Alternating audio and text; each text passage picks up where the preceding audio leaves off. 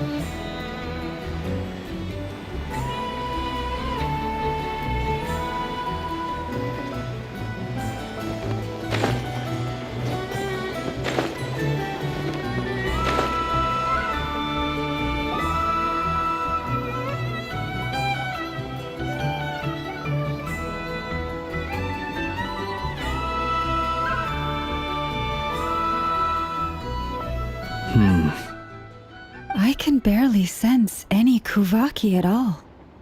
This whole area feels like a soulless husk. Looks like his appetite truly is insatiable. As if the power of that energy cannon wasn't enough.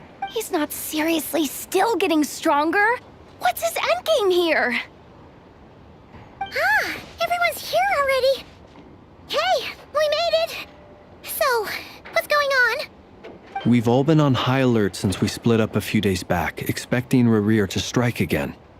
But it's like he just vanished into thin air. No one has seen him nor found any trace of his presence. That is, until this morning, when a ratnik found signs of wild hunt activity while out here on patrol. As you can see, the crystalite itself is physically intact, but the Kuvaki it contained is all but completely diminished. And we're sure that Rerir did this. Who else? He's the only one who could pull off a stunt like this. Kuvaki loss has reached critical levels. Rerir of Solnari set to maximum threat level. Warning, unless de-escalation measures are taken soon, he will pose a threat beyond our ability to contain. The consequences could be catastrophic. Traveler, do you remember when we encountered Rerir just after regaining his body? There wasn't a shred of sanity left. Nothing but madness and rage. Yeah, didn't he shout out a bunch of names? Then he started raving about how nothing in this world mattered to him. Oh, Paimon gets chills just thinking about it. Oh, but the thought that he's still out there, lurking somewhere in Not Cry, waiting for his chance to strike? Oh, even chillier. Last time we fought, we were already at a disadvantage. If he has such overwhelming strength, why would he suddenly go into hiding?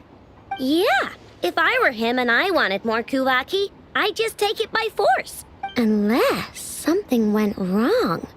His whole resurrection thing didn't exactly go smoothly. The other thing is, how does someone who's completely lost their mind still have the wherewithal to cover their tracks so perfectly? Beats me. According to certain medical studies, insanity does not always entail a complete loss of rationality.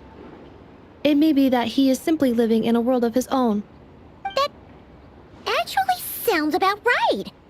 He was ranting away to himself the whole time, like he had zero interest in talking to us. There are many unanswered questions here. He could be right under our noses, and we'd still be in the dark. Besides his name and title, we know little about him. Certainly nothing about his past, or what he might be hoping to achieve. Exactly. And we wouldn't even know where to begin looking. Even Boss hadn't heard of the Rerir of Solnari before all this. I'd be willing to bet that even if we gathered together every scrap of intel in Nodcry, we still wouldn't find more than, like, 3 useful facts about him. So, if we do nothing, he'll just keep getting stronger. But if we want to investigate him, we have no idea where to look. Last time we had Marionette and her big robo-buddy to help us, and we still barely held our ground. If we had to face him alone... Oh, Paimon's head hurts just thinking about it. What are we supposed to do against a threat this big? Well, I do have a little hunch about his next move. Given that he attacked the quarry, I'd say it's likely he'll target other places rich in Kuvaki. Somewhere like the Eye of Krati, or the Pillar of Embla. One thing's for sure. If we just sit back and let him keep absorbing Kuvaki, we really won't stand a chance against him. A perfectly reasonable hypothesis. However, it is worth noting that these 2 locations are quite far apart. To investigate them both, we'll need to split up. I agree, we should split up. Right now, Rerir's goal seems to be gathering Kuvaki, not fighting us directly. Once we're done, let's regroup on Hisi Island. Wait, why Hisi Island? If I recall correctly, your largest goddess statue was carved from Kuvaki-rich ore, was it not? That's right. Yes, it could well be a potential target of his. I should head back and start evacuating the pilgrims.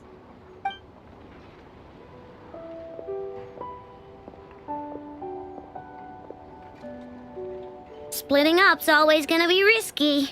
But I guess we don't have much choice, right? We're in a race against time here. And if we do run into Rerir, what then? That's when you follow the 3rd rule of treasure hunting. Run like the wind. Didn't you say the 3rd rule was go with the flow? I don't know. Did I? Anyway, whatever. In this situation, go with the flow means go find backup. Agreed. If anyone finds so much as a trace of Rerir, do not pursue him. Get out of the area and alert the rest of us as soon as possible. We need to put safety first. All right, we'd better get moving. Come on, Ineffa, let's go.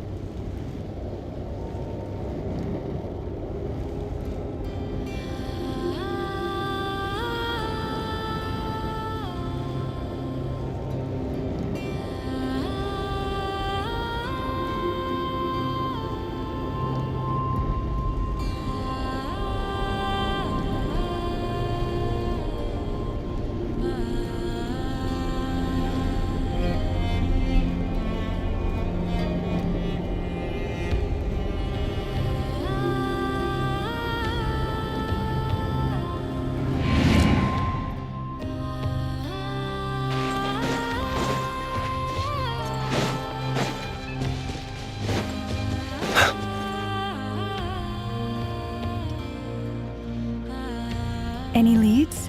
Nope. Diddly squat. No clues to where he might be hiding. It's like he's a ghost. It feels like we're sitting on a powder keg that could go off at any second. Oh, I hate this feeling. I'd rather face him head on than be left hanging like this. So, you guys didn't find anything either? Not loving the word either. How about you, Flints? I questioned a few Ratniki and eventually narrowed my investigation down to one suspicious individual. But by the time I got to his place, he was already gone. Almost as if he knew someone was on to him. Either that, or he's just extremely cautious and doesn't stay in one place for long. He's been biding his time for a while now. The question is, where or what is his next target?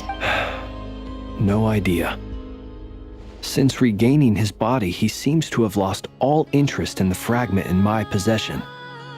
If he did still want it, he's had plenty of chances to take it. All we can do now is hope that Aino and Anefa turn up some leads. Darn it, Rerir! If you've got the guts, come face me one-on-one! Wait, he's actually here? I didn't mean it, I swear! No, it's coming from Silver Moon Hall. The Lady Kutar might be in danger. Let's get over there, quick!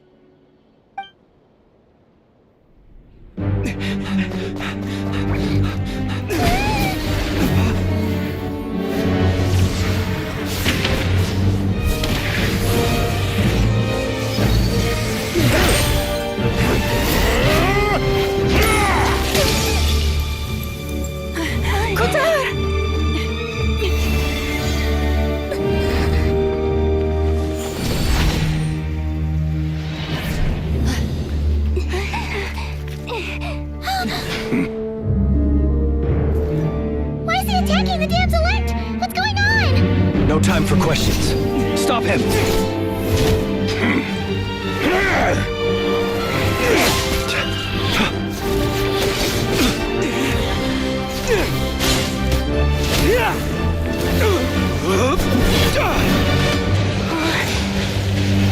This is insane.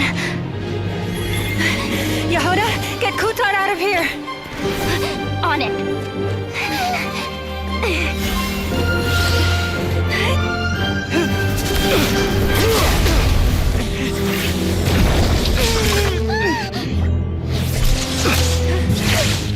Look where your feeble light has gotten you.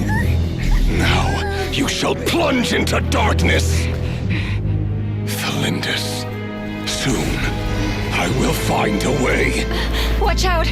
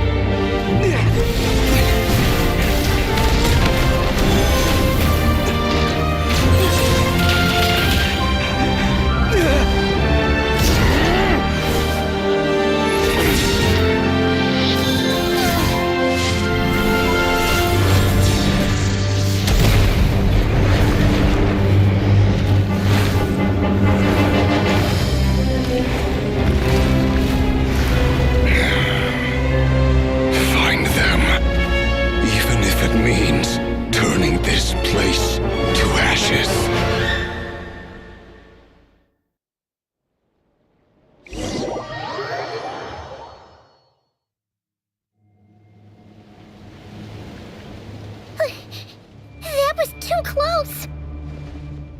We barely made it out of there alive. What's that guy's deal? How'd he get so crazy strong?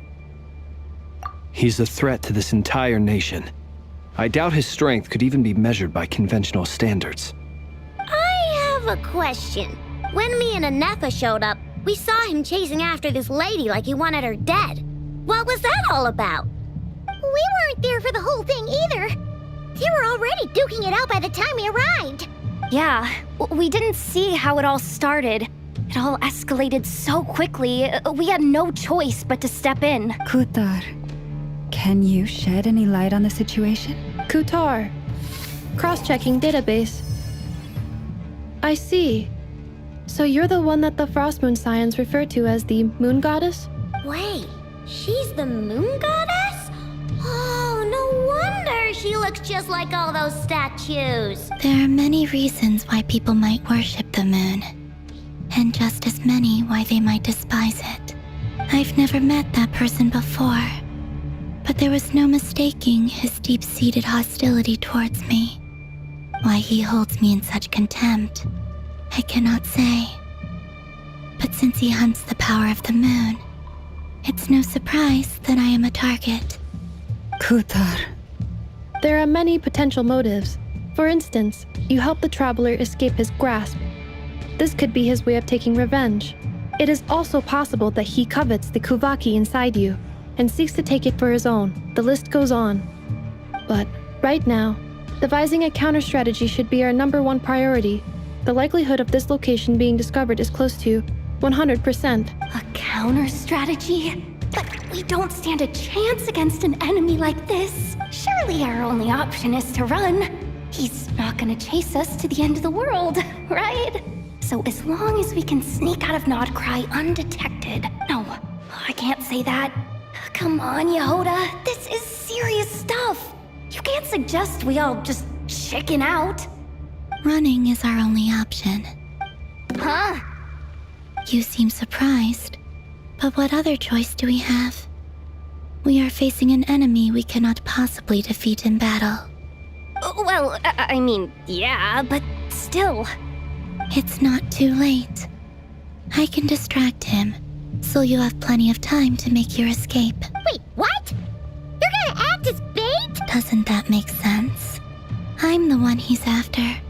There's no need for you to risk your necks on my behalf. A coyote doesn't stop for bypassers while it's howling at the moon. What is it, Loma? The Frost Moon Scions have already grown accustomed to life without their goddess. My presence here is no longer essential, and this is not my home, so you needn't ask me to stay. We can't just roll over and let him get away with this. That's not our style. Yeah. We can't just call it quits after everything we've been through together. Besides, she'd pretty much saved my life back there. If I just ditched her now, I'd never forgive myself. We can't overlook that you have saved our lives multiple times now. To talk of returning the favor would be a little crass for my liking. But suffice to say that we are friends, and friends look out for one another. Rerir's true objective remains unclear. Even if we were to sacrifice Miss Kutar, there's no guarantee he would stop. But Kutar, I know why you left the Frost Moon Scions so long ago. It was because people started treating prayer as a form of trade. They would make self-centered wishes, force you to accept meaningless offerings in return, and then expect you to perform miracles for them, as if that were their entitlement. If it were me, I might have walked away too. But I believe that time can change everything, and that sometimes it takes losing something precious to appreciate its true worth. After much reflection, I've realized that this was never about whether the Frost Moon Scions need you. Any relationship based on need is purely transactional. What I truly hope is that you'll choose to stay, not out of obligation, but as part of our family. You were born here, and now you've returned. Who knows? Perhaps it was the moonlight that guided you home. thank you, Lauma. But my power is on the wane. I'm afraid I will be of little use to you now. Very well then. I'll do as you say. Both times you saved us, we were transported across great distances in an instant. Is that one of your powers as the moon goddess? It is, but I find it very draining. I barely managed to pull it off just now, and it will be some time before I'm strong enough to do so again. Rejected by the world, my power is dwindling. Like a lake cut off from its source, slowly shrinking away. Now, it has almost run dry. What do you mean, rejected by the world?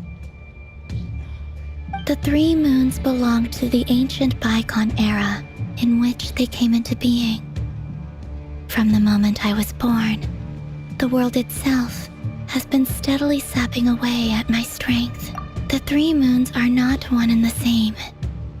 As the goddess of the frost moon, I cannot wield the powers of the other 2. Yet moonlight has a way of blending together. Each can reflect the other's glow. So when our fingers touched, I was able to restore my strength by drawing Kuvaki from the eternal moon's marrow. But this method of recovery is painfully slow. If only we could find the... It's the Wild Hunt! Even faster than we expected. We'll have to finish this conversation later. See how those wild hunt creatures are running away from us.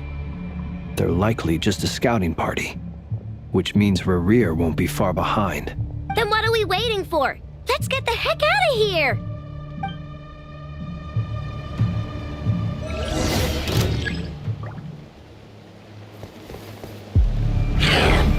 Lush as the moon for the everlasting forest.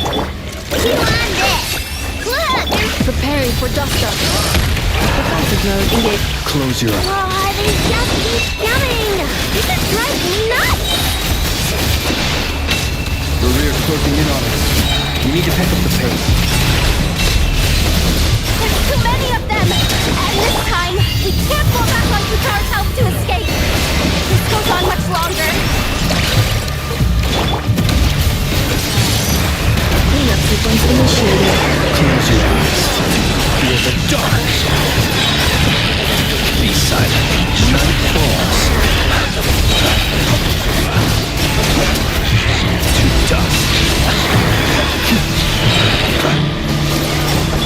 For the everlasting forest, receive my blessing. Preparing for dust-up. Installation chamber. Close your eyes. Observe. The long sleep beckons. Close your eyes. To dust.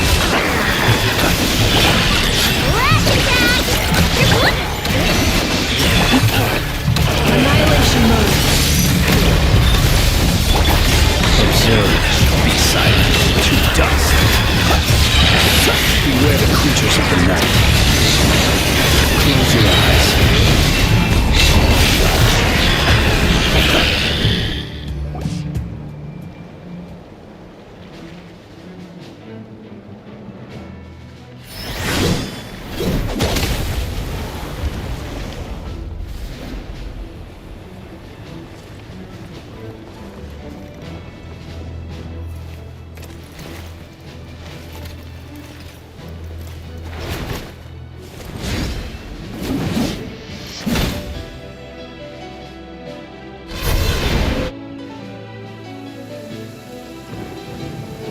What's the matter? Bit off more than you could chew?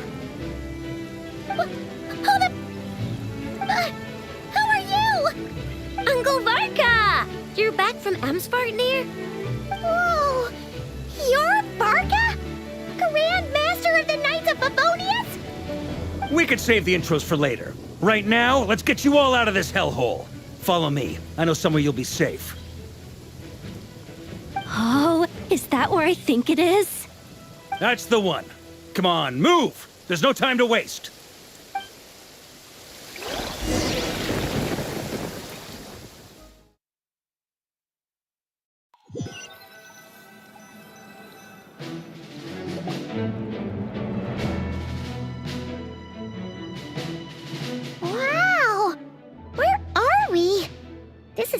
well hidden. Well, that goes without saying. This is the Knights of Favonius' meeting place in Nodcry, and a contact hub for the Northern Intelligence Network. AKA, the black market of intel. No matter what faction you're with, it's the place to buy and sell information. Their headquarters are in Nodcry, but they've got contacts in every nation. As an expeditionary force on foreign soil, working with them has offered us the most effective way of getting our hands on reliable local intel. This is where we meet, so naturally, it's secure. Anyway, where were we? Folks from Nodcry should be pretty familiar with me by now, but I believe this is the first time we've met. Allow me to introduce myself. I am Varka, Knight of Boreas, and Grand Master of the Knights of Favonius. We've heard all about you. This meeting's been a long time coming. You look way younger than Paimon expected, but you definitely have that Grand Master vibe. Well, I'm no spring chicken. Just not showing my age yet. Definitely feeling some of that back pain today, though. Rushed back from Amsfartnir without a wink of sleep, only to get right into another fight with that freshly revived maniac. Another? You mean you fought him before? Yep. He wasn't nearly as strong back then, but he was still a formidable foe. I brought some of the knights along to give him a little surprise, but he saw us coming from a mile off. My squad took heavy injuries, and I barely made it out alive myself. We knew it might have been our last chance, so we staked everything on it. But still, it wasn't enough to stop him. I tried tracking him down afterwards, but he didn't leave a trace. Even in his unhinged mental state, he's as cautious as any trained operative. So, I decided to come find you. And as luck would have it, turned up to find you being ambushed by the Wild Hunt. The rest, you already know. Is that why he's been frantically absorbing Kuvaki these past few days? Because he sees you as a threat? Maybe I'm part of the equation, but even if I weren't, I'm sure he'd still be gathering power. He's clearly working up towards something. Note to self, Uncle Varka's strength rating officially upgraded. Guess it's my turn to ask questions now. So, what exactly has been happening in Nodcry? Why is the Wild Hunt returned in humanoid form? And why is it after you? That's a long story, but I'll try to make it quick.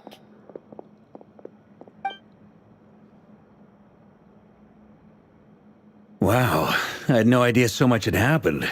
Sounds like you guys have really been through it. So, the Kutar is actually a Fatui Harbinger.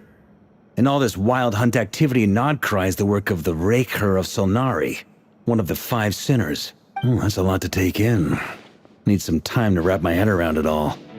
I'm truly sorry, Mr. Varka. You stood with us against the Wild Hunt and did everything you could to stop it from escalating into a full-blown catastrophe. And then, the one time you're away, it all comes to a head and all your hard work gets undone. You've got nothing to apologize for, Miss Moonchanter. You can plan 100 steps ahead and still slip up. That's just life. No one knows what tomorrow holds. You can't predict which way the wind will blow next. And, to be perfectly honest, I can't say I'm surprised. For all the times we've defeated the Wild Hunt in the past, we've never been able to completely wipe it out. Turns out, we were just delaying the inevitable.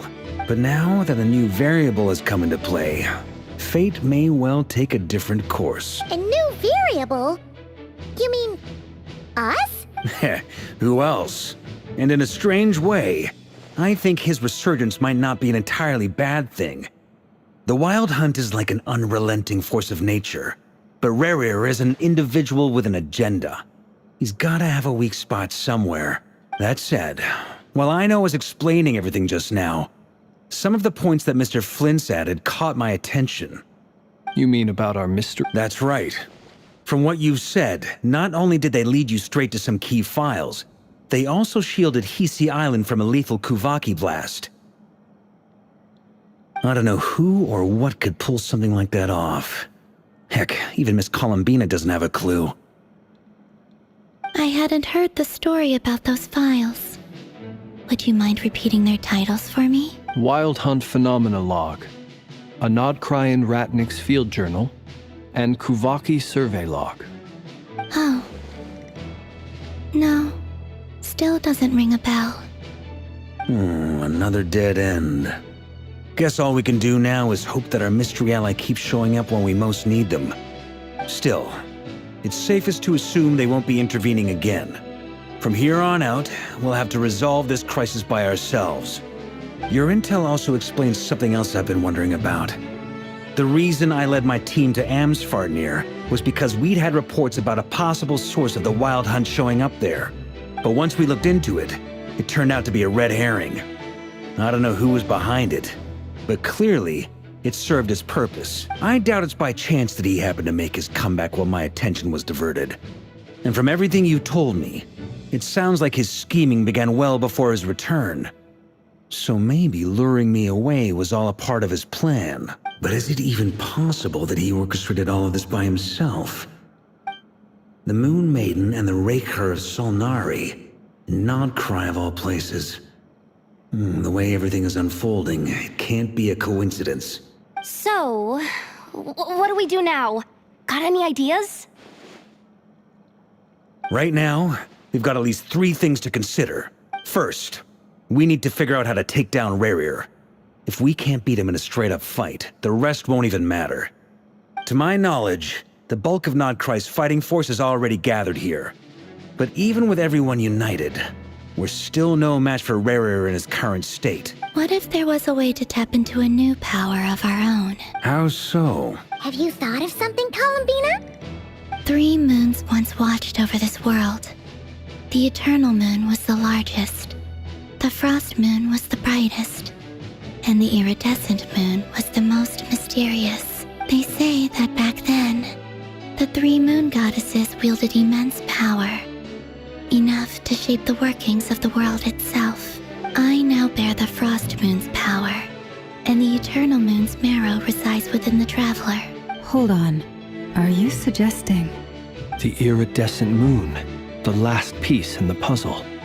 That's right. If we can find the Iridescent Moon's marrow, I will be able to regain my strength much more quickly. The 3 moons are said to stir the tides and illuminate all things. Perhaps they hold further secrets beyond our understanding. According to my analysis, the solution is feasible. However, it is subject to one major condition. How do we locate the iridescent moon's marrow? I know a way, but we will need to visit the Fatui's Experimental Design Bureau. The Experimental Design Bureau? Are you saying we need to involve Marionette? Yes. I must speak with Sandrone. It's a long way from here to the Experimental Design Bureau. There's a high chance you'll be spotted. You shouldn't go alone. Then that's settled. Next up, our second priority. Somehow, we need to figure out Rerir's end goal. As you saw for yourselves, when he was still in his Wild Hunt form, everything he did was for the sake of recovering his body and resurrecting himself. His first act since then, after laying low for a while, was to try and assassinate this young lady. People's obsessions often reveal their greatest vulnerabilities. There must be a reason why he despises the moon so deeply. Perhaps it sheds some light on his title, the Rerir of Solnari. The Wild Hunt has plagued Nodcry for centuries now. If we want to stop it for good, we have to get to the root cause of what's driving it. It's true. We still know very little about him. If Kuthar hadn't given us that lead, we wouldn't even know his name. But where would we even start? I doubt even the Intel Queen of Nodcry has a clue, and she has info coming out of her ears. Oh? That's a rather hasty conclusion for someone who's so painstakingly meticulous when it comes to dealing with machine. Ah, she heard me.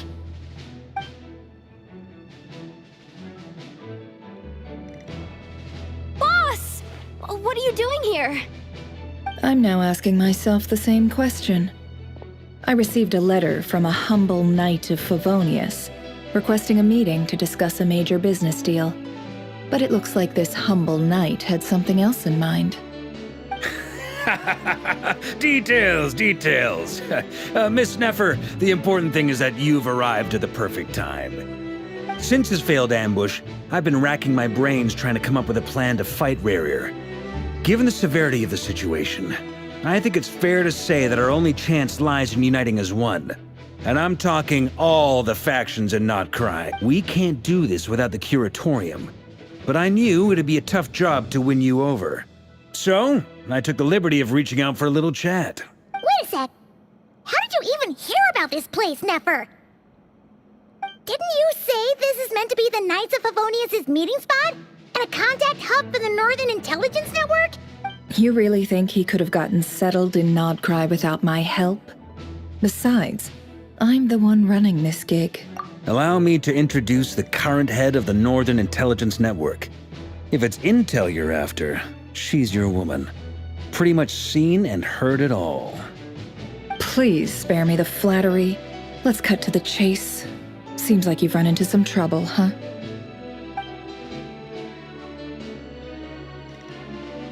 Well, this certainly qualifies as an unforeseen crisis. On behalf of the Curatorium of Secrets, I wish you all the best of luck.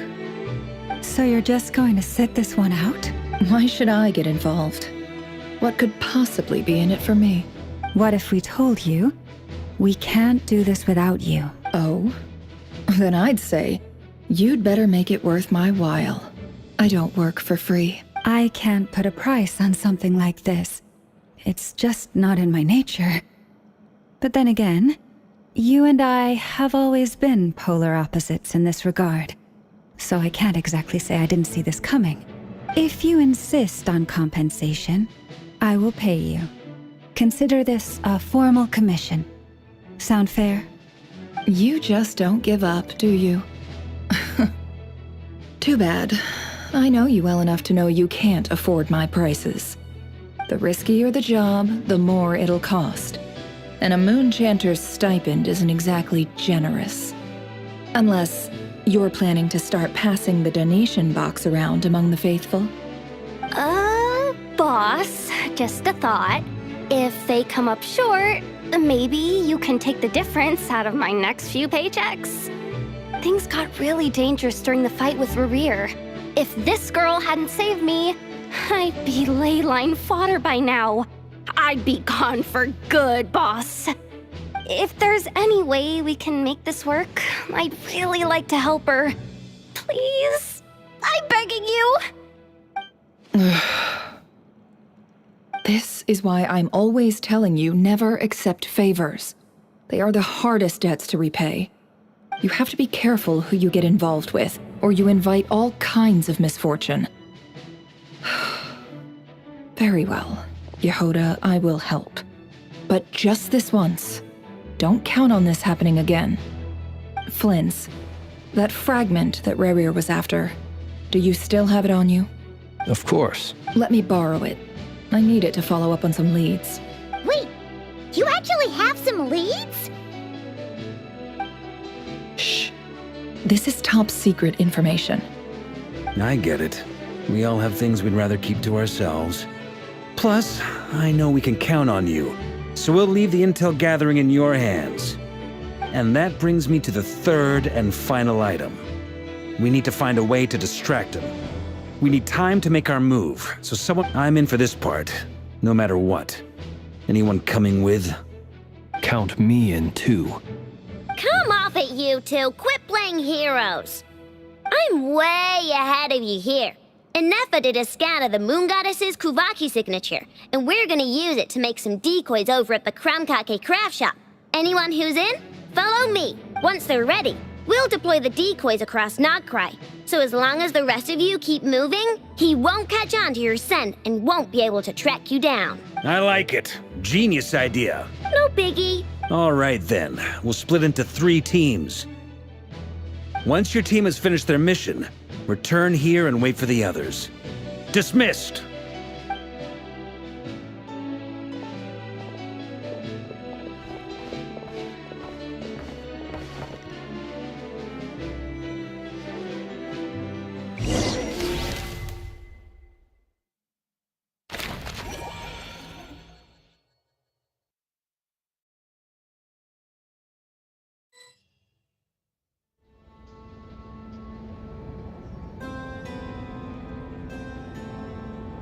Lady Damselette.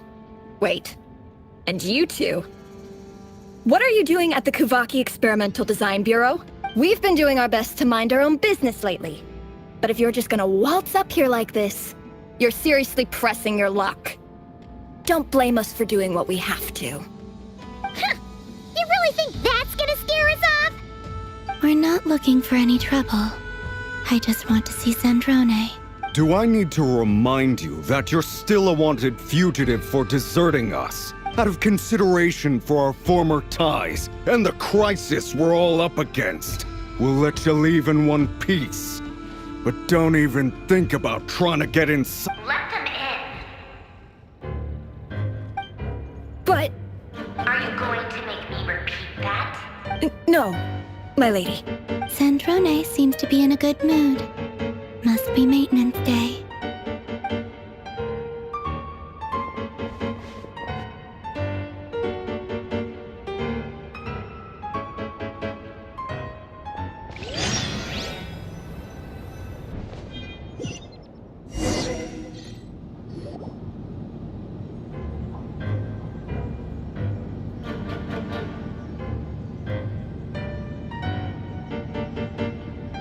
So tell me, to what do I owe the honor this time? Actually, before you answer that, just so we're clear, we're not colleagues anymore, Columbina. I don't owe you anything. I promise it's nothing big. It seems like you've gotten the wrong idea here. The only reason I let you in was because I was bored. It seemed like a way to kill some time and satisfy my own curiosity. Whatever miscalculations I may or may not have made in the past, I haven't lost the plot enough to even consider sticking my neck out for your sakes. I'd like to speak with Arlecchino. What? Huh? You mean the knave? I'd like to speak with Arlecchino. Is she in Nodcry? No, she's not. Once the work on this facility was completed, she went back with the Rooster and Regrator. The only ones in Nodcry are me and... What is it you need to speak to her about anyway? Rerir is hunting me. If I'm going to face him, I must first retrieve the lost moon.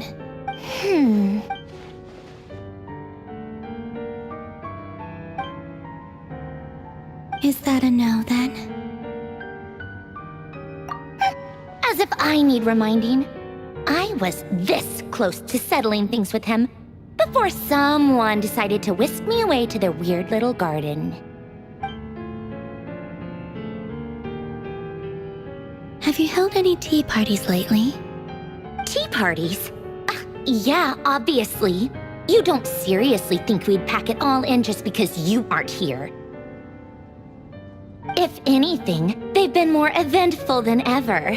Just me, Arlecchino, and a bunch of insolent and sensitive guests who won't stop asking where you've gone. Oh, they've been a real joy. I bet you served them the worst tea you have. Just like you used to do to me when I upset you. Who cares about how good the tea is when there's no one around to drink it? I keep losing people. First Rosaline, now you. I'm running out of people who can make me laugh. Honestly, what could be more ridiculous than a multi-centenarian goddess who's only ever had the plain herbal tea she received as offerings? You'd always brew a different type of tea for me each time. Was it really just to see how I'd react?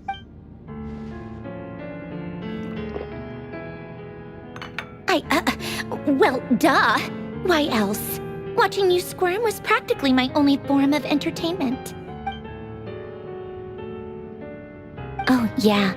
And Capitano sometimes used to bring Tartaglia around, too. But I guess we won't be seeing him again. Well, I guess we are overdue for a get-together. Polonia! Have Favronia pass a message to Arlecchino for me. It's time for tea. Will suffice. Pass along a message for me, too, if you would. My body cannot contain the marrow of 2 moons, so I'll be leaving one of them in her care. Excuse me? Who said you were on the guest list? If my tea meant that much to you, maybe quitting the Fatui wasn't your brightest move. Back when you were under the Tsaritsa's protection, no one would have dared come at you so openly. But that protection didn't come for free. In fact, I paid dearly for it. At the end of the day, it was just another transaction. I just got tired, that's all. I never wanted any part in their grand ambitions, and I've had enough of being treated like a bottomless supply of power. It brings back memories from the old days, when I was still worshipped as the moon goddess. Centuries on, it may be a different group of people, but I see the same greed in their eyes. I figured you'd leave eventually. You didn't have as much of a reason to stay as I do. The Tsaritsa gave you shelter and protection, but that was it. Nothing more, nothing less. Meanwhile, the Fatui demanded everything from you in return, until it was more than you could bear. I get why you left. And frankly, I have no interest in dragging you back just because the higher-ups told me to. But if you keep hanging around with this riffraff, the next time we cross paths, we might be enemies for real.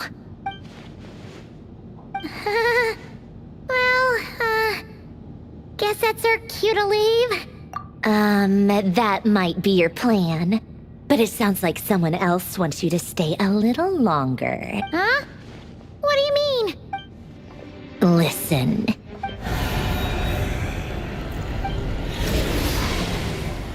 My lady, it's the Wild Hunt.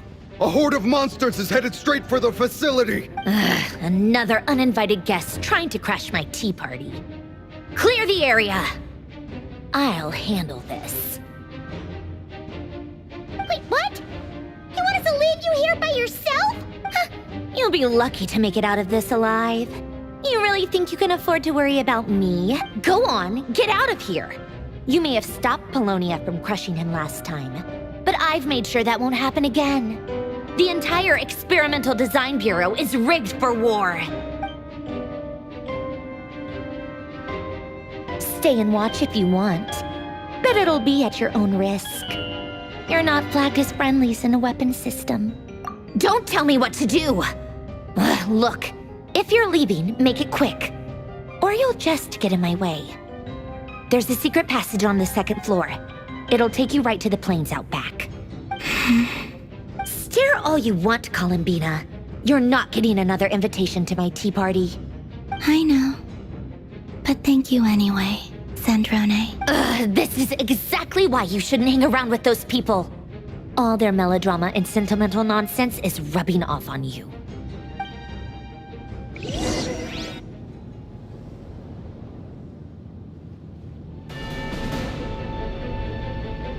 Come on then, Mr. Rerir. Let's pick up where we left off. It's your Wild Hunt monstrosities versus my beautiful creations.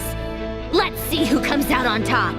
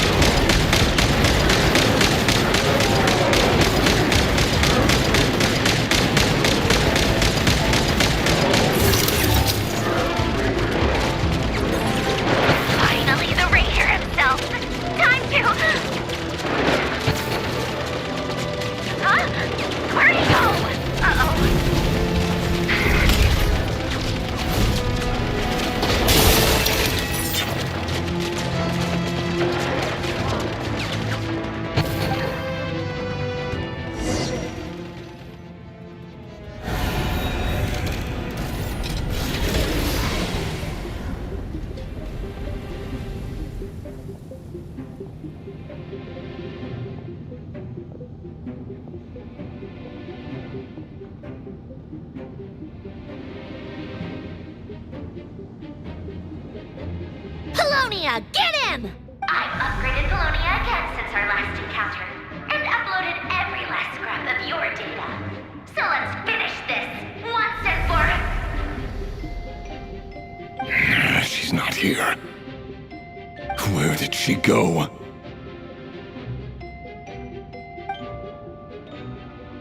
Hey! Over here, you big... Curse it. Moon. Go. Keep searching. She cannot have gotten far.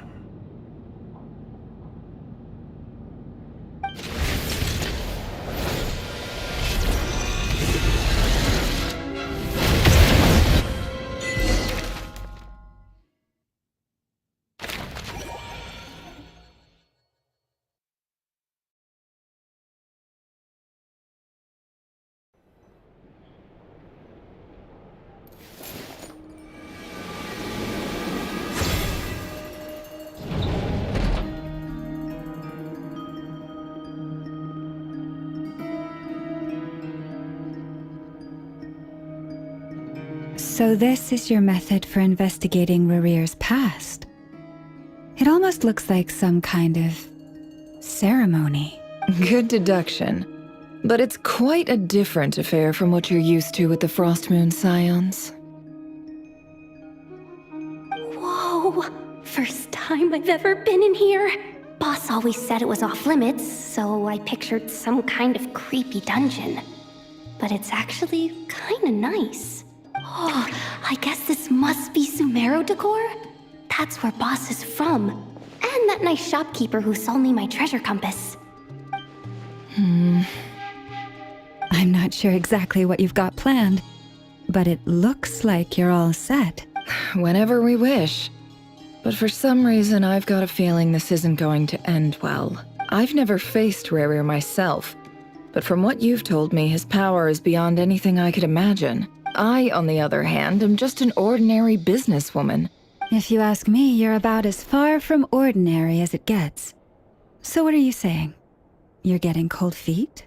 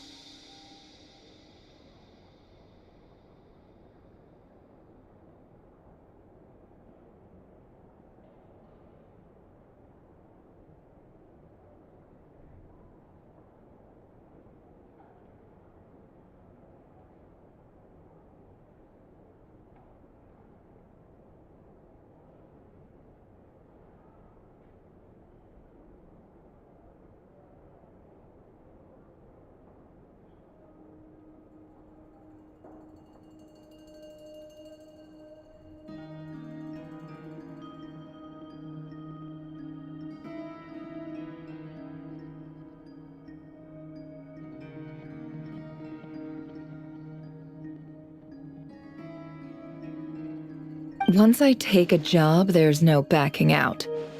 Still, I have to ask myself if the power I'm relying on will even... and also how to make sure I come out of this alive if things spiral out of control. Death is the one thing we can take for granted. It is the great equalizer, however fortunate or unfortunate we may otherwise be. So it's important to consider how to spend what lifespan we have left. Come on, boss. Lighten up. Quit talking about death. It's bad luck. For once, I agree with you. When you're up against a foe like Rerir, there's no such thing as being too prepared. Is there anything I can do to help? That won't be necessary. I've already made up my mind. Time to cash in a precious favor I've been saving for a rainy day. Yehoda, I need you to find someone for me. The sooner the better. Find who? That shady merchant who sold you an overpriced treasure compass the other day. Come on, boss. You're pulling my leg again. In what way is she shady? She showed up when I was completely lost and sold me a neat little gadget that was exactly what I needed. Trust me, she's a good person. Anyway, I know who you're talking about. Don't go anywhere. I'll be right back.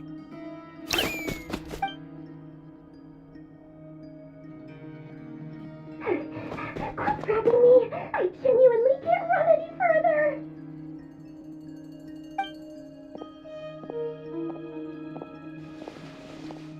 Hey, aren't you... What is it? What's the big rush? You dragged me out of a dream where I was literally swimming in Mora. I'm charging double my usual attendance fee. See, look how easygoing she is. After that rude awakening, she could have completely snapped at us. But instead, she kept it together and just asked for an extra fee. Dori Sangama Bay? I never would have pictured you two doing business together. If you want to make it big and not cry, it's all about connections. Lady Nefer just so happens to have a lot of intel that interests me. And she also did me a big favor in the past. It was back when I first arrived in Not Cry. My trusty assistant, the genie in my lamp, had an adverse reaction to the Kuvaki and fainted. And wouldn't you know it, that's when I suddenly find myself in a life-or-death situation. Good thing my compatriot was there to swoop in and save the day. I've been giving her a 30% discount off all of my goods ever since. Now, so that no one here feels left out, I'm willing to extend a 20% discount to fellow friends of Boss Nefer. Plus, any other friends you send my way will enjoy 10% off. What can I say? The great Lord Sangama Bay is nothing if not generous. So, let me guess. You've run into some trouble? I've got everything you could possibly need. And the more you buy, the more you'll save. You guessed correctly. What have you got in the way of survival gear? The one type of gear I've never been short on. What are you looking for? A jetpack fresh from the Academia's labs? An ancient suit of armor dredged up from the bottom of the sea? At the very least, I need to know what kind of opponent you're dealing with here. If even you're worried about staying alive, it must be pretty serious. What if I told you it's someone with the power to bring a nation to its knees? Is that so? Then we really are talking top-shelf treasures. I don't have anything like that in stock right now. I'll have to ask my supplier. Your supplier? A powerful woman, make no mistake. I can't reveal her identity, but luckily for you, I hear she's planning to visit Not Cry in the near future. If you're willing to wait, I can ask her when she's here. Can't say exactly how long that'll be, though. Then, let me put it another way. What would you do if you encountered an enemy like that? Roll over and serve yourself up on a silver platter? Of course not. I have a handy little trinket from one of my generous suppliers, which... Hold on. What exactly are you getting at? No, no! This is for my personal use only! Let's just say I'm borrowing it, all right? Just for insurance purposes. You'll get it back later. Favors are the worst kind of debt to owe, and now you've got a chance to repay one. A win-win situation, don't you think? Fine. You can borrow it for 5 days. No, make that 3. And for every extra hour after that, I'm charging you 1,000,000 mora. Deal? Deal.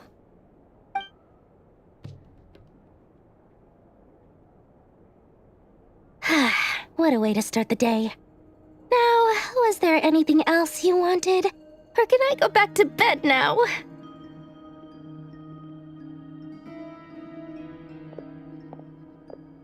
That will be all.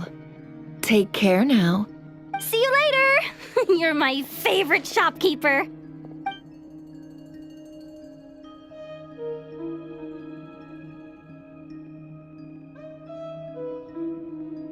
Excellent. Everything is well and truly ready. The ceremony can now begin. After initiating the ceremony, your minds will follow me wherever I go. You will see many strange things in your mind's eye. So remember, don't be frightened, and don't make a sound. Now then, let us peer into the Rerir of Solnari's past.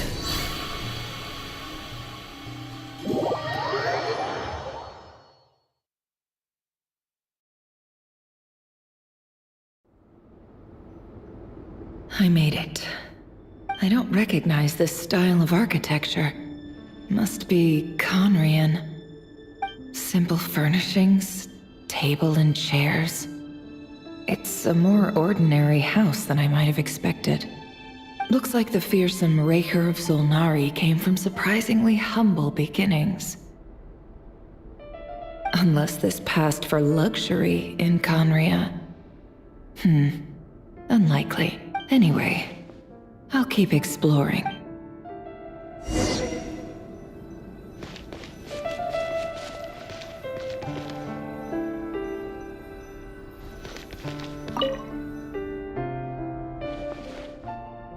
Hi, Rerir. Since you're working extra hours tonight, I thought I'd keep myself busy by checking out that new kebab shop. I'll test it out, and if it's as good as everyone's saying, let's go back together sometime. P.S. New stash from the Universitas Magistrorum. I brought some goodies home. A few teacups and a pin rack. Hope you like them. They didn't sign their name, but they must have been close. Sounds like they were living together.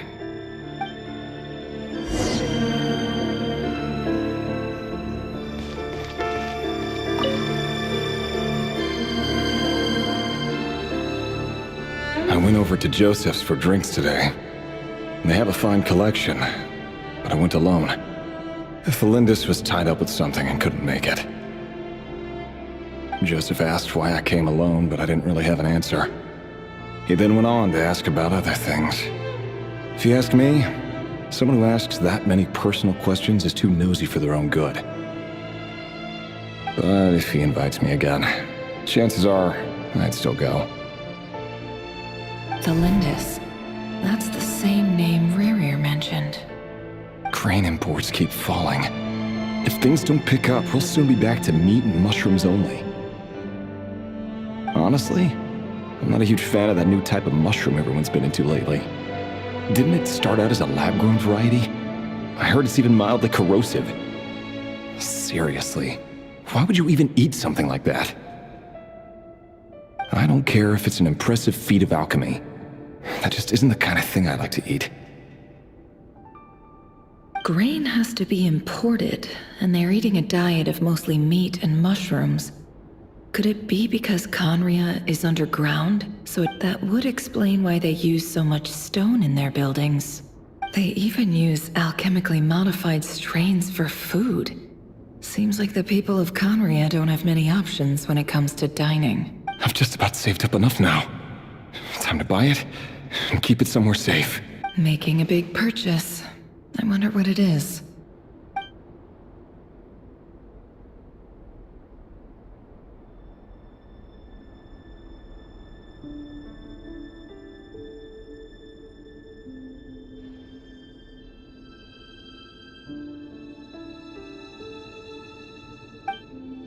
He really is a professional.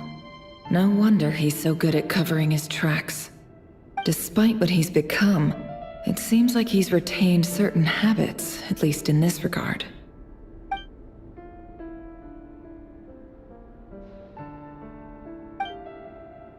Did Rerir rip it out himself? Before I met you, I was convinced that my heart was nothing more than a stagnant pool. The burial place of a fallen moon.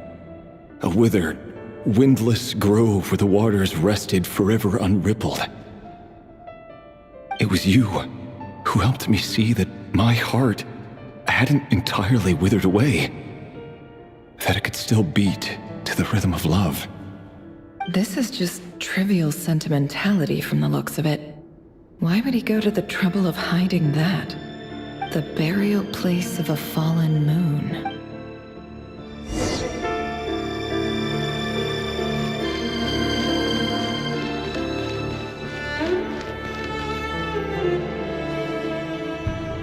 Rerir, over here.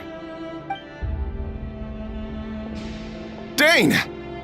Oh, and, Vedelson here? What a surprise to see you here, sir. Hello there, Rerir. You need not address me so formally outside of court.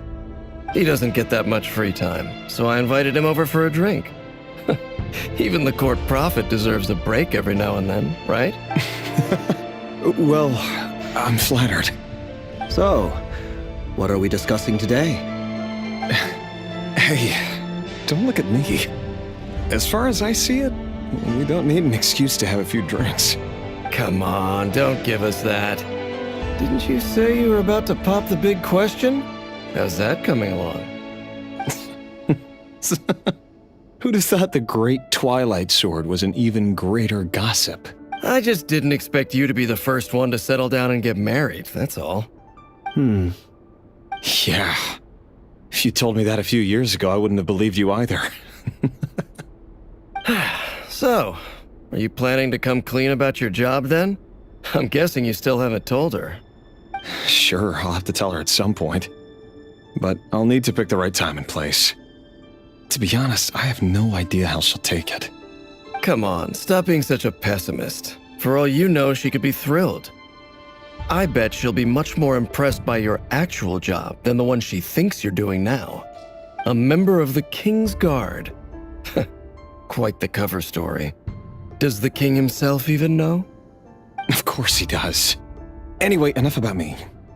How have you been? Me? Same old, nothing much to... Huh? What's up, Vat? It's nothing.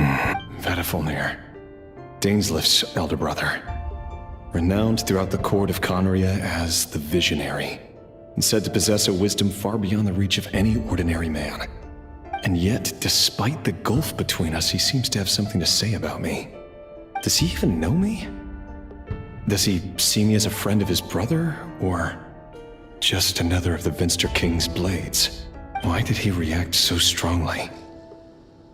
Was it really to do with what we were talking about? Brown, curly hair and brooding blue eyes.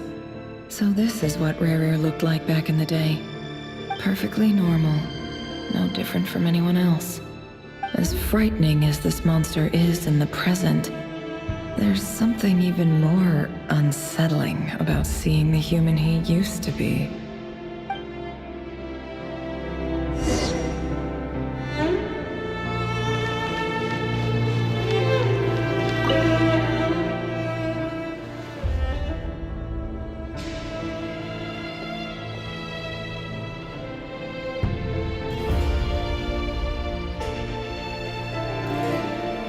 Philimbus?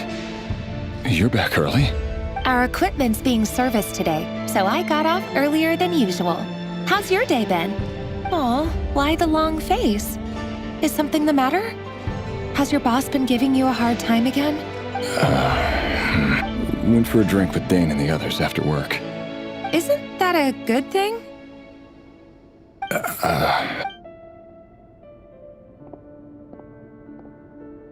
Vedifnir showed up today, too. You know, Daneslif's older brother. Ah, Mr. Vedifnir. Yes, I've heard of him. They say that everything he says ends up coming true. He overheard Daneslif mention that I'd recently proposed, and seemed to have an issue with it. But when I asked what it was, he kept it to himself. So, you're worried? You could be such a child sometimes, Rerir. We're nobodies. Why would the visionary be concerned about us? I'm sure someone in his position has much bigger fish to fry. Maybe you're right. You worry too much, Rerir. We've been together for ages now, and everything's been going so well, has it not? You've even proposed to me. So, you do remember. Tell me then. What's your answer? Like I said, I need some time to decide. You can't just rush into things like this. All right. Take your time. Just don't keep me waiting forever. Nobody's. Sounds about right. In the eyes of people like Vedifnir and Daneslif, what do we matter? Can someone whose gaze is so fixed on a far-flung future even see the present clearly? Besides, the dynasty's fate rests with the king and his inner circle. Whatever I do, it won't make much difference. Meanwhile, every idea they come up with and every decision they make, it affects everything. These days, the king is lost in his research, and the purge of the Crimson Moon bloodline grows ever more intense. The opposition tried to speak out, but nothing came of it. And I'm under no illusions as to why. Because we eliminated them and got rid of their bodies. A man can have 1,000 reasons to carry a sword, but there are few good excuses to use it. Yet the king has never even considered a gentler approach, and he never will. What becomes of someone who kills on another's behalf? Can he ever find true peace?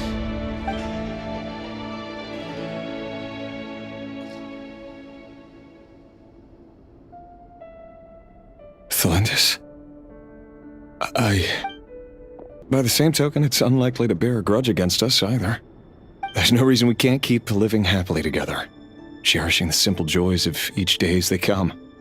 See? You just need to stay positive, Rerir. I can feel your warmth, your breath. You're right there, right by my side. Just seeing you makes me happy in a way I can't explain. And that... You're right, Thelindis. I've just been overthinking things.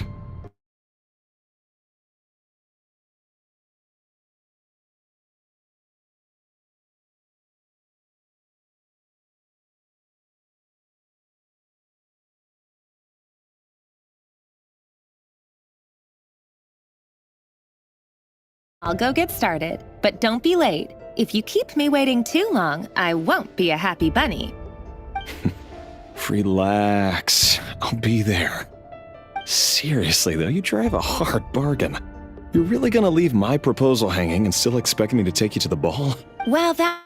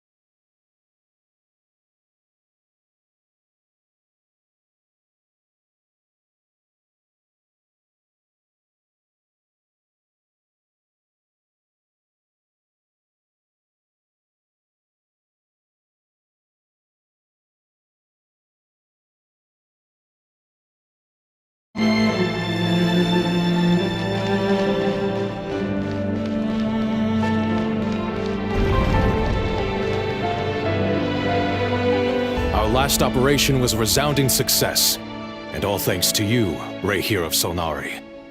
In total, we apprehended 32 dregs of the Crimson Moon, and 67 accomplices. After all these years since the dynasty's fall, so many of them still linger on. Indeed, it cannot be denied. Yet it was destiny that the Crimson Moon should be overcome by the eclipse. Khaenri'ah has no further need for a dead moon. But alas, there will always be those who refuse to see the truth, choosing instead to romanticize the past. That's not entirely true. Much about the Crimson Moon era was worthy of remembrance, and that's exactly why they keep trying to see it restored. Many of its secrets remain unsolved to the field of study my partner is devoted to. You still haven't told her what you really do for a living. Where would I even start? How do you tell someone that you're one of the king's hand-picked executioners? That your hands are steeped in blood? You didn't choose this life, any more than I did. Orphans like us don't get a say. But I'll sure as heck be the one to pay for it. Speaking of which, we need to be more rigorous in the way we identify direct descendants of the Crimson Moon. Someone, it seems, has strong opinions about my future plans. Most likely my marriage in particular. I have a feeling that we may soon become targets of the Crimson Moon's retribution. Your concerns are not unfounded. They've taken out many of our colleagues these past few years, and for that very reason.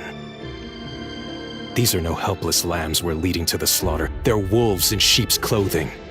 Take care, Rerir of Solnari. I look forward to toasting you at your wedding. Thanks, Thorkel. You look after yourself, too.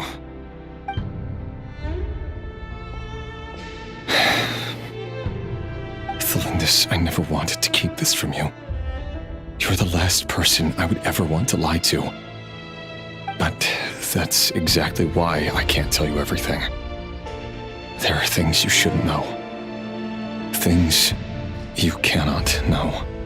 The moonlit dynasties are a thing of the past. Yet even now, with the sun shining high in the sky, there are those who would call forth a dead moon's ghost. Could that be why Vedalfnir held back?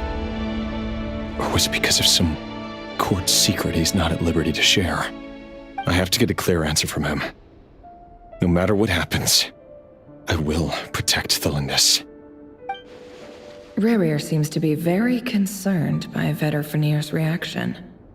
Vedalfnir and Dainsleif, the Visionary and Twilight Sword. So that's what they were really like. I've investigated this whole area now. There doesn't seem to be any other memories here. Should I try somewhere else? Wait a second. What's this black smoke?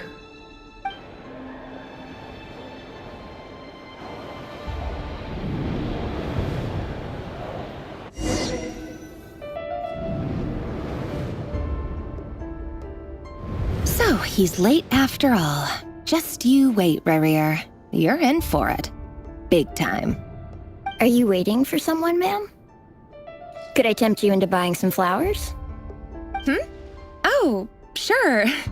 Pick me out a pretty bunch if you would. Thank you. But I'm afraid none of them are as pretty as you. For someone so young, you sure have a way with words, don't you? I'm only telling the truth. Look me in the eyes. You'll see I'm not lying. May we have a word in private? Who are you? And what do you want? It doesn't matter who I am. Too many of our kind have fallen lately, so I decided to take the risk of reaching out. Not long ago, the Rerir of Solnari led an assault on one of our strongholds. We suffered many casualties, and many who came to our aid lost their lives as well.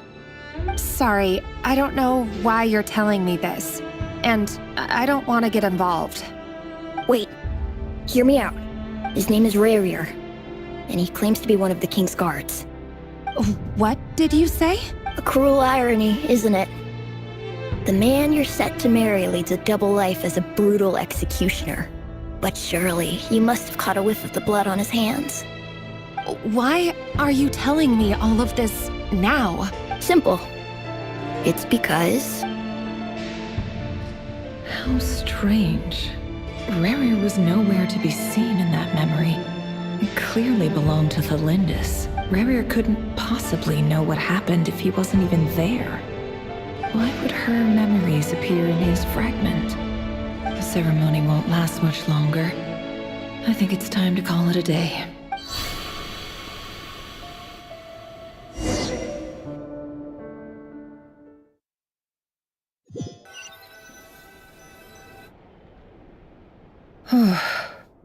So that was your doing?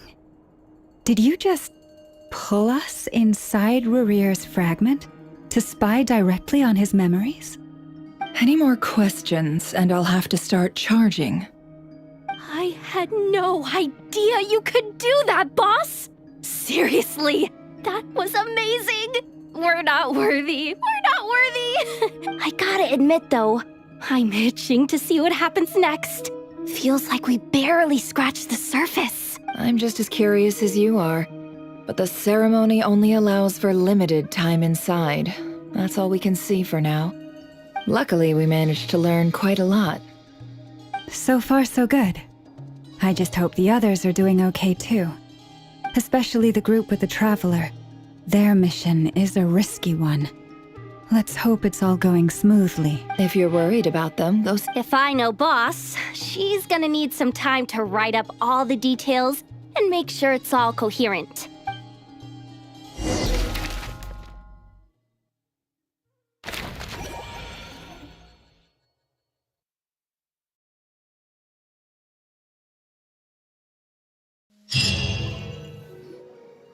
Oh, they've been prowling around for nearly 2 days now. These things just won't quit. Oh, they might not have seen us yet, but them constantly sweeping the area, our way out is completely blocked. Oh, that's never gonna work. One little slip up and it's game over. If they spot us, they'll run straight back to Rerir. And once he knows we're here, it won't be long before he's breathing down our necks again. Oh, guess you're right. All right, time to zip it.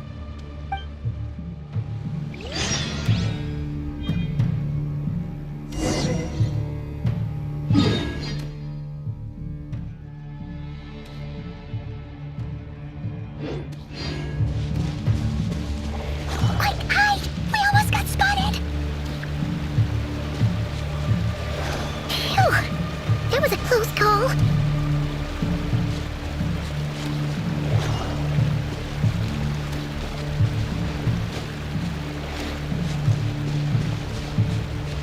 Watch out! He's coming this way!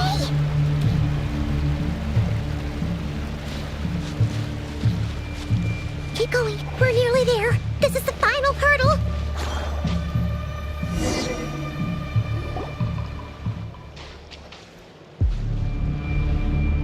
Oh, there's no end to these things!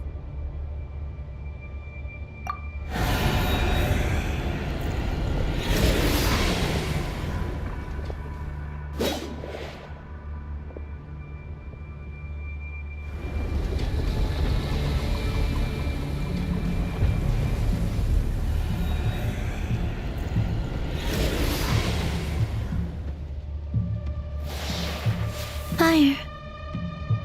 Fire? Wait, what's that smell? Oh no! There's a fire!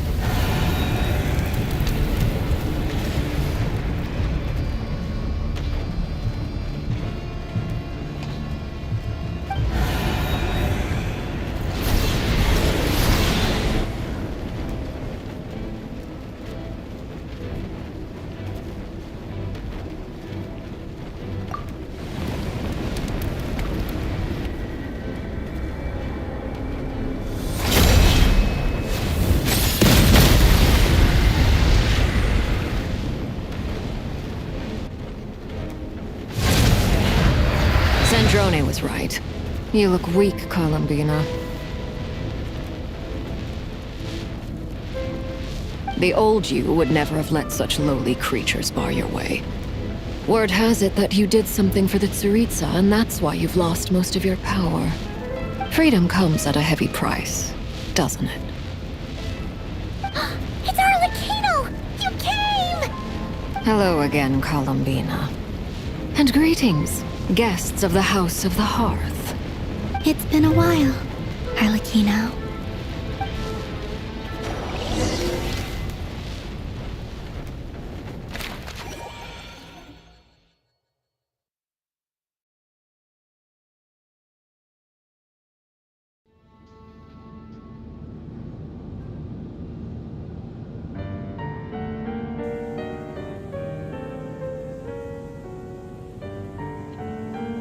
Stupid Rerir of stupid Solnari. Whatever. I've got all the data I need. Next time we meet, you're finished. He sure doesn't pull his punches. Excuse me, do you need a hand? You can do me a favor by staying out of my way. Can't you see I'm busy? Wait a minute. I recognize that voice. Hello, Miss Sandrone. Father sent us over to help. How considerate of her. Hey, Fremine, get over here and help me fix this. Lenny, you do your thing. Just keep your sister away from my machines. Nearly every machine that Catgirl touches ends up going haywire. Go put her on cleaning duty or something.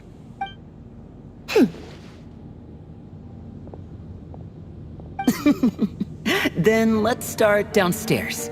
Fremine, we'll leave this place to you. You've got it. Wait a second. Pretty sure there's still some tea in the cupboard. If you want some, you'll have to make it yourselves.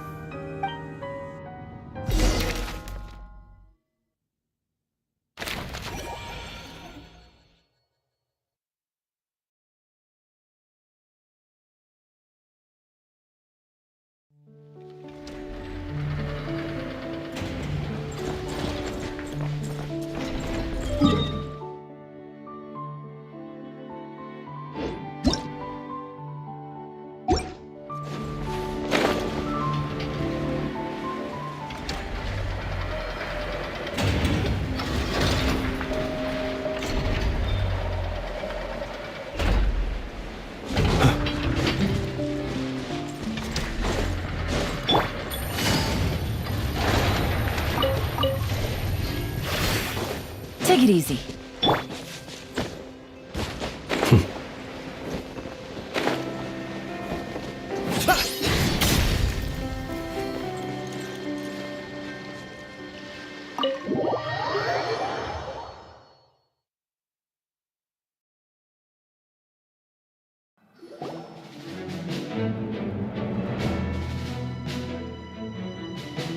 It's a relief to see you all made it back in one piece. Huh?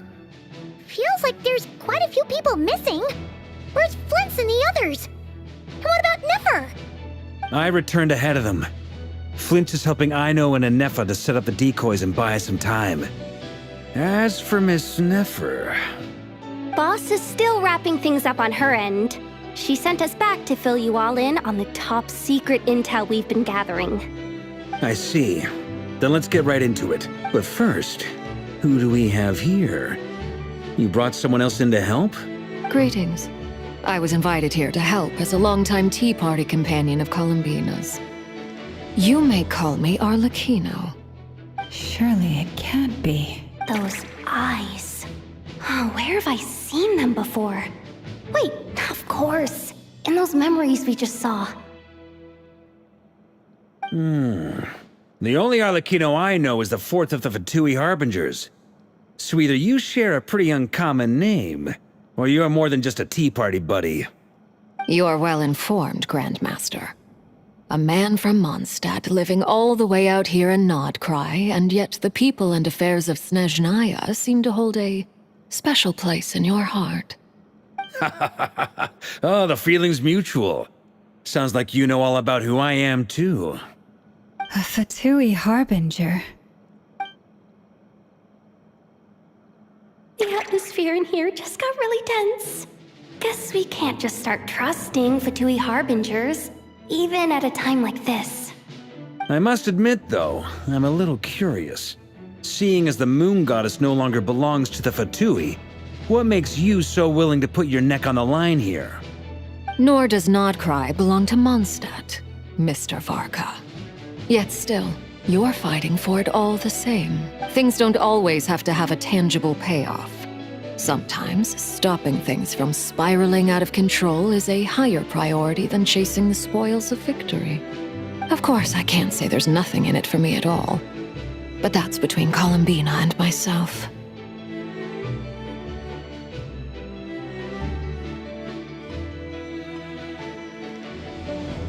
Forgive me. I don't mean to doubt you. It's just that the Fatui really have been the source of many of our troubles. We have our own way of doing things here in Nodcry. But ever since they arrived, the Fatui have treated us with nothing but hostility. I know there's been a lot of bad blood between us in the past. I've done my utmost to avoid friction whenever I could. But sometimes fundamental conflicts of interest simply can't be settled amicably. That's why I'm here solely in a personal capacity. This has nothing to do with the Fatui. As a gesture of good faith, I'll be frank. I can help Columbina track down the iridescent moon's marrow, which will help her restore more of her power. Anyway, what else is on the agenda? Let's begin. She says she'll be frank, then completely skips over the details. Looks like she doesn't want to give away too many secrets after all, but she clearly wants to change the subject. It'd be awkward if I tried to bring it up again now. I guess we'll just have to go along with it. She's the fourth of the Fatui Harbingers after all. One look and you can tell she's not someone you'd want to mess with.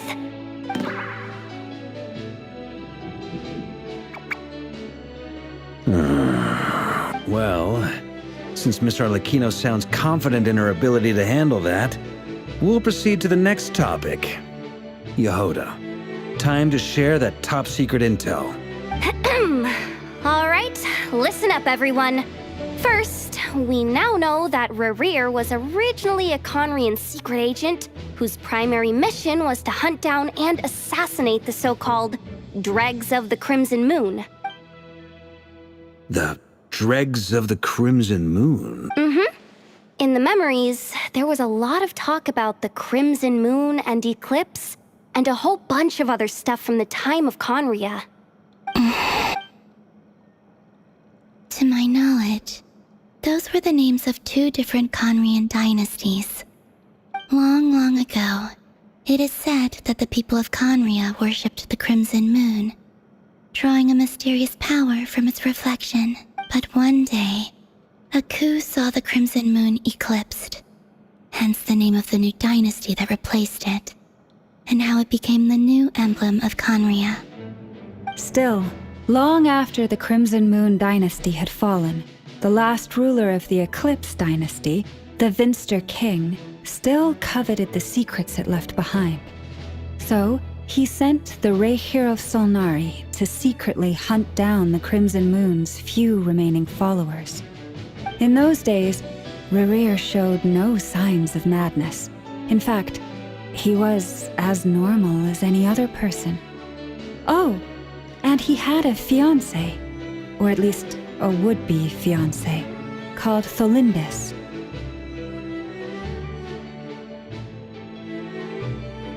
What's the matter? Verfnir, Freindaughter, Tholindis.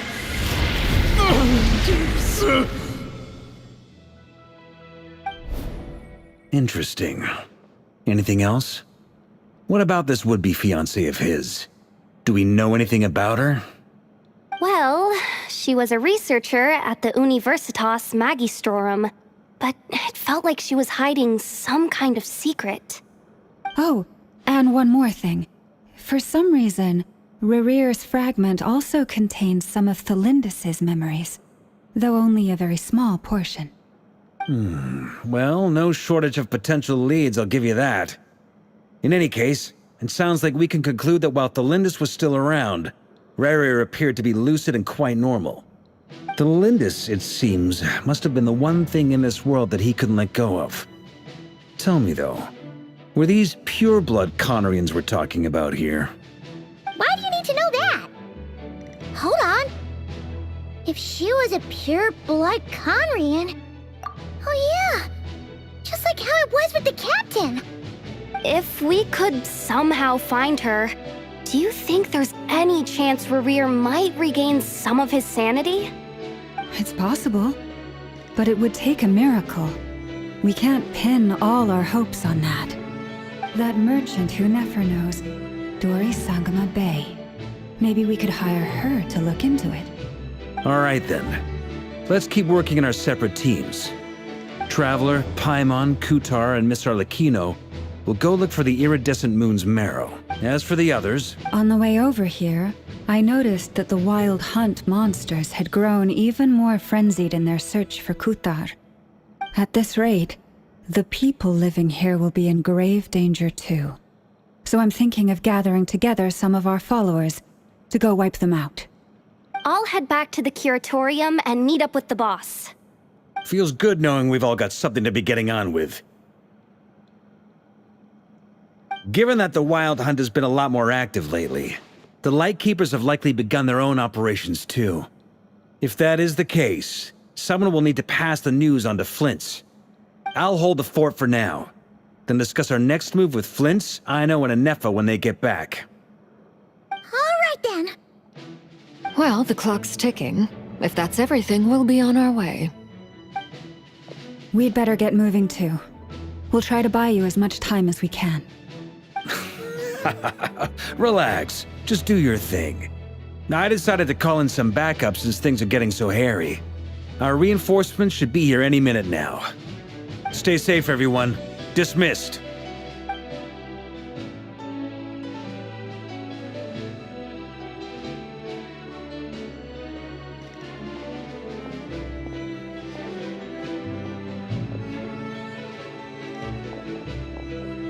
We're back.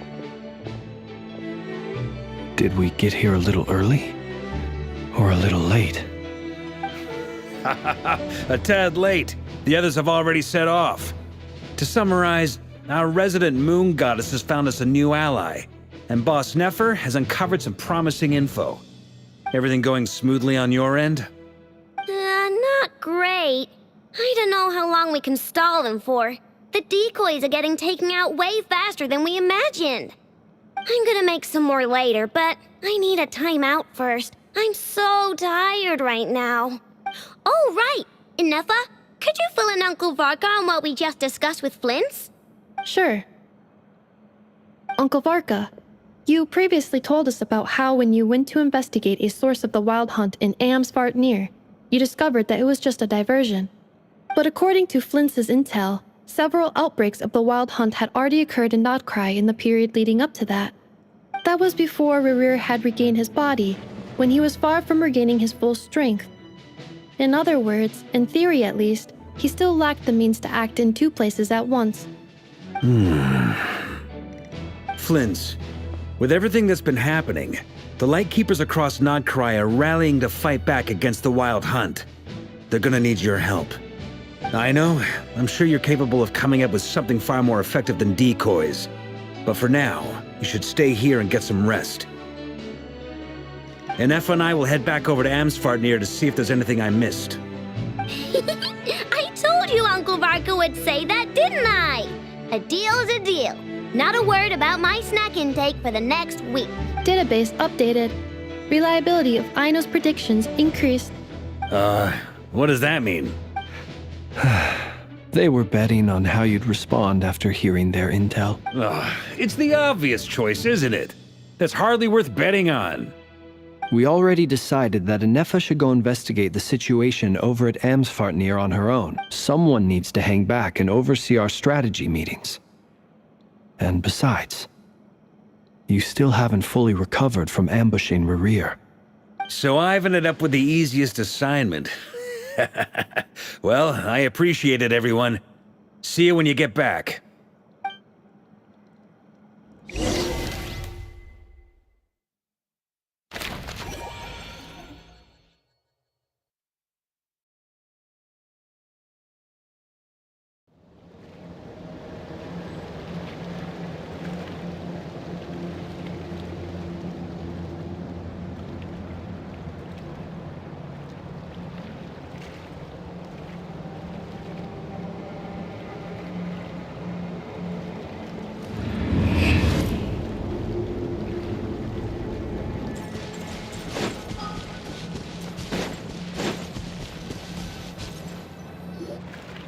Here, this will serve as a good spot to cross over.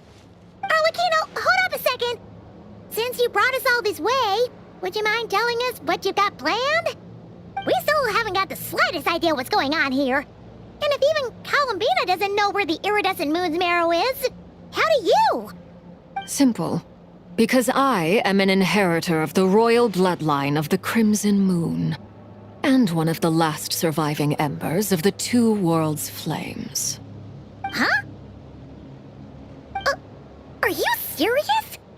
Isn't you're a descendant of that Crimson Moon dynasty we were just talking about? The one from ancient Conria? Your surprise is understandable. I was also taken aback when I first learned of it. But the more I thought about it, the more I realized the signs had been there all along. When I was young, I discovered I could wield a very special kind of fire. It coursed like blood through my veins and smoldered away inside my nerves.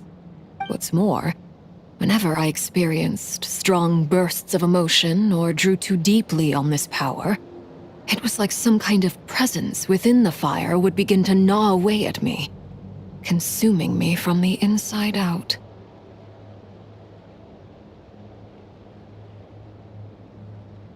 Exactly. That is why my hands are like this, too. At first, I saw it only as a curse, but once I became a harbinger, the jester apprised me of the truth. Together with my own investigations over the past few years, there are several things that I have gradually come to understand. For instance, take the so-called Crimson Moon. In truth, it is nothing more than the shattered remnants of the iridescent moon, fused with the abyss to prolong its lifespan. Since this blood flame was bestowed upon me by the Crimson Moon, it is a fusion of the iridescent moon's former power and the corruption of the abyss. You all understand the nature of the abyss well enough. I draw upon its power, and in return, it hungers for my soul. This strange blackness is the mark of corruption it has left behind. If I recall correctly, you once told me that if the corruption ever made it to your heart, you'd become a completely different person. Yes, and that's the reason I'm always careful not to push my power too far. It's essentially a never-ending tug-of-war. Whew. Sounds intense. Anyway, the rest of my story can wait. Is there anything else about the Crimson Moon or the Iridescent Moon that you're unclear about? Paimon has a question. So, the Crimson Moon that the Carians used to worship was actually the Iridescent Moon, right? Which was one of the three Moon Sisters. Does that mean that the Carians were to the Crimson Moon as the Frost Moon Scions are to the Frost Moon? So much of that history has been lost. We have no way of knowing exactly what they were like. But I would suspect that the Conrians weren't as devout in their moon worship as it might appear. The iridescent moon's remains simply served as their link to the abyss. Later on, perhaps someone discovered a way to make direct contact with the abyss. Or maybe there was some kind of ideological divide. Either way, a dissenting faction staged a coup and drove out the royal heirs of the Crimson Moon dynasty. Still, even with the dark sun looming high overhead, the Crimson Moon's glow never truly faded. If you want living proof, it's standing right before you. The first time we met, I sensed something familiar in your presence. When I looked at you, I felt I could see that mysterious red moon in the corner of my eye. In your flames, I saw its broken image, surrounded by a strange black aura. Well, I appreciate that you kept it to yourself. Much about the Crimson Moon is still a mystery, and I'd prefer not to end up as the object of an insane research project.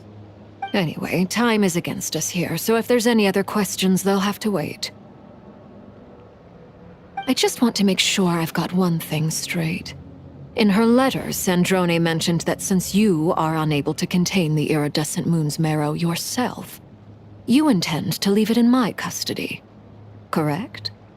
That's right. For now, It's the only way I can pay you back for your help. The iridescent moon is already part of who you are. So with its marrow in your possession, you'll be even more powerful than before. Deal. Then let's get started. Get what started? What does this place have to do with the Crimson Moon? When I first became a harbinger, the Jester gave me a book called Paranhari, also known as Leobranto Inamorato. You should be able to buy a copy next time you're in Fontaine. It's a love story set in the Crimson Moon era. But setting aside the tangled romances of its characters, it also records a few interesting details. In the Crimson Moon era, or so the story goes, there was an orphanage that received children from beyond the bounds of this world, and subjected them to a peculiar induction ceremony. Beyond the bounds of this world? For real? And what kind of induction ceremony? The Crimson Moon sages looked beyond this world for beings with powers that surpassed the gods. But fearing they might lose control, they subjected these children to a process of refinement. They made these children crawl up a fireplace and kept asking them, "Have you died? Did you see it?" Until they finally admitted to having died and seen a crimson moon. The adults embraced the children who passed the ritual, telling them, "Within the fireplace, you have traversed the flames between two worlds. Here and now, you are born anew." The book leaves much unsaid, but I suspect that this was their way of branding the children they had enrolled, leaving an indelible mark upon them so that they would forever live in the Crimson Moon's light. That explains why I can't sense the Crimson Moon's marrow in this world. It makes sense that it would be sealed in a special space that can only be accessed temporarily through some kind of ritual. But there's no fireplace here. Do you see a chimney anywhere? Oh, are we supposed to build it ourselves? That won't be necessary. The fireplace is purely symbolic. The key to the ritual is crossing the flames between two worlds. In other words, the flames that burn within me.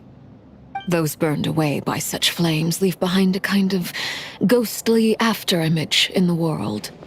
In the days of Conria, people believed they could be used to bridge the gap between the two worlds of life and death. In short, I can open a passage to that space for you. That's the easy part. The catch is I'll need to stay on this side to keep the passage open, so I won't be able to come with you. Very well. Then I'll open it up. Traveler, spare me a little more moonlight if you would. I may need it.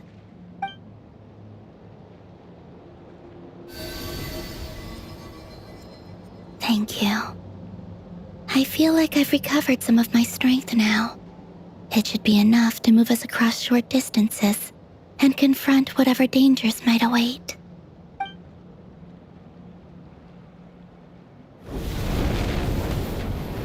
Mistress of the seven hues of ages past, great mother of the present, crimson-clad sovereign of the two realms, by fire severed, by fire renewed, I offer myself now and beseech your descent.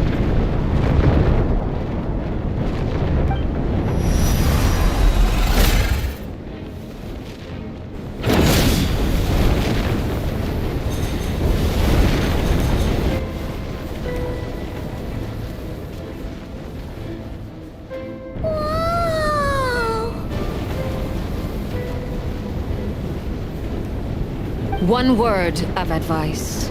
As you're crossing over, no matter what voices you hear, do not answer. Got it! I sense a sinister gloom inside, but also the familiar light of the moon. I feel that I am about to meet an old friend who has changed beyond all recognition. All right, let's go.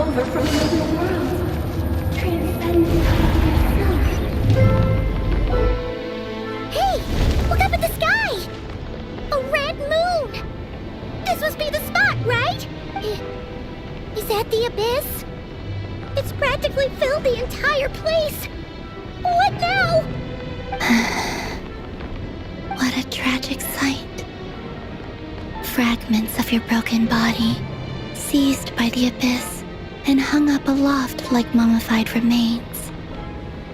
Iridescent moon, was this truly what you wished for? Careful! There's something spooky about this place. Feels like something is lurking in the fog. Haimon's right behind you. Whatever you do, don't run off without her.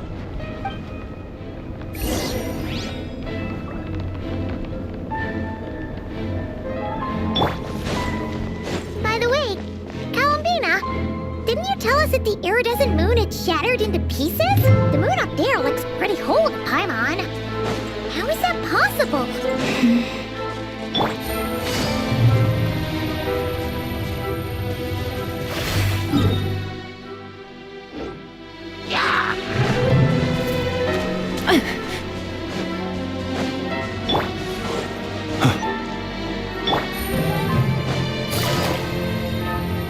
Just like I thought. It was only a facade.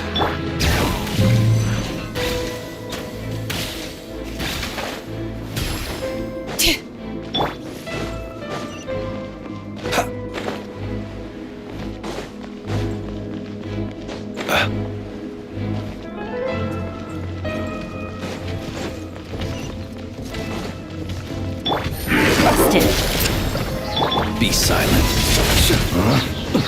Do you fear the dark? Farewell!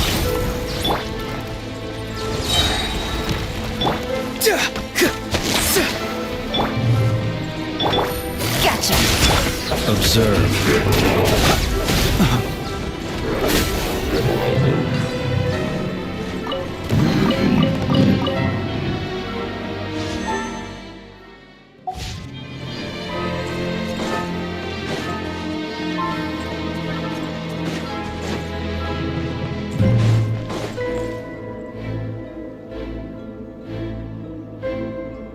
Huh?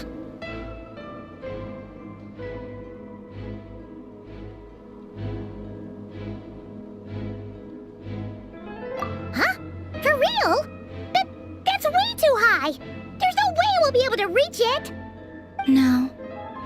I'm not sensing anything up there. It's coming from under the mountain. Let's see... Ah! There's some kind of weird shadow over the water! Wait, see that? Looks like a mechanism of some sort. Let's check it out!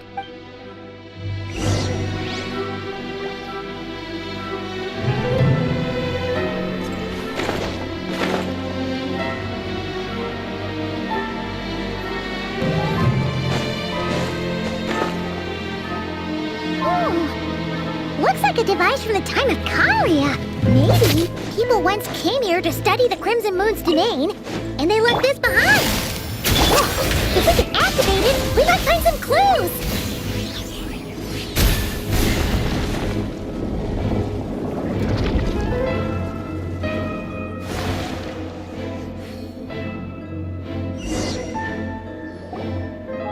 Hey, look at that!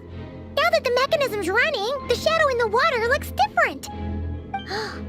Do you think these mechanisms might be the key to unlocking the secret? Let's try to find more of them! Felindis, we'll leave the rest of the research in your hands. We'll be heading back now. I hope this isn't ruining date night. Ugh. Mind your own business. Just leave me some snacks on the table. Felindis? Is that Rerir's girlfriend? How come we're hearing her voice here? Oh yeah!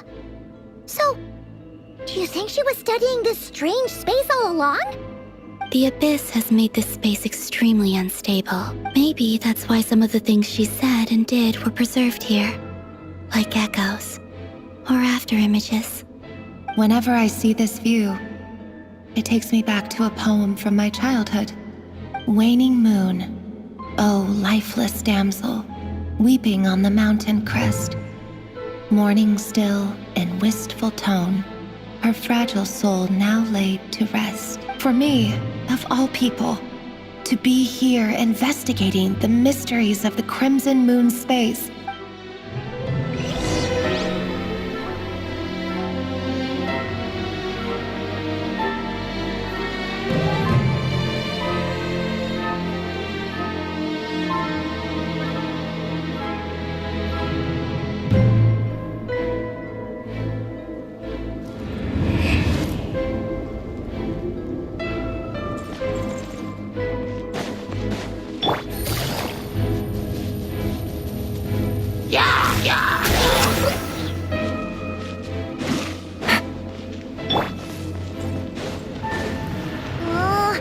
The Abyss has messed up this mechanism. We need to find a way to get it working again. Let's see if there are any other devices nearby. Close your eyes. Observe. To dust. Be free.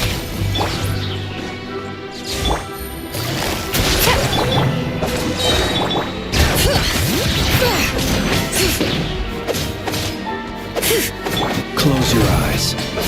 Do you fear the dark? Gotcha.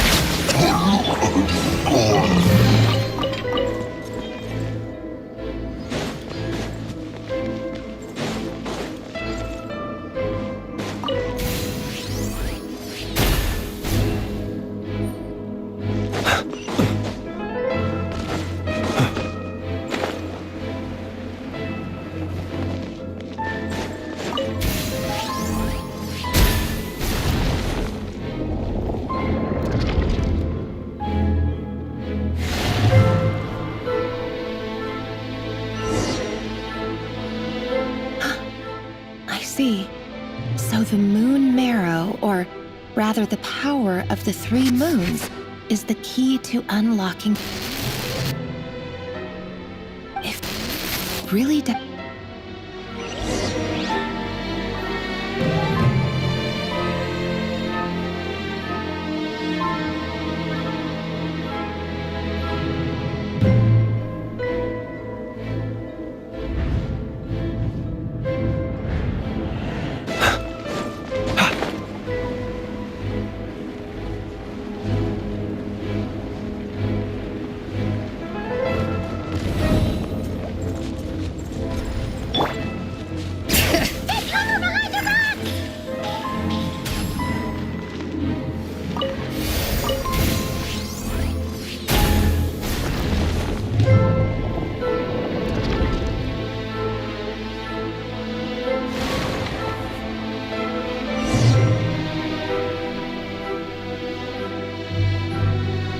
With the Abyss inhibitors in place, I should be able to access the chamber with the moon marrow.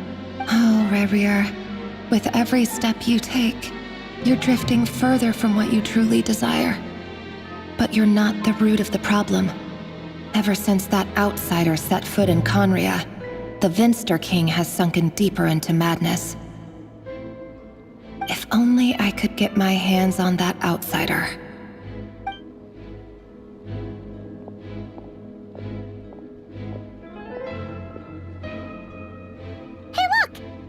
Reflection is back to normal.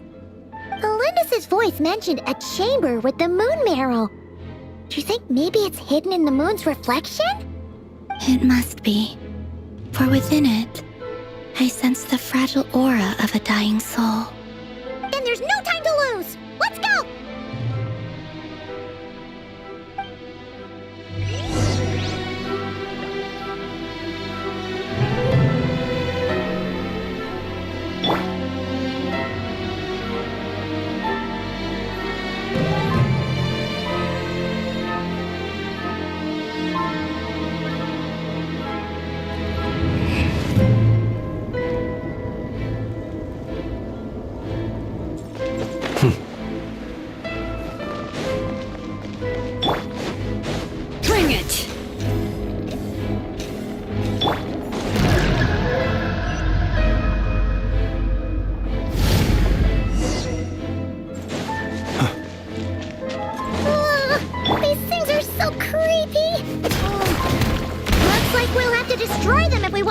the iridescent moon's marrow.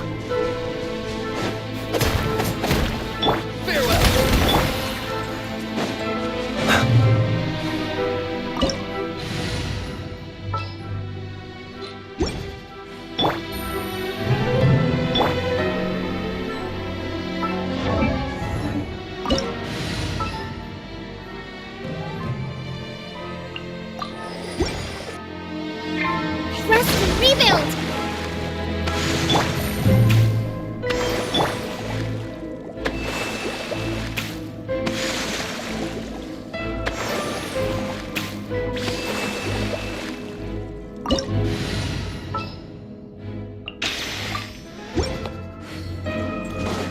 That must be the iridescent moon's marrow! Oh, but we'll need to destroy these things before we can reach it!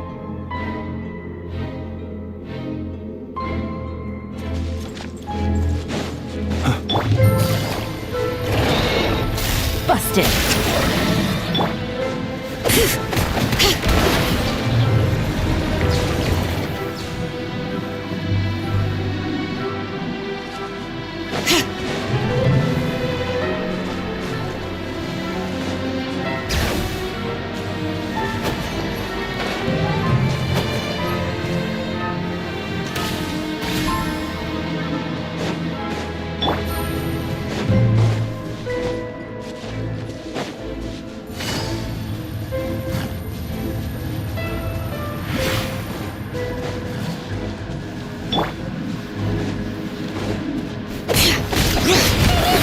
We're so close!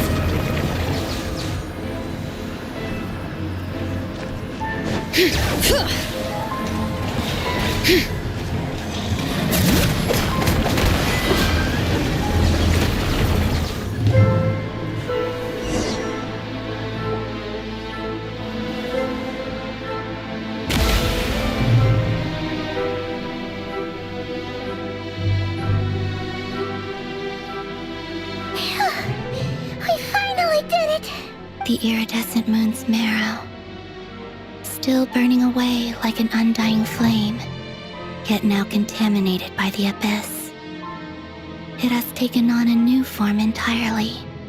If we can purify the abyssal power within, we should be able to obtain its untainted essence.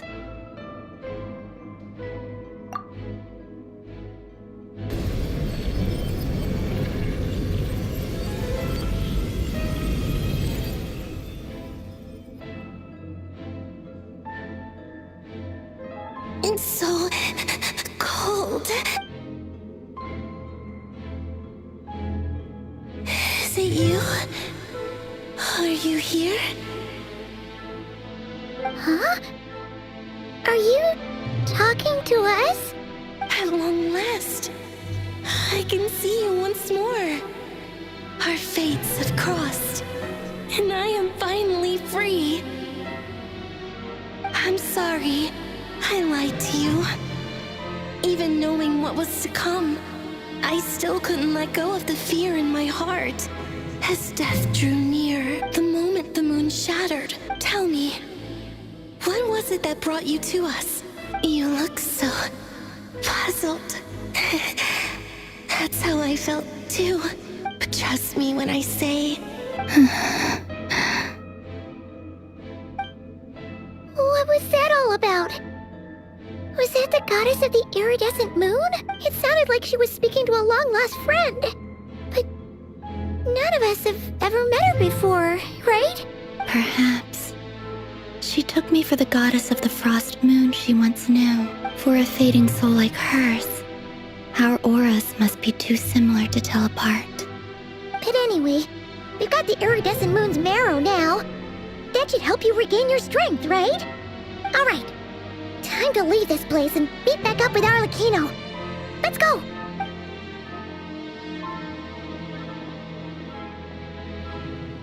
That's odd. This place looks different than when we came in. Waning moon, oh lifeless damsel.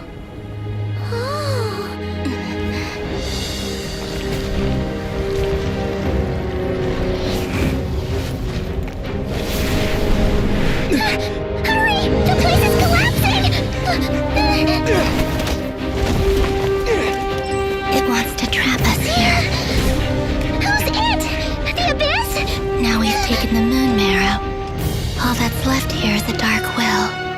It will show us no mercy.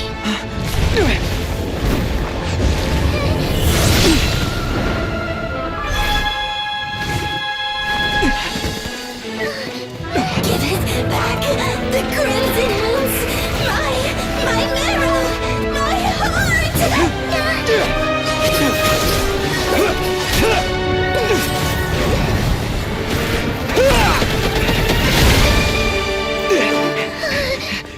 Finally! Huh? Oh no! The exit's blocked! They're back! Now what do we do? This is where you fall. Witness my rise. What are you waiting for?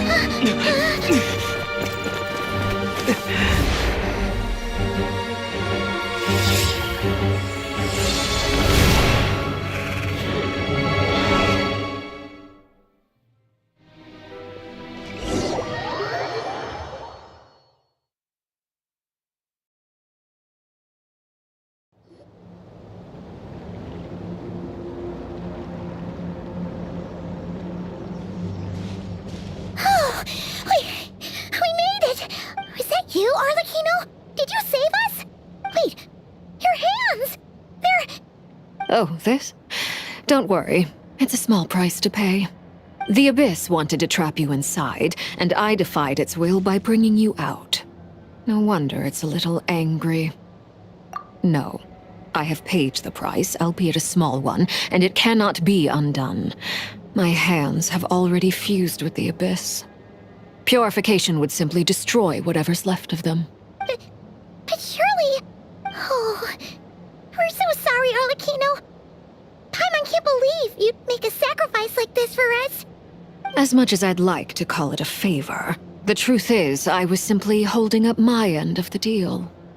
Well, Columbina. Yes, you did your part. And as promised, I will leave the iridescent moon's marrow in your care. From this day forth, may the two worlds' flames burn ever more brightly.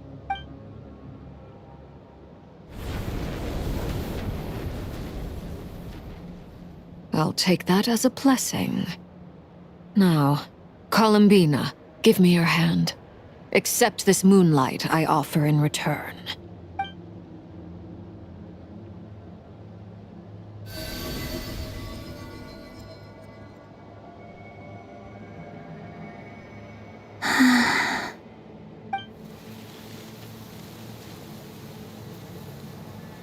Feeling stronger? Hey, Columbina, are you okay? I'm fine. Our powers are a little at odds, that's all. By the Frost Moon's authority alone, wielding the power of the other moons was always going to be a stretch. Still, I think it's fair to say that your strength has returned. At least to the level it was at as Third Harbinger. It's still not enough. There's no way I can hope to challenge Rerir like this. Just one more ray of moonlight, if you would. It's okay. I can take it.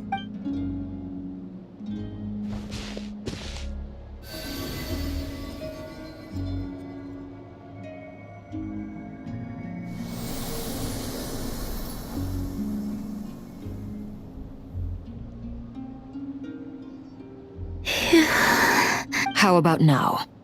Fighting fit? At the very least, I won't have to stay hidden like before. I want to see him gone from Nod Cry. The Rerir of Solnari and his wild hunt must be sent back where they belong. Well, it's good to have something to aim for. You certainly seem more alive now than you did earlier. When I first met you, you didn't strike me as a ray of moonlight.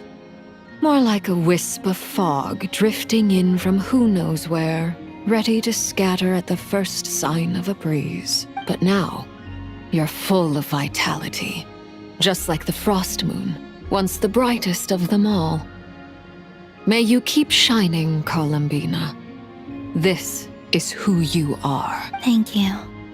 Look after yourself too, Arlecchino. I know you have plans of your own, and that's why you're always seeking to grow stronger.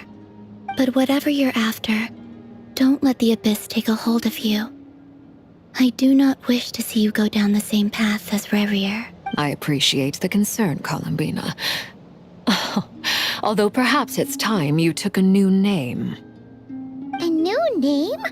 Kutar, the Moon Maiden, Columbina. They're nothing more than code names. They describe who she is and the roles she's played, but they're not her real name. We often use code names in the House of the Hearth, too. But it's knowing your real name that keeps you grounded. Up till now, you've been living a wandering life, so you've probably never really cared. All I'll say is this. Once you've defeated Rerir, give it some thought. All right, that's it from me. I'll get you back safely first, then go meet up with Sandrone. You're the best! I appreciate the gesture. It speaks to your good character. Anyway, let's get going. There are more urgent things to do right now than trade compliments.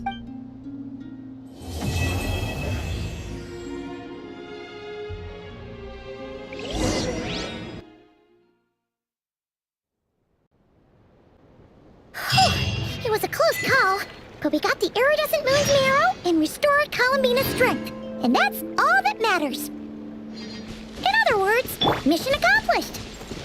Paimon wonders how everyone else is doing.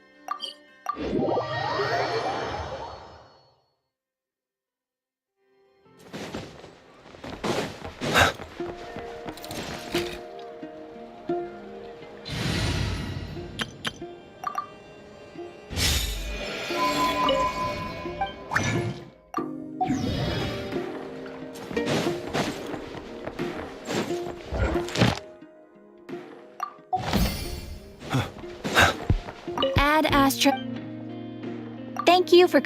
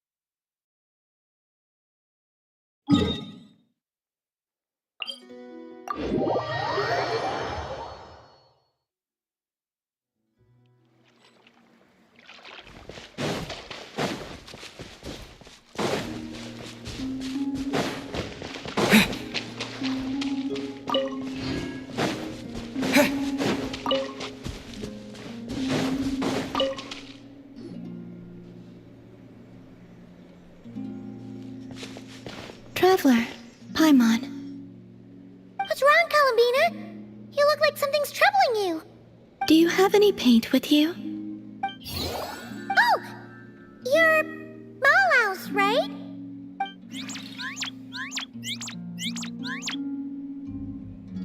In the mood for more painting, huh? Looks like you got most of the paint on yourself, though. How did that happen? Malaus left for a bit and came back like this. I anticipate this paint will take quite some time to wash off. Huh. Maybe Malaus ran into trouble while out searching for inspiration. Still, this isn't a bad look at all. Very fitting for an artist. Oh, and about the paint? We just need to give Malaus colorful things, right? Now that's one happy Kuhenki. Malaus must have hit on some really good ideas. Something fun and upbeat for sure. Let's find some warm, happy colors this time.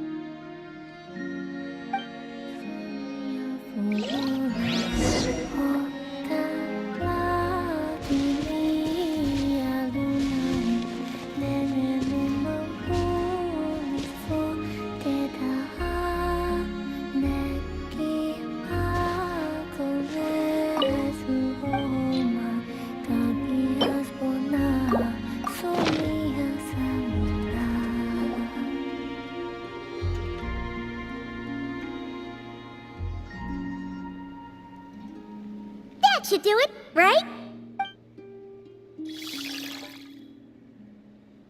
Oh, there she goes, painting away already. Ahem. Dear judges, prepare to be amazed. What kind of masterpiece will our talented Kuhenki artist bring us today? Huh? You're done already? Paimon didn't even get to finish her intro. Well, let's see here. Oh, another drawing of Columbina. No surprise there. Is that a forest somewhere in Nodcry? There are so many little animals. I'm afraid you would have to go back to the time before I left the Frost Moon Scions to see a scene like this. Wow! Paimon's so jealous! Do cute little animals really gather around you like that? Yes. Most of them were drawn to the Kuvaki around me. They felt safe curling up next to me like that. Oh, that's so awesome! You could pet them all you wanted without them running away! I would say the sheik badgers were the nicest to pet. They're the ones with the big, fluffy tails. The fur on a rhyme-horned deer's neck is quite soft as well. It makes a very comfortable pillow. Which do you prefer? We don't really have the same kind of experience to go off of. But Paimon would probably choose to pet a sheik badger's tail. Sheik badgers can be quite timid. If you want to pet them, they need to feel safe first. But I would exercise caution, Paimon. Why? Do they bite or something? But Paimon promises to be super gentle. No, I'm referring to danger from above. Danger from above? Yes.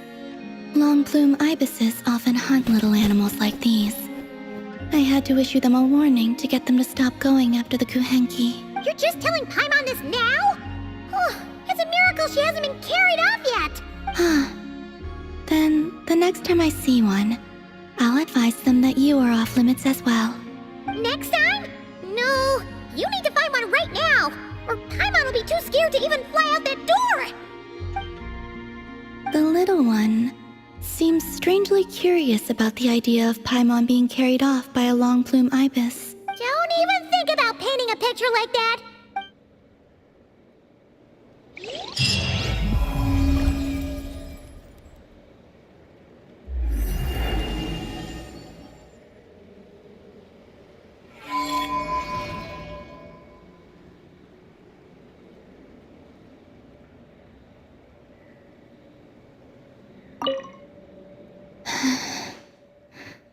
I really would like to pet the little animals again.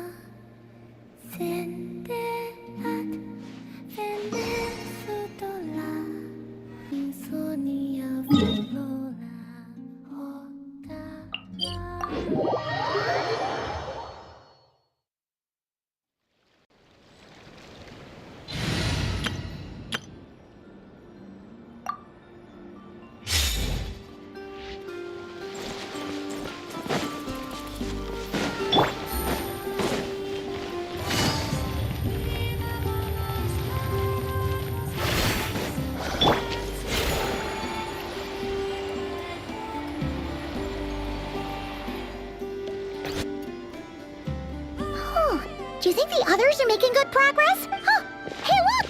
They made it back as well! Flintz! Llama! How did it all go? All is well, thank you. Nefer and Yehoda had to stay at the curatorium to wrap things up, so they won't be joining us for now. I ran into Miss Anefa and Miss Aino on the way back. Their work is still in progress, so I suspect they won't be back for a while either. You seem rather cheerful today, Mr. Flintz. I certainly am. I achieved what I set out to do and came away with more than I bargained for. Fighting alone can get quite tedious, but I had the good fortune to run into a pair of brave young warriors. We meet again. How have you been? Albedo! What are you doing here? Thankfully, tracking you down turned out to be a lot simpler than we envisaged. These two courageously lent me a hand while I was fighting the wild hunt, and given how people of outstanding talent tend to cross paths, it's no wonder you're already acquainted. So? Who's your travel buddy, Albedo? Why don't you come and introduce yourself?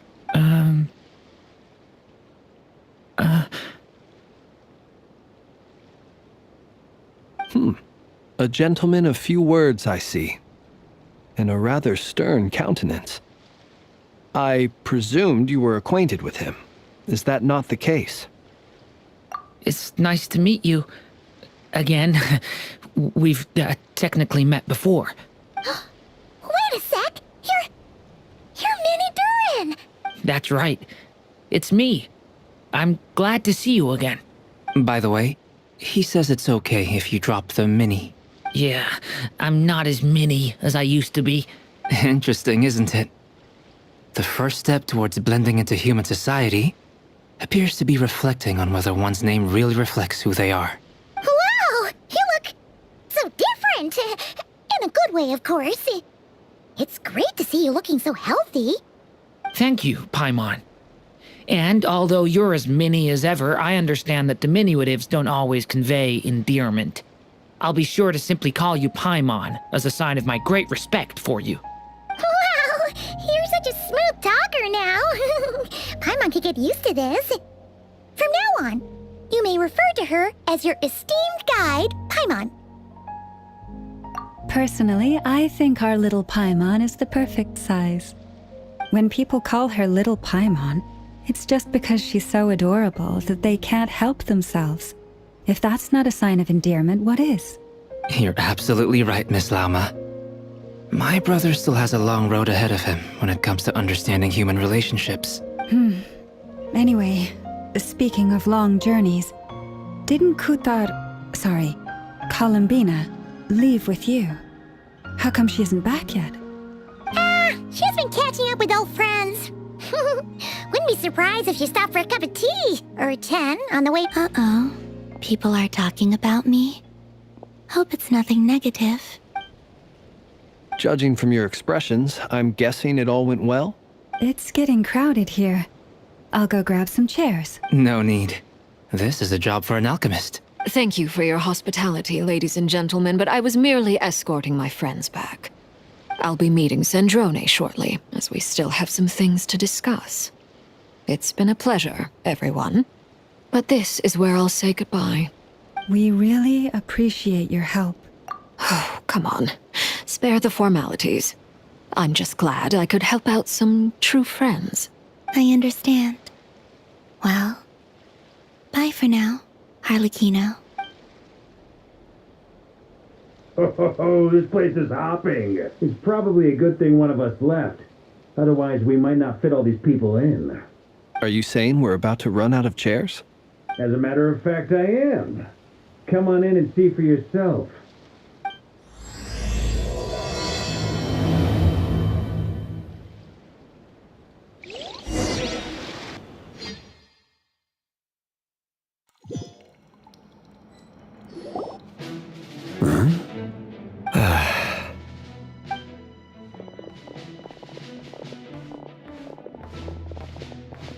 I overheard your little chit-chat outside, by the way.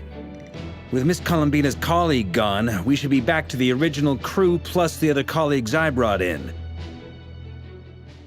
Though, it looks like we have another new face. Someone else managed to rope in a colleague too? Frankly, you and Paimon are the only people I know here. This here is Deansliff, colleague of Tibet's greatest guide, Paimon, and greatest adventurer, the Traveler. When someone else jumps in to do the announcing, you know you're speaking to someone important. Let's hear what he has to say. Note to self. Once Paimon knows your name, the rest of the world will soon follow. When he comes looking for us, it's usually something important. Paimon's guessing you've heard about— From the looks of it, you're about to hold a meeting. If I were to say that the Wild Hunt is our mutual enemy, would that earn me a seat at the table? As the saying goes, the enemy of my enemy is my friend. Mr. Dainsliff, there's a seat with your name on it.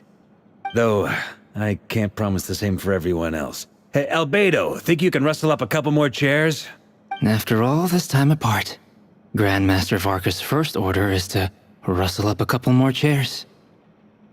I've missed this. Is he being sarcastic? Hey, he's your brother. Why are you asking us? I've still got a lot to learn about the nuances of human conversation. Trying to decipher Albedo's way of speaking has been like jumping in at the deep end. Oh, good point. Paimon gets you now. Don't sweat it. There are people who go their whole lives without getting the hang of it. You're ahead of the game already.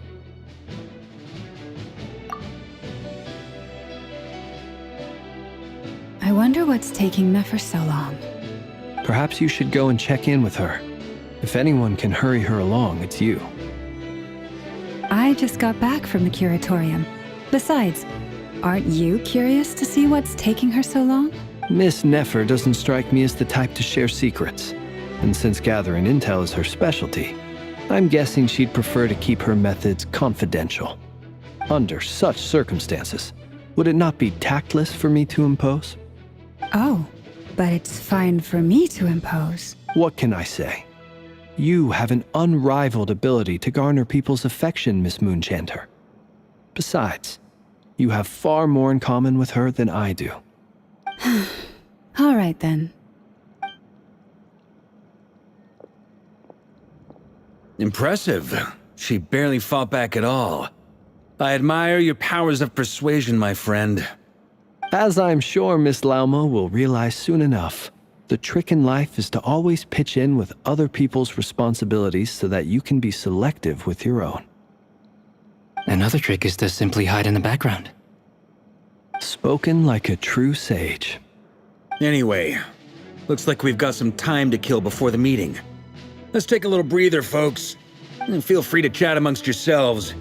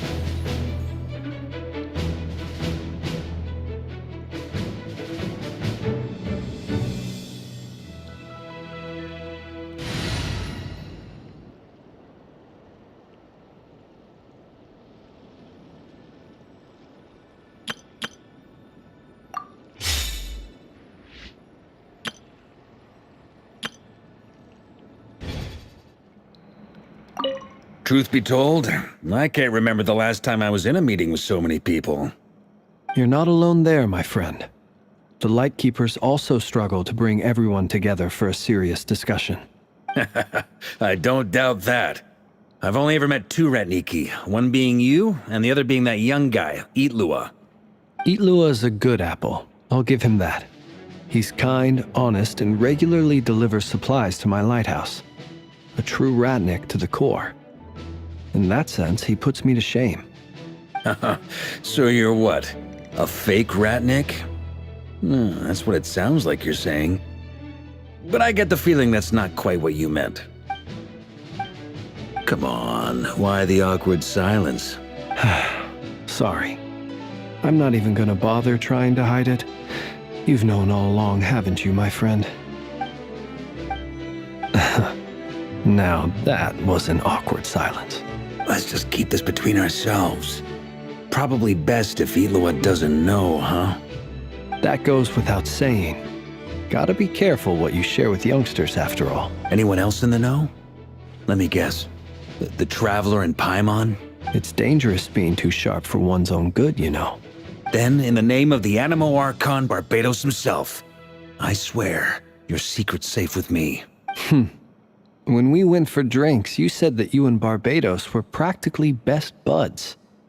In the light of that claim, do you really expect me to take your oath seriously? Of course. Just as long as you don't go spreading around the fact that I'm close with Barbados, all right? Fair enough, then. Nothing like a bit of mutual leverage to seal the bonds of friendship.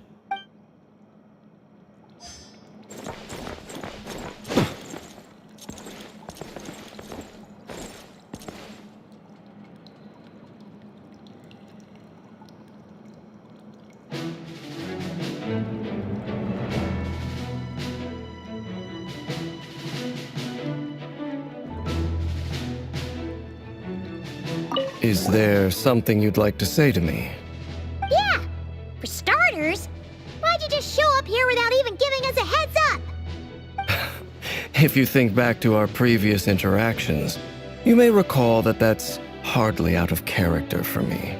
You do have a point there. Oh yeah, you'll need to find somewhere to stay the night too, right? Want to tag along with us? You never know. We might get a group discount. Sure, let's do that. Great! Paimon will handle it.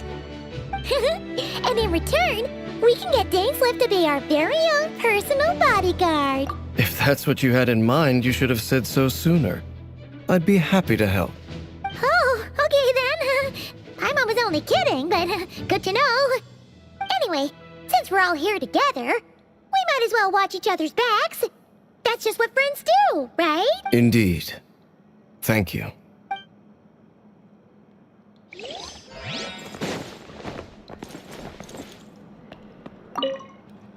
You're both awfully quiet. Why don't I start us off with an icebreaker? Much obliged. Have either of you ever had your portrait painted? If not, I'd be glad to help. That sounds like a lovely idea. You know how to paint, then? I dabble occasionally. He's an excellent painter. Tables, chairs, people, dragons, you name it. He'll paint it for you. I'm flattered. If I ever get the chance, I'd like to give it a try myself. I'll bear that in mind. Anyway, how about you, Durin? What sort of portrait would you prefer? Oh, I'd be fine with anything. Whatever style feels best to you. Very well. Then I'll play it by ear. You can replicate any style I want? I can try. If you show me a sample, I'll do my best to match it. Thank you. In that case, I'll dig up some reference material for you.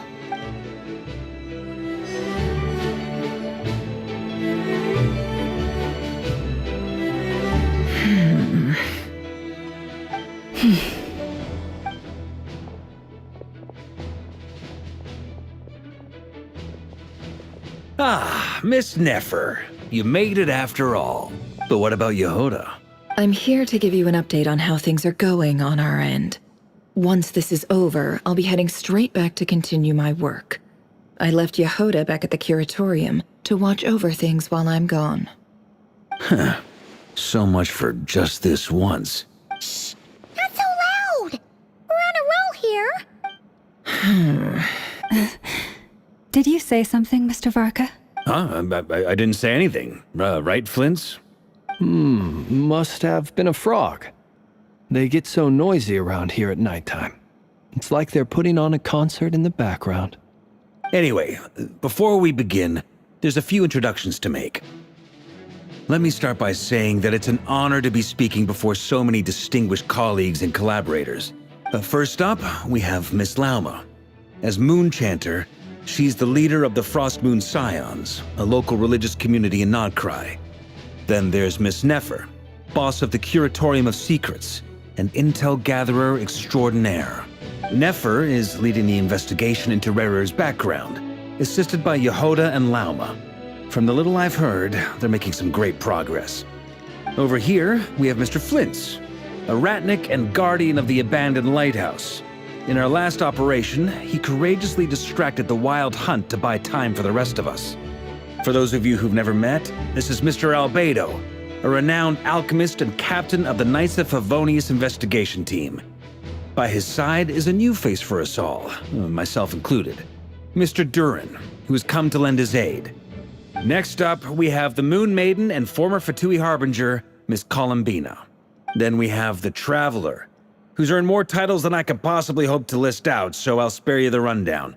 And Paimon, the ultimate travel companion and quite possibly the best guide in all of Tevat. Wow! That's a lot of people! Great turnout! Miss Nefer, it looks like you might have another job coming your way, so, congratulations on the booming business, I guess. You think I haven't got enough on my hands as it is? Who's looking for me now? That would be me, Miss Nefer. I have a commission for you. And you are? Who I am doesn't matter right now. What does matter is that I'd like you to gather more intelligence about the Rerir of Solnari. Well, it's not as if we never take on anonymous commissions. But in your case, I'll have to decline. I'm gonna take a wild guess and say your job's probably more hassle than it's worth. Something about you seems like bad news. It's my eyes, isn't it? Conrian, I assume. And what's with the mask? Are you trying to hide your identity? In any case, the fact that you're even still alive raises an awful lot of questions for me. My name is Dainsleif. And yes, I am from Conria. As I'm sure you're aware, the Rerir of Solnari's real name is Rerir. He was once an acquaintance of mine. Really? Then you must have been quite an influential figure yourself. You flatter me, but none of that matters anymore. My point was simply to clarify why I have asked Miss Nefer to investigate Rerir's background. So you're both from Conria, and it sounds like you used to be friends? What am I missing here? Surely you already know how he became one of the Five Sinners. I'll tell you everything I know. The history of Conria, the names and identities of the Five Sinners. I remember it all like it was yesterday. I have never spoken openly of this before. But the truth was exactly as people say. The Five Sinners were each driven by their own desires, and it was by playing upon these that the Abyss tempted them to their fall. The visionary, Vedafenir, who wished to foretell the future. The wise, Haroptatir, who sought limitless knowledge. Gold, Rheindotter, who desired to create life. The foul, Sertologi, who pursued supreme strength. And last, but not least, Rerir of Solnari, Rerir, Ravager of the Moon. Of the five, Rerir is the only one who remains a mystery to me. In other words, you're saying that his change came as a shock to you? That's right. You mentioned how the Abyss tempted them, which led to their fall. But what did that look like in practice? And what other context can you give me about the events of that time? The more detail you can give me, the better. Strangely, now that it comes to it, I hardly know where to begin. The fateful night took place during the era of the Eclipse Dynasty. One day, my elder brother, the visionary, Vedafenir, was summoned to the palace by the Vinster King, only for the king to gouge out his eyes and cast him into the dungeons. When I came to hear of this, my fury knew no bounds. I gathered together every ally I thought I had, and together, we set a night to storm the palace and free Ved. Centuries on, the memories of that night still haunt me, like a never-ending nightmare. We broke through the palace gates, just like we had planned, each striking towards our separate targets. But then, I was betrayed. Even Vedafenir, the very person I had come to rescue, abandoned me and partook of the Abyss's power. So, it's personal after all. Then tell me, Mr. Dainsleif, what price are you willing to pay? You, of all people, must know that nothing comes for free. I cannot say what price would be worthy of such a commission. But know this. Rerir was not always a madman. Believe it or not, there was a time when he was just an ordinary man. Uncovering the truth of Rerir's past is the only way to unravel this mystery. But before you decide if you will accept my commission, I will tell you more about him. Enough, I hope, to help you plan your next move. Sounds pretty good to me. Feels like we just flagged down a random passerby, only to discover he's actually a master strategist who has a score to settle with our enemy. Can I borrow your halo? It could be useful in the lighthouse. Hey, enough with the wisecracks! Besides, Isn't that lamp of yours bright enough already? Relax. It was meant to be a compliment. If that was a little over the top for your liking, I'll make sure to tone it down next time. I'll give your proposal some serious thought, Mr. Dainsleif. Let's speak in private once the meeting is over. Before that, there's a few things I'd like to share.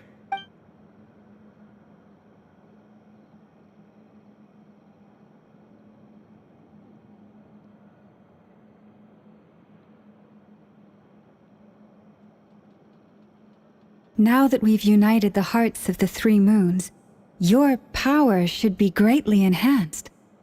But it seems like that hasn't happened yet? I believe it will take a little longer. You've done so much for me, so I want to be completely honest with you all. Even though I'm doing a lot better now, the truth is, my recovery will likely be an ongoing process. From the moment I was born, my power has been slowly ebbing away. And that is because Tevat has never accepted me. Even with the moons united as one, it seems my rejection cannot be undone. So far, I have yet to find a solution. It may turn out to be a problem that will plague me until the day I finally leave this place behind. Even so, I will do everything in my power to help you drive out the Rerir of Solnari. As Arlecchino put it, this is not about chasing the spoils of victory. It's just a gesture of heartfelt gratitude.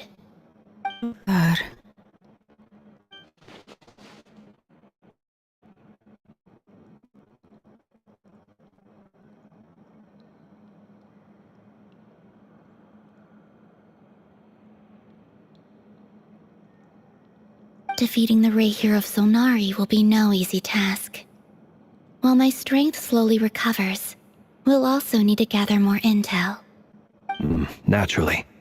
We should take all the help we can get if we hope to defeat him. We've considered several viable plans now, but our choice hinges on the answers to a few key questions. Is it even possible to kill Rerir? What experiences shaped the person or monster he became? And what's he really after? Given Albedo's expertise in alchemy, I think we should leave him to try and answer the first of these questions. Understood. As for the other two, I'm afraid we'll have to count on you again, Miss Nefer. Believe me when I say it's not my wish to burden you. But right now, relying on your skills is our only option. So you're placing all your hopes on me, huh? We can't thank you enough for agreeing to help us. Honestly, I can hardly believe how lucky we are. You sure have a talent for changing your tune, Miss Moonchanter. Timid like Yehoda one moment, then flinches insincere flattery the next. Ladies, please. I must object to your portrayal of me. That's all. Feel free to keep bickering. Just pretend I'm not here. I almost don't want to leave this room. I'm curious to see how this plays out. I have faith in you, Miss Nefer. Something tells me you'll stand by us until the very end. Oh? And what makes you so sure of that?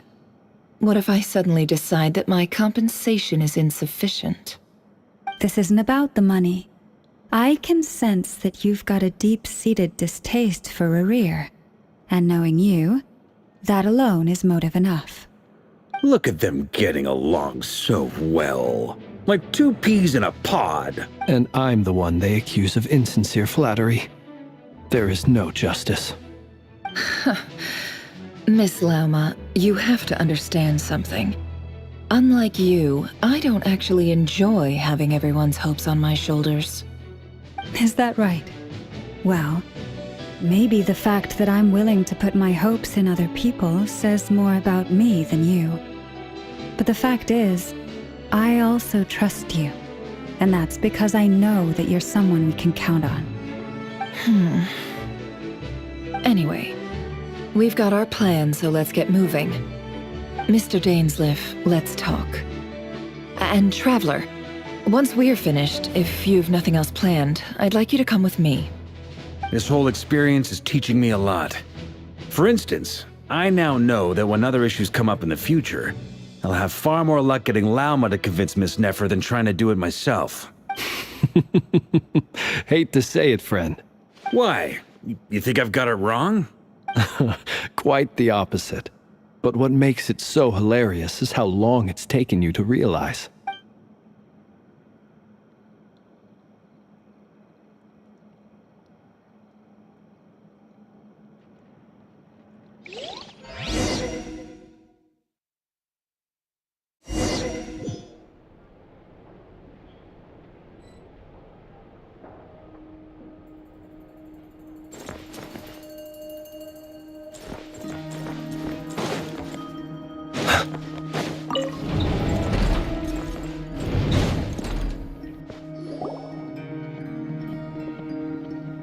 Thank you for waiting.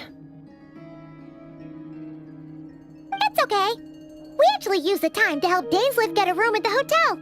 That's very considerate of you. Now, I trust you share my curiosity about Rerir's past, and you seem fairly familiar with Mr. Dainsleif already. We spoke at some length after the meeting. He was the one who suggested I should invite you to join this operation. He feels confident that these secrets will be safe with you. Dane has a lot of faith in us, that's for sure. Likewise. I appreciate that you got right on board without interrogating me about why I invited you. It shows that you trust me to explain everything in due course. That's because we know what you're capable of. That's one way to put it. Another is this, that once a decision's been made, it's set in stone.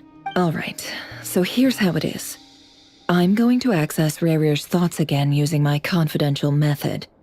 Now, I'm sure you've seen things like this before on your travels, so you're surely well aware of how dangerous it can be. The reason I've gathered you all here is to ensure my safety during the proceedings. I plan for us to enter the fragment of his consciousness together, and once inside, I will focus on searching for information. Think of this as a diving expedition into someone's brain. If I'm the diver, you are my safety equipment. Once the ceremony begins, we will all be spying on privileged information. But in the interests of safety, you must remain absolutely silent at all times. We will discuss our observations after the ceremony has concluded. Lastly, any individuals of a weaker constitution are advised not to partake in the ceremony. Well, good luck, everyone. Sounds like all Paimon can do is cross her fingers and root for you guys. There's a little more to it than that. I was being serious when I said you have a job to do. While the rest of us are inside Rerir's mind, it's imperative that we have a team member on the outside. In the event that something goes wrong, you will be our first responder. I don't anticipate any issues, but I second that. So, Paimon's like... Good. Please, take a seat. We'll get started momentarily.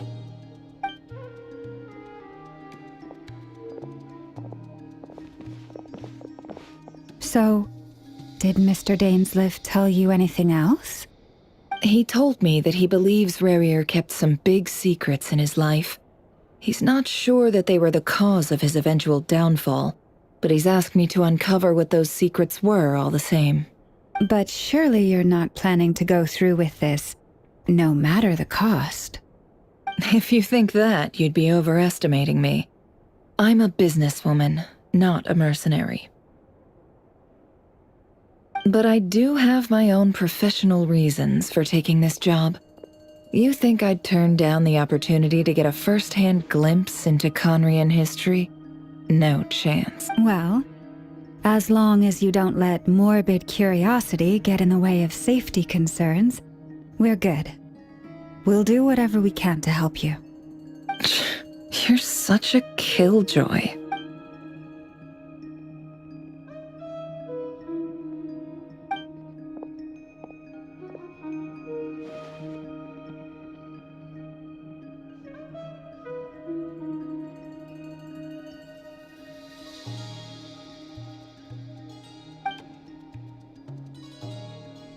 All right, All set over here, too. Promise, Paimon, you'll be extra careful. All right. Let your whole body relax. We're about to begin. Close your eyes.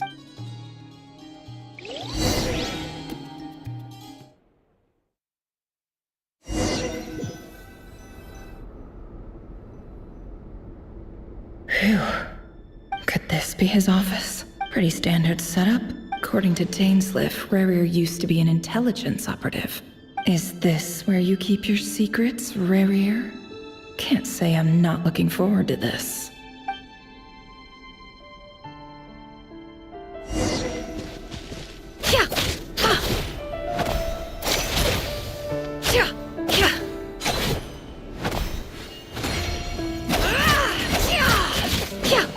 No more lies.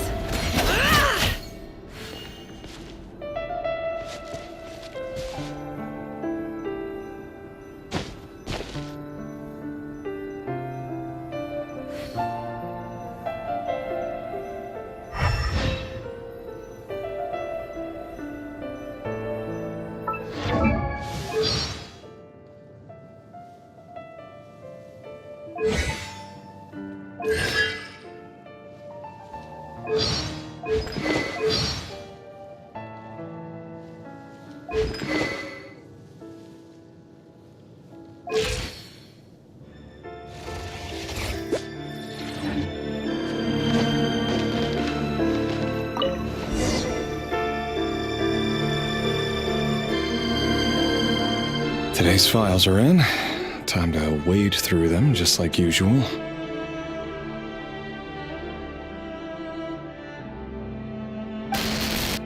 Male, 51.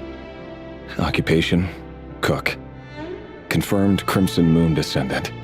Has maintained frequent contact with other descendants over the past year. Poses a threat to the dynasty. Neutralized. This one should be archived under purged targets.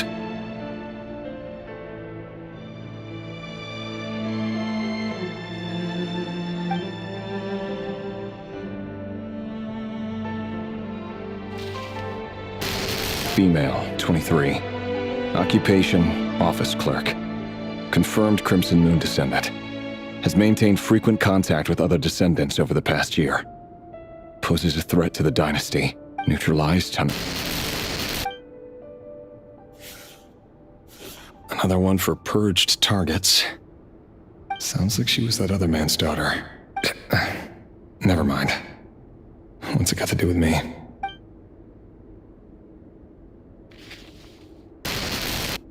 Neutralized. Just another nobody, come to think of it. Female, 16. Neutralized. Filed.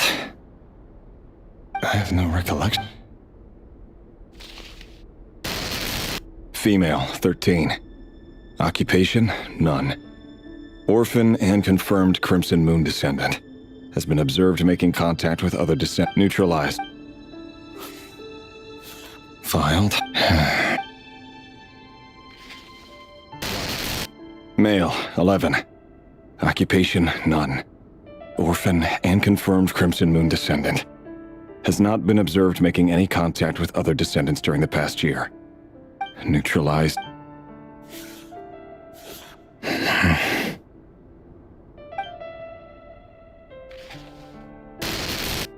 Male.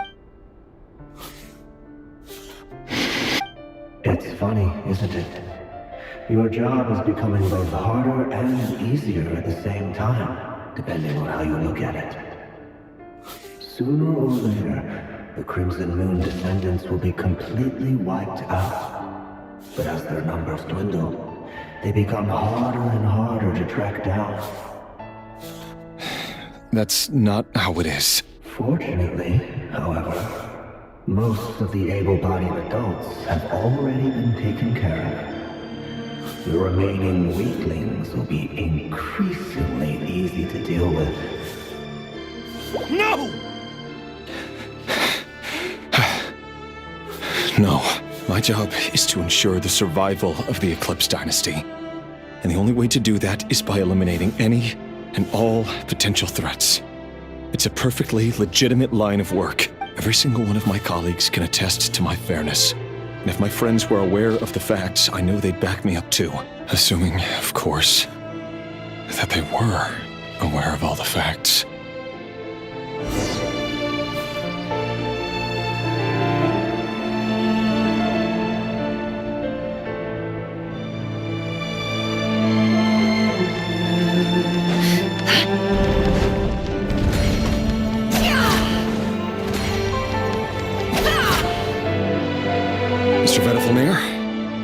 It's been quite some time since we last met.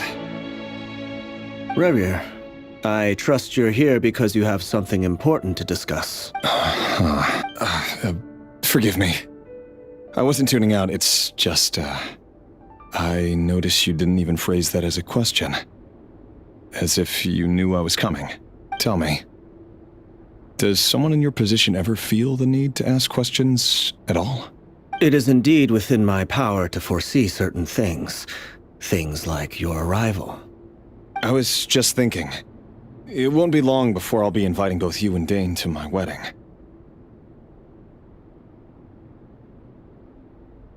That isn't a lie. No fooling a prophet, is there? Ever since that day we met for drinks, I knew it was only a matter of time before you came looking for me. Does it feel good? Knowing how the future will unfold. I'm afraid the notions of good and bad fail to capture the complexity of what such a power entails. You fear my silence. That's right. You must have noticed my reluctance to broach the subject. The burden of prophecy was never meant for your shoulders. So who exactly do you deem worthy to hear your prophecies? None but our exalted... Or rather, our king as he once was. You're closer to his majesty than I am. You must know better than anyone how much he's changed. You say that as though it is to my benefit.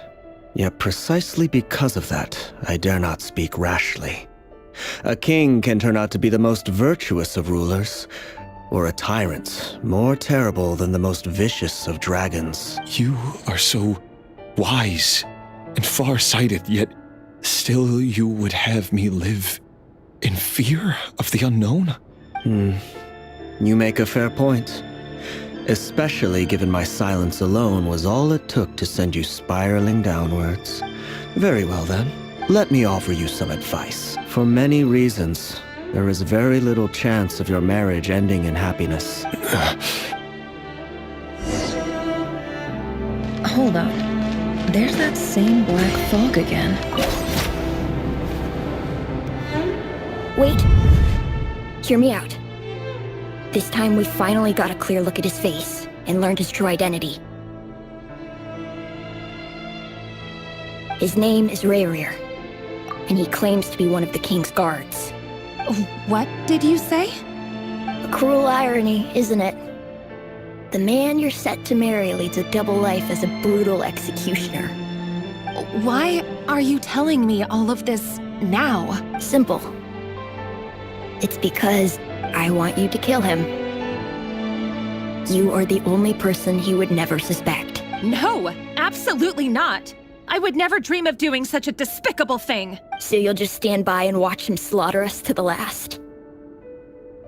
Do not forget that the blood of the Crimson Moon flows in your veins too. The blood of the Crimson Moon? What does that matter now?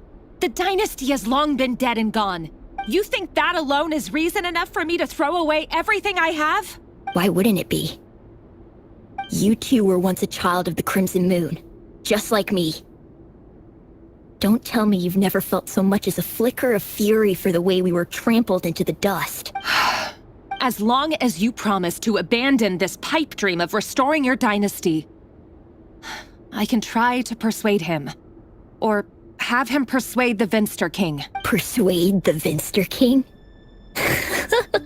Do you even know why he's so obsessed with hunting us down?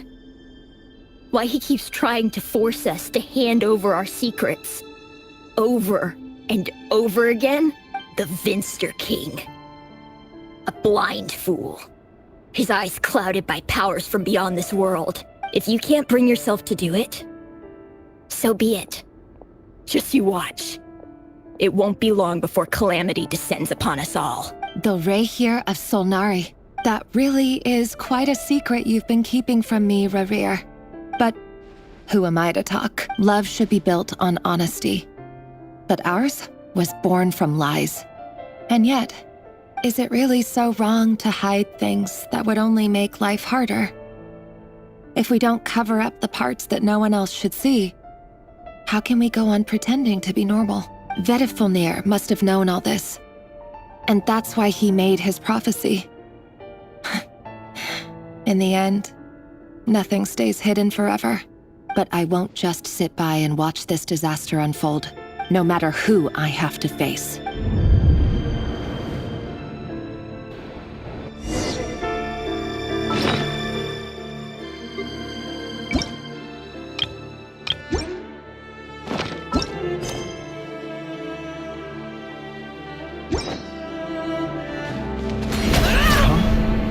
Was that Rerir who just walked past the window? Doesn't it give you the chills that he still takes the same road to work every day? As if nothing ever happened. Those people at the deli. Enough already. They're clearly pretty taken by their own disguises, so just smile and play along. Pull the rug from under beasts like that, and you risk having your throat torn out. Deli? They're talking about those people from the opposition. Right. I'd almost forgotten they used to run a deli. People of no consequence always vanish so easily. And no one even remembers them.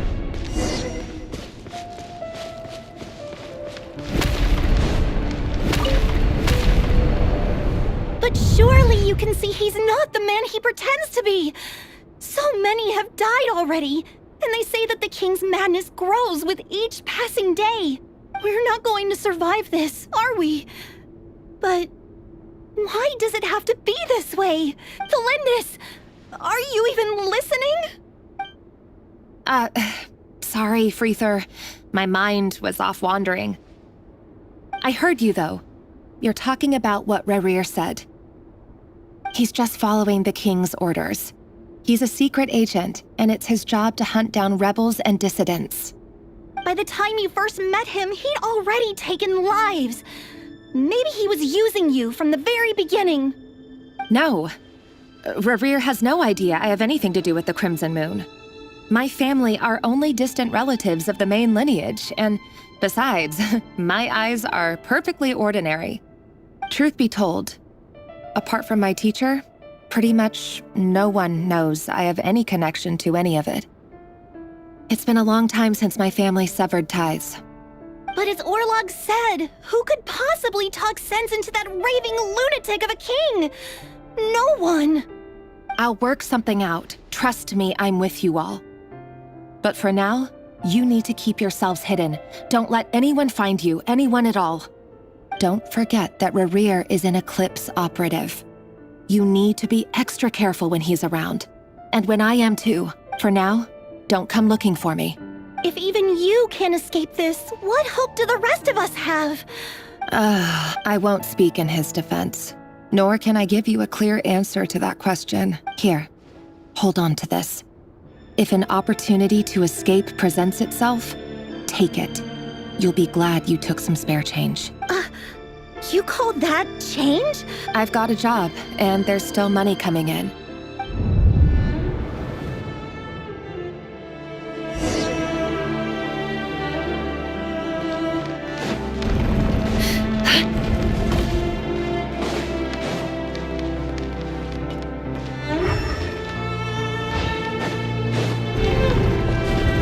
Another day, another round of assassination training. Training ground is just beyond this hidden passageway. When we kill a person, doesn't it follow you get a power? Why would it? Can't we all just make sure you have a firm grip on the handle? Choose your angle well. Keep Keep your movements light and brisk. And the prey won't sense a thing.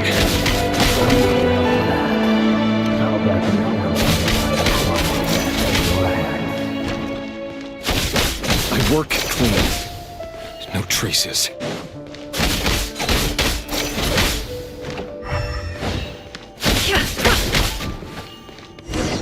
That doesn't open the sword. The king happens to be right now. Someday he doesn't. That won't happen. That power. You only had to take out a handful of it. The ones I've dealt with have always been guilty. And I've carried out my work flawlessly.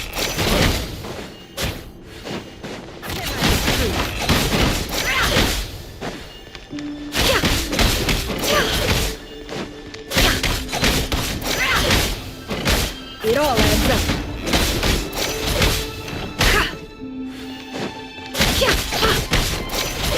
We know why Columbus didn't accept your proposal. Was it because he didn't trust you? Or something else? No!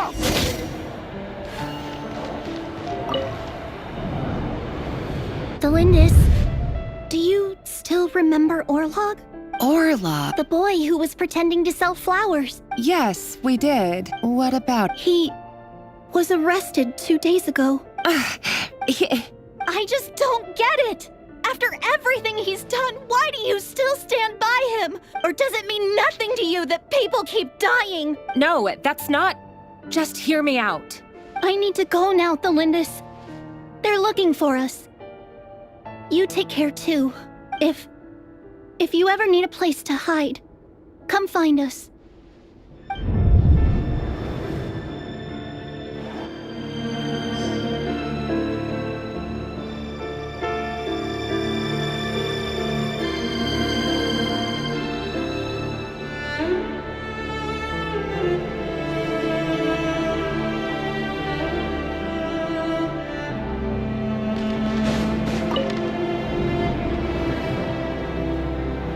Author, Delindis. Over the course of this week, the research object was subjected to interference for a total of 47 hours for experimental purposes. The results are as follows. All subjects of observation that were sent inside have now... The situation within is proving more problematic than anticipated. No progress whatsoever. What now? Won't you give me even a glimmer of hope? Things are getting worse by the day. I have to find a way or we'll all be in danger.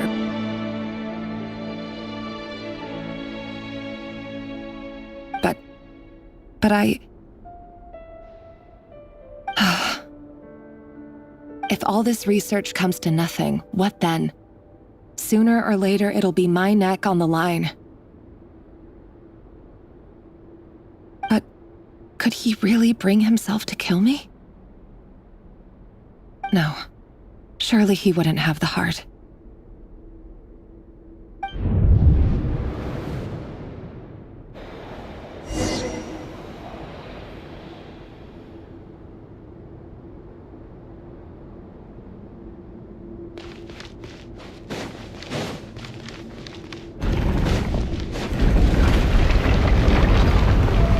Why won't you just let us go?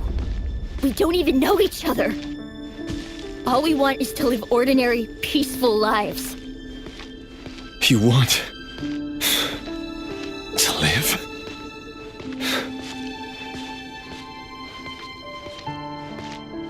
Yes. I just want to go on living.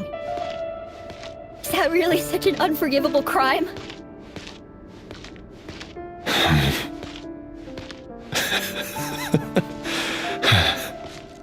You want to go on living. I want to keep living too. To keep living forever. That's why I have no choice but to continue on the path I'm on. If only some savior would suddenly swoop down and change the way the world is. Too bad that's not going to happen. Imagine that. If there really were such a person, you and I wouldn't be standing here like this, would we?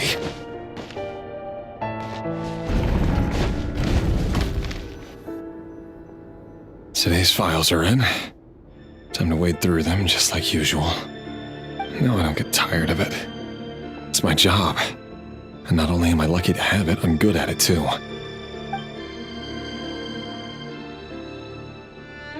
Huh. Wait. That's... Thelindis?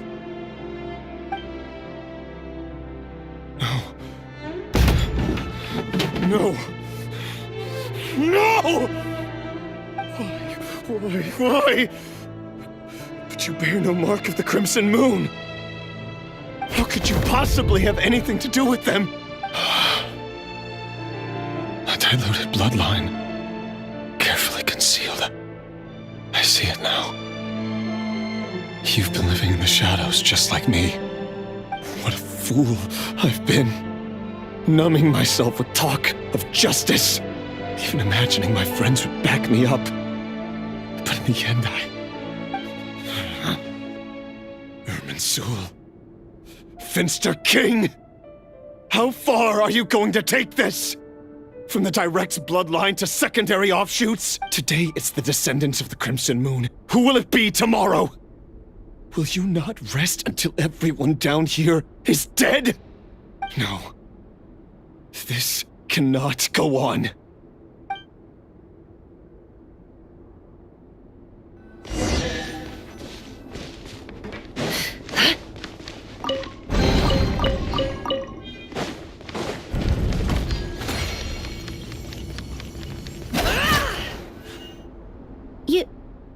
You're really letting me go? I am.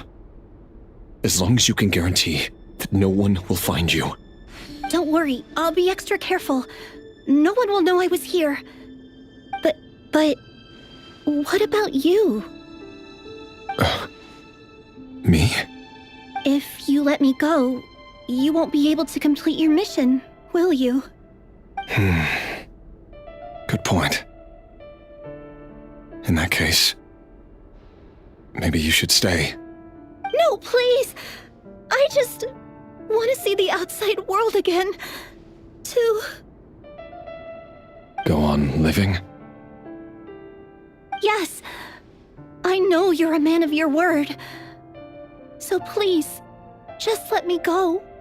If I let you leave, what will become of me? Just kidding. Go, now. But remember, don't let anyone know you were caught. We'll be seeing each other again very soon if you do.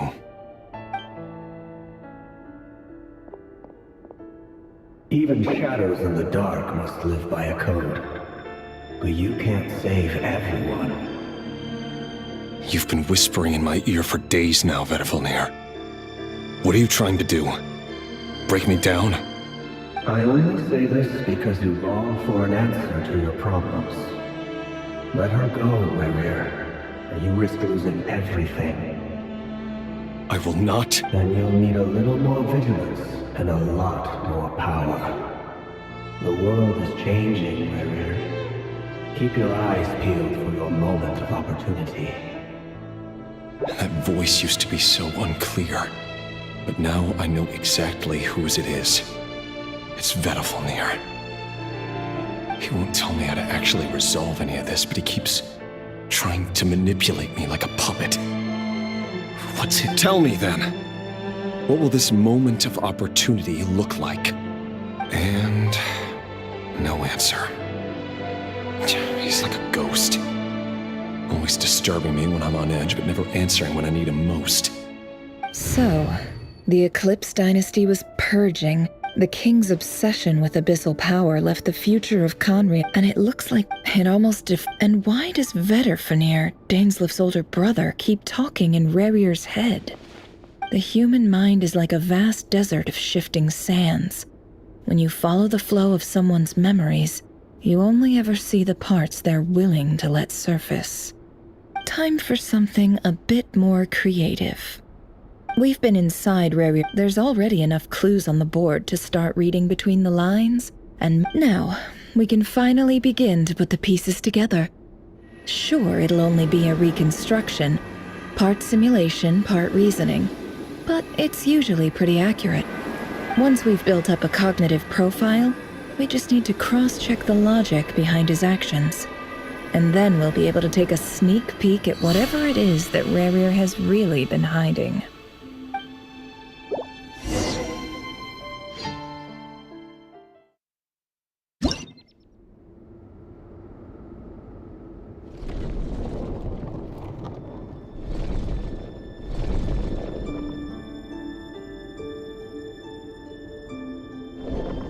Rerir, are you there?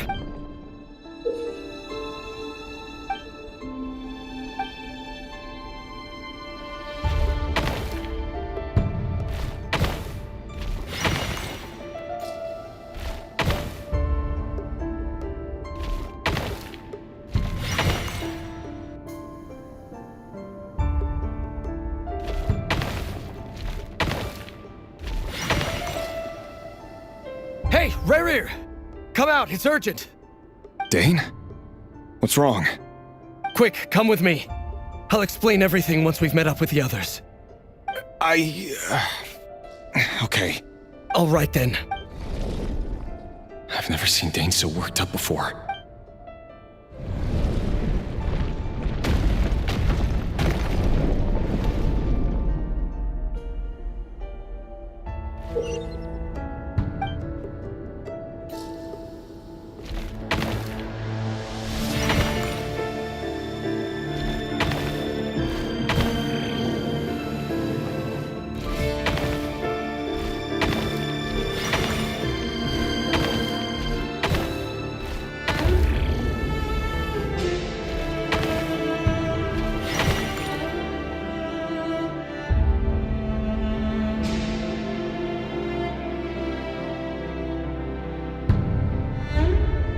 Well, this is a nice change, meeting you all at this hour. Don't be ridiculous. We do not fear the day. You might ask your blade, that same. The word on the If this is your way— Oh, we can Robtatir. Why Dane's lift, please. Cast aside your apprehensions, Miss Rhindaughter. Well, your president, vice president My success, of course. And as for Eftervit, in missing out on the presidency— You're all here.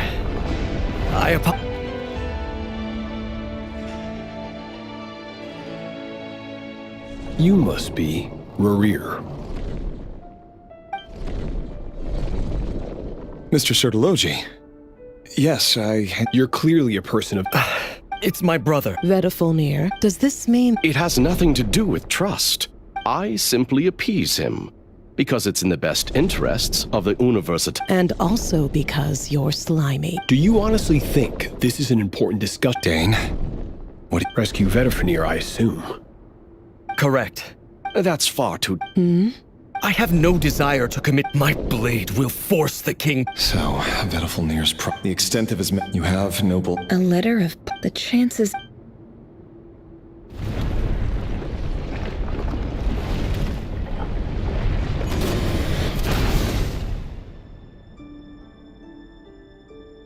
This black another mystery.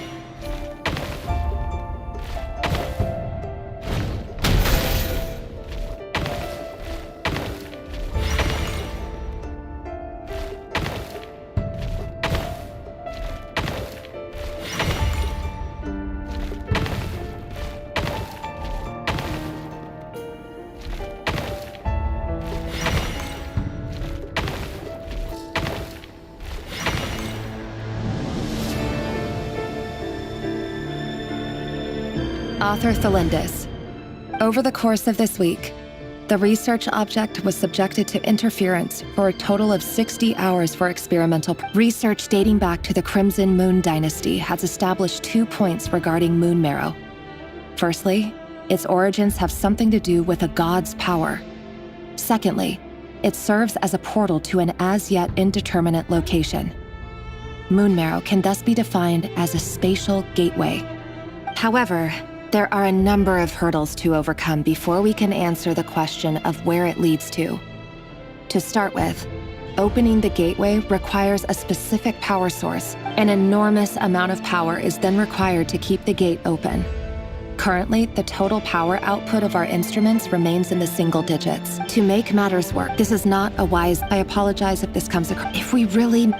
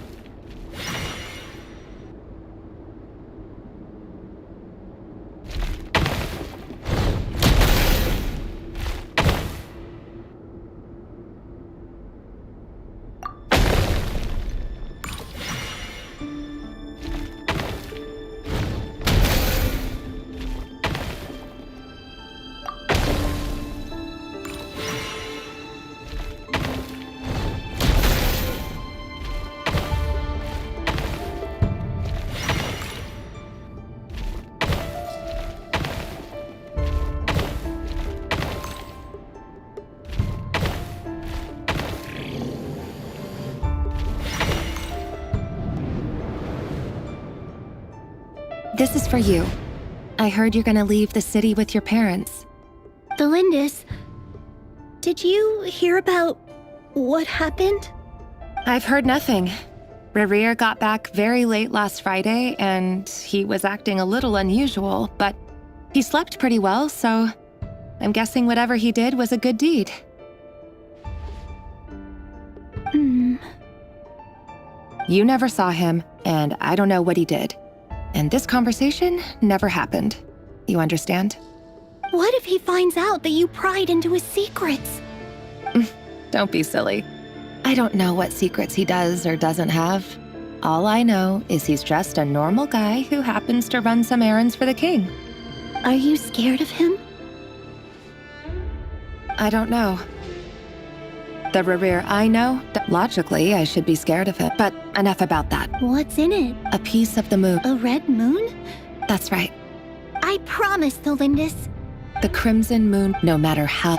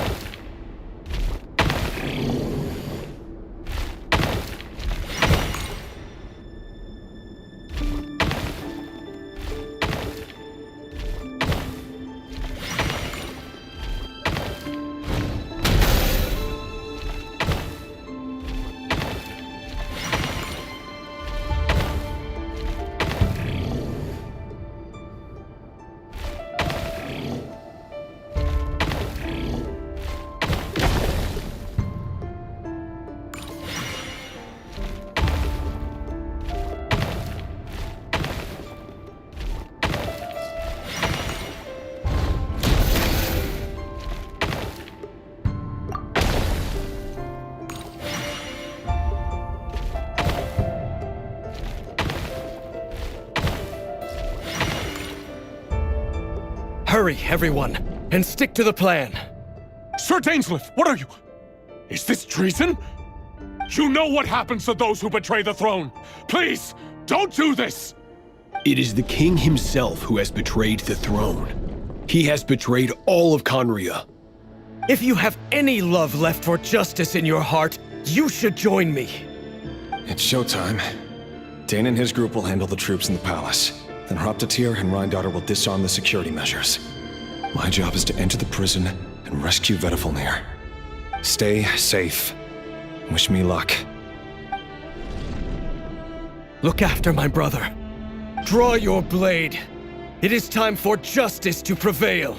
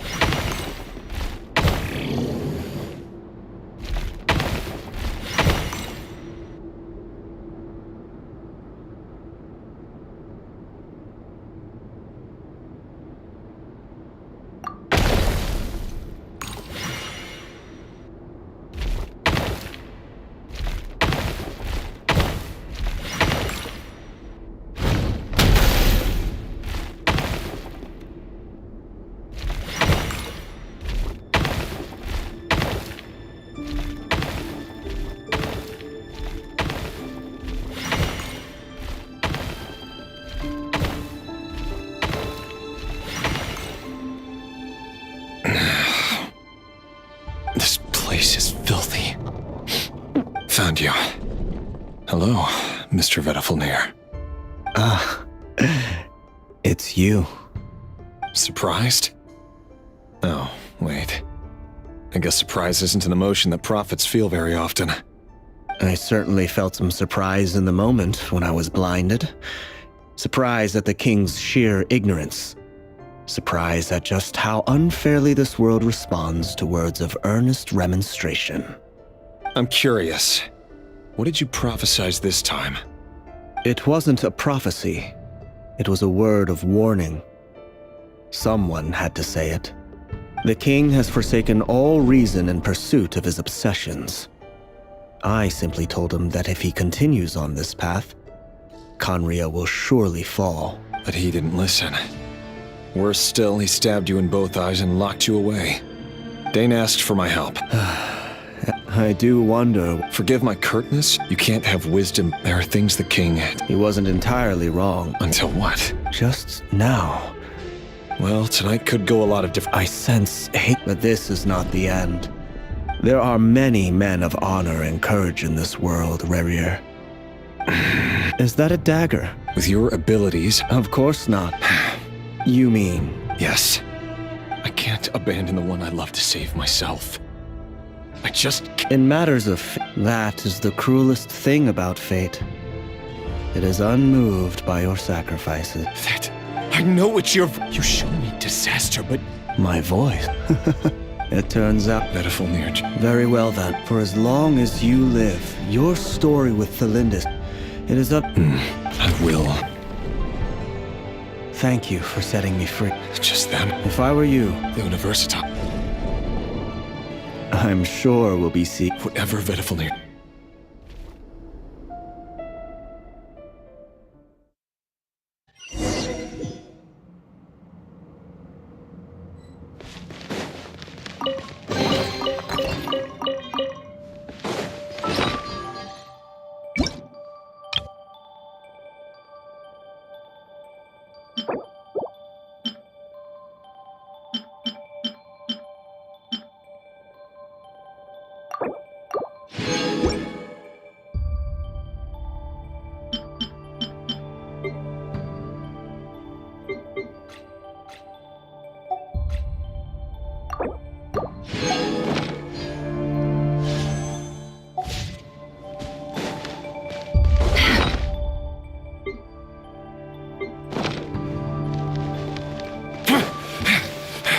Monsters?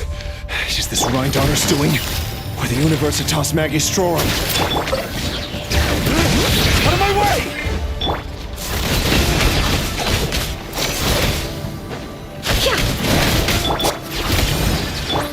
Observe. Close your eyes. Night falls. Allegedly, but if they were... Help! Help! Hold on! Don't let them anywhere near you! Save me! I can't! That sounded like an explosion. So, the rumor is true? The king really went through with it? What other means does the king have at his disposal? They must run on power from the Abyss. And given it's a major center of Abyss research, anyone over at the Universitas will be in grave danger. I have to hurry!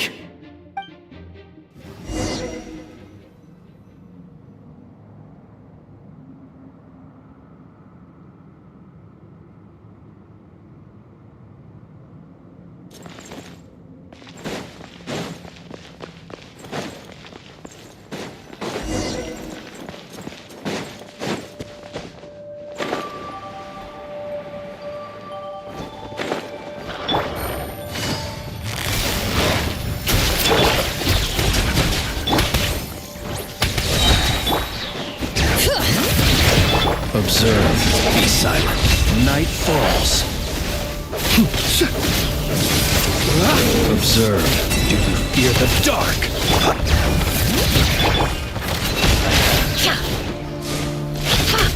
Can't hide the truth. The mystery unravels. Things are about to get dicey. Busted. Letting brave names echo! Close your eyes. Be silent.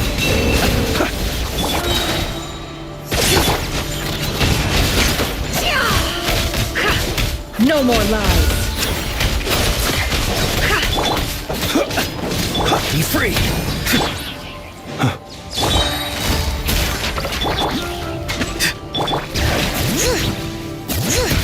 Close your eyes. Night falls. Observe. Gotcha.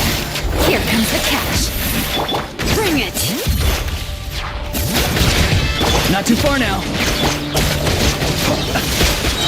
Close your eyes.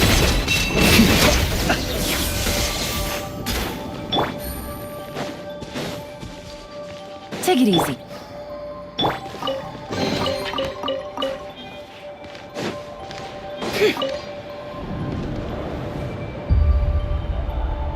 Monsters! At the Universitas Magistrorum? Why now?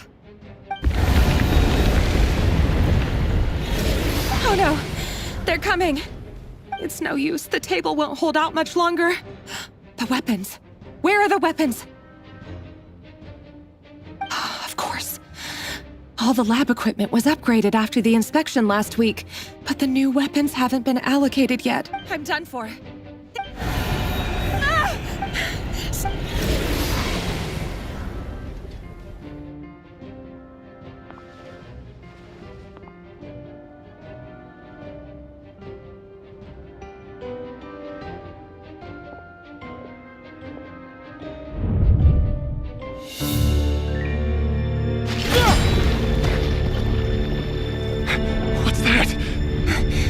Rerir! So the rumors about your work are true. What? No! Listen, something happened at the palace tonight. We have to leave! You don't need to lie to me anymore. What do you mean? I know why you're worried, and I will respect the decision you've made. But it's okay, because I found a solution. I know how to end all this. You can have it back. The normal life you so desire. But until then, I'm afraid our wedding will have to wait. Celindus? No, don't do it! Celindus! Celindus!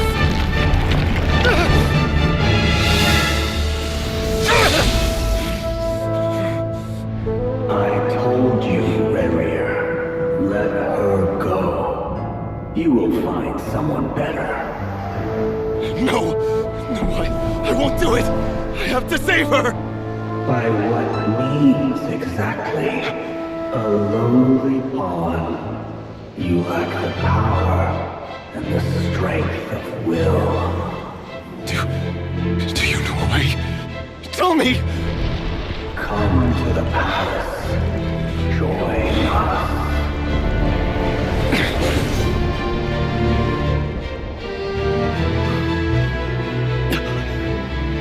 Rerir, thank goodness we... Step forth and take your share. You made it. Not you too.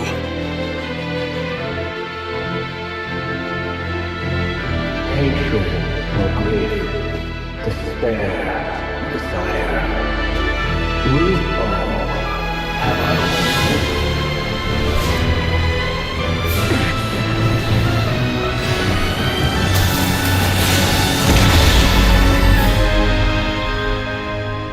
Rerir. Rerir. Flindis. Were you daydreaming?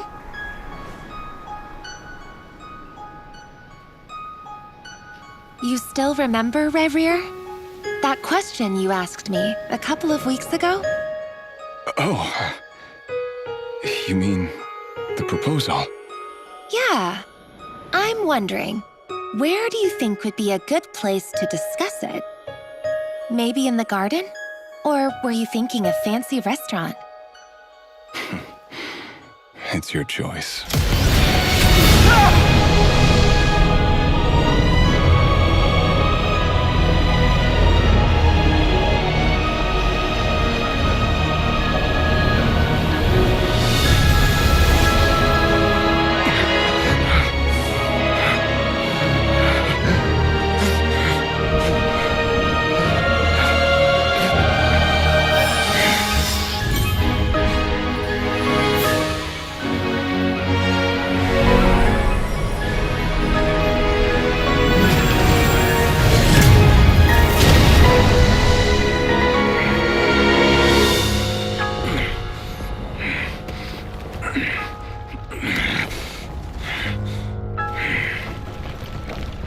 I will find you. And then, you can give me your answer.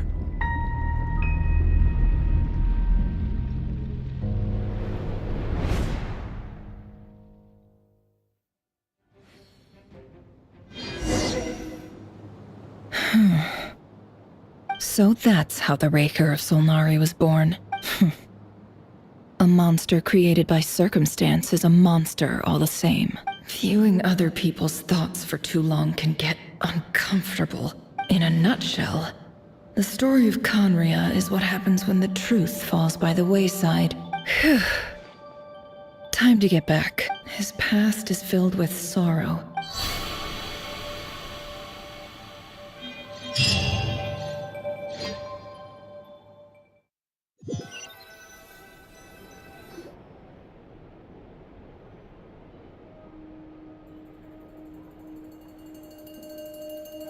Everyone, I'm back. Can I get a standing ovation? Never! She's fine, Bob. Yes, I'm fine. You will have seen the events of Rerir's life through my thoughts. It's now clear that he is just a regular nobody, driven by personal tragedy, as he said himself. I mostly agree. There's only so much we can know about him from his memories alone. But they did give us a clear glimpse into his life in Conria. However, I would not consider Rerir to be a nobody. He was deeply involved in the events of that era. Sounds to me like you're speaking in riddles again. Is this you urging me not to abandon the people of Nodcry in their hour of need? That's not what I meant. Although I do hope you choose to remain a part of the plan. Then try to remember that I respond better to the carrot than the stick. Now, as for you, Missy, you were excellent. You stuck to the rules of the ceremony and kept your mouth shut the entire time. Bravo. Cool. So, can you fill me in on the deets now? Most of what I saw went right over my head. Patience. You'll hear the whole story, don't you worry. But let's meet up with the others first. It will save me narrating it twice. Yehoda? Yes, boss! That's more like it. For a moment there, I was worried you'd forgotten about the first clause of your employment contract. Forgive my curiosity, but what does the first clause say? It says I gotta do the annoying stuff that boss is too lazy to do for herself. Like opening the door, pouring the tea, yada yada. Is that right? If something is in the contract, it's because she willingly agreed to it. Rest assured that the Curatorium abides by the very strictest of labor policies. You don't seriously think I'm cruel enough to treat her like my slave? In any case, I've hardly shied away from my share of the work today. Hope I don't catch Flintz and Varka lounging about in their chairs, enjoying a leisurely cup of tea. There's nothing I dislike more than other people enjoying themselves while I'm hard at work.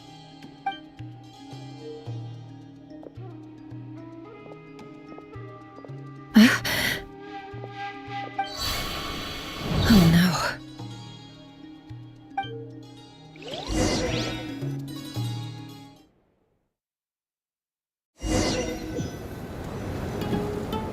Sorry to disturb you, but we seem to have run into some trouble.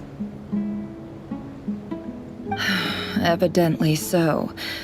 Don't worry, I'm not about to leave you to fend for yourselves. I'm not that kind of boss. And it would go against the Curatorium's labor policy. I'm sorry? What did you hear me say? I wasn't talking about labor policy. Wait, how long have I been standing here?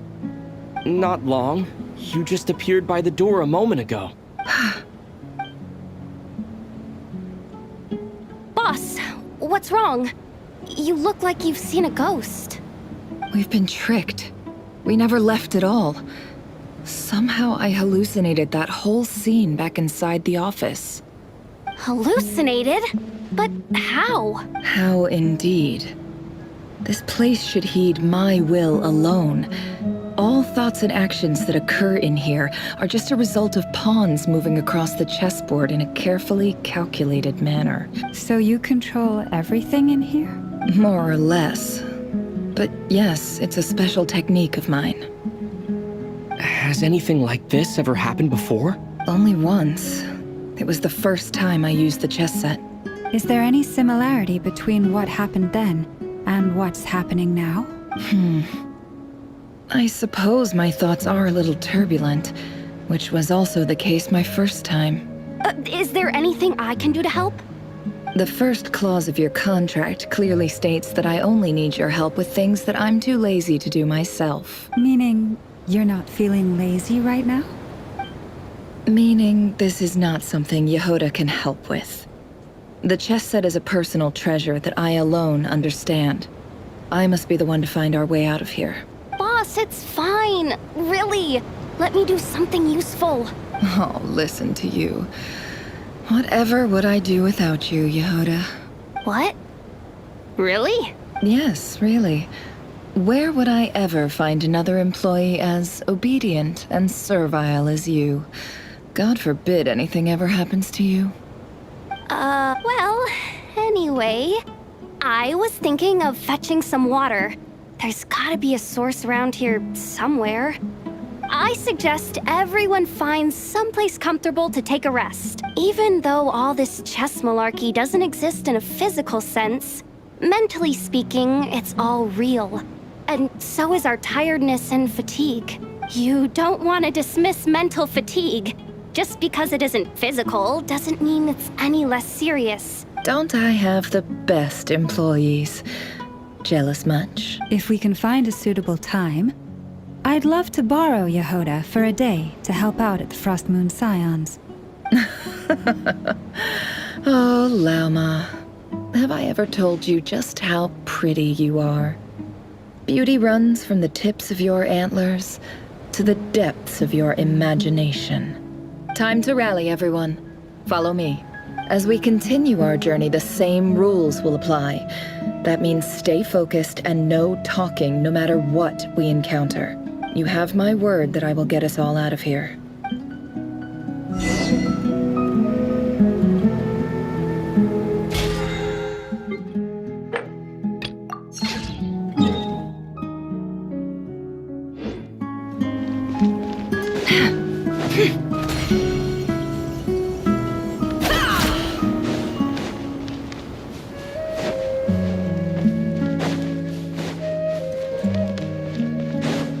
This place looks familiar. That's not a good sign. I wasn't expecting visitors at this hour. Oh, it's him. There you are. Sinue's been looking for you all day. I think he has some news for you. Oh yeah? What were you doing just now, Uncle Retinue? Hiding away some more loose change? What do you mean, loose change? Oh, come on, I'm too old for this. Just pretend you saw nothing.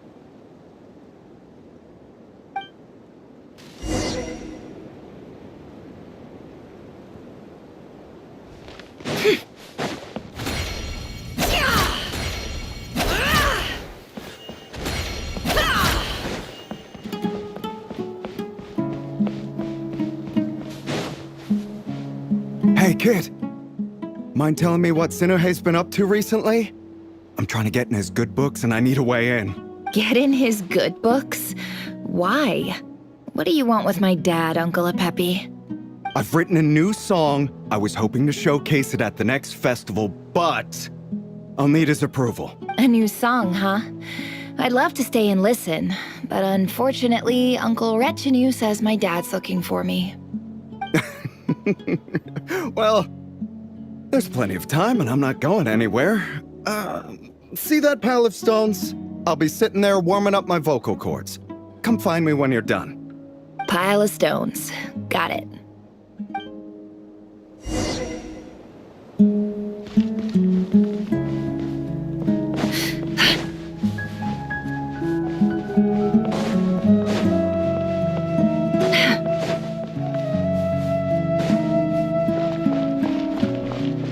Hi, Dad.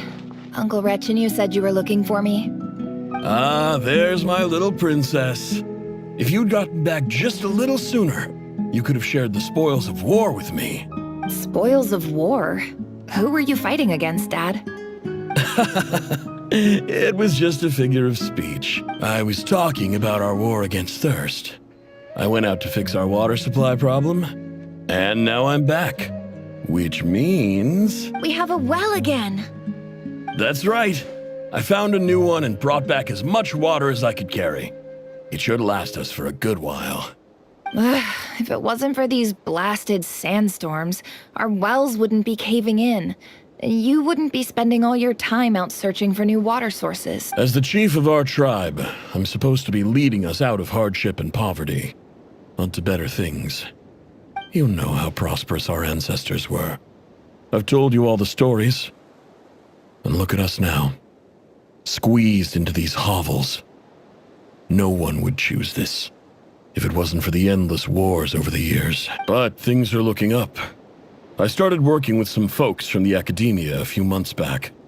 They gave me some contacts in return for my assistance in the desert. So you're the academia's helper now? Special ambassador, they call it. Think of it as a partnership. It's nothing bad, okay? We've been isolated here in the desert for too long. Seeking opportunities elsewhere is the best thing for us, and the fastest way to progress. So, do you get anything good out of being a special ambassador? Of course. My luck's improving all the time. One day, I swear I'm gonna lead us out of this place. We'll find somewhere new. Somewhere better.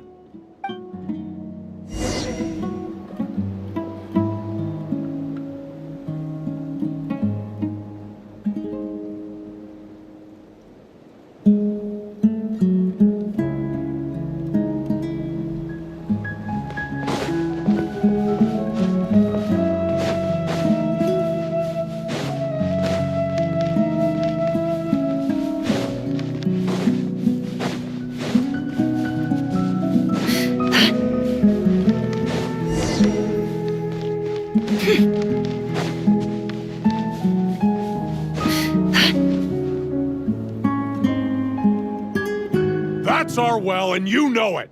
You stole from us! Well, you've gone from chief to thief, and now you have to— Did you really think you could take our water without permission and get away with it? You're either brave, stupid, or both. And that special ambassador act? Yeah, nice try! We spoke to the academia. They said it was all news to them. You're a liar and a cheat!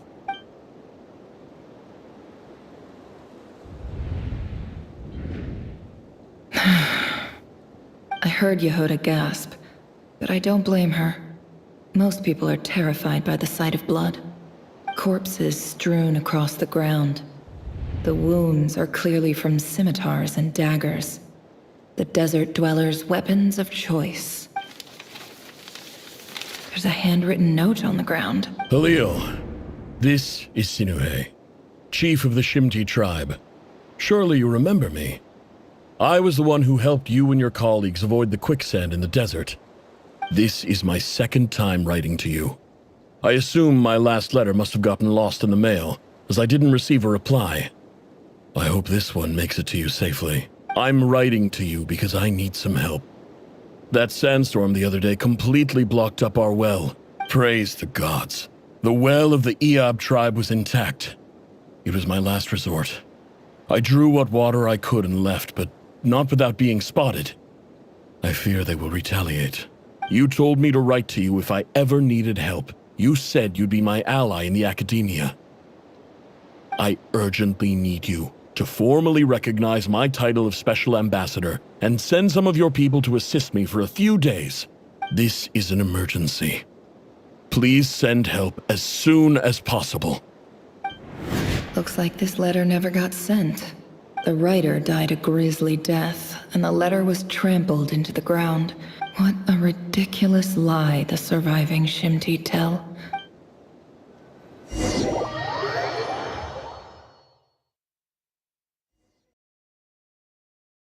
Ah, officer. Welcome. I thought you would at least have the courtesy to provide some respectable libations.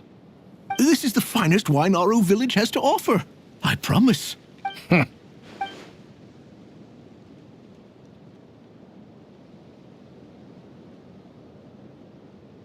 The Academia has agreed to reserve a single space for a candidate from your village. But I remain skeptical of this entire endeavor.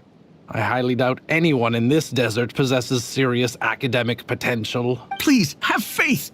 If not in us, then in our god. The child we found shows great promise. I beg you, take her away from this place. Give her a chance. Don't let her talent go to waste. I don't recognize her. New arrival? She showed up here a few days ago and we took her in. She's a really bright kid. Please help. I'm begging you. So, where are you from? Nowhere special. Just a sand dune. What about the rest of your family? How many of you are there? Just the one. It's only you? Correct. So, no brothers, no sisters? No mother or father? Any who have slept on a bed of sand, I call my brothers and my sisters. Apart from that, I have no family. All right. Get over here. Sign your name on the form.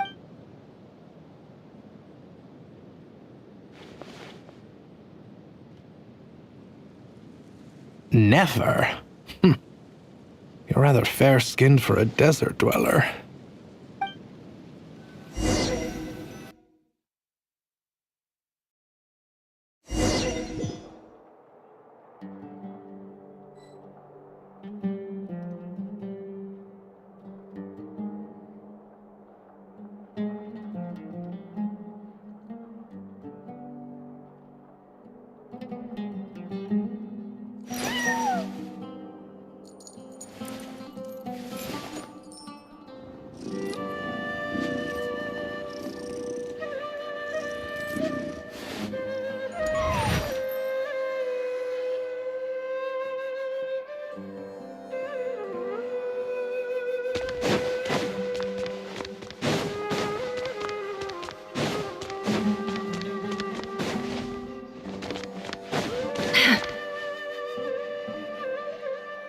Nefer, this term's assignments have been issued already.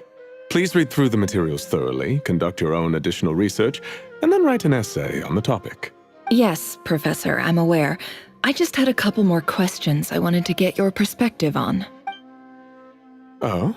Please ask away. Well, I saw the other students' problem sheets, and I couldn't help but notice that my assignment is much easier than theirs. A weak student? Goodness, no. Quite the opposite. You have a sharp mind. Almost too sharp. I think what you're saying is, a weak student wouldn't have noticed the discrepancy. And if they did, they certainly wouldn't complain about the lighter workload.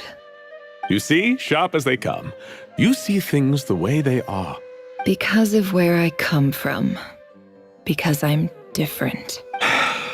I'm sorry, Nefer. I don't like it any more than you do. It's just... Anyway, you said you had a couple of questions. What's the other one?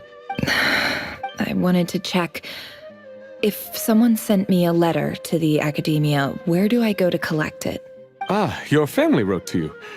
Well, as long as they put your name on the envelope, someone should hand it right to you. Not exactly. It's not even a recent letter. I was just curious where the mail would end up if no one collects it. The House of Dana, I expect. I know there's a box for unclaimed mail somewhere in there, probably sitting on a shelf. Whatever you're looking for, that'd be the place to start. Okay, got it. Thank you, Professor. Oh, don't mention it.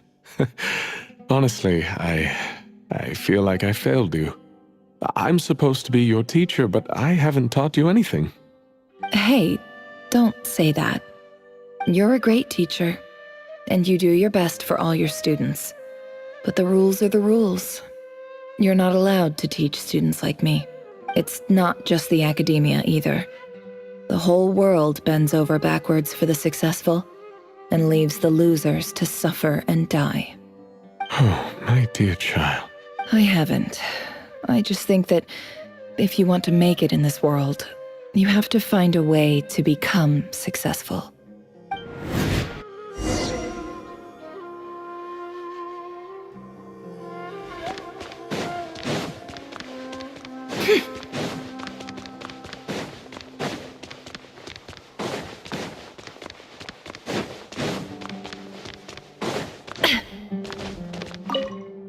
This must be it. Let's take a...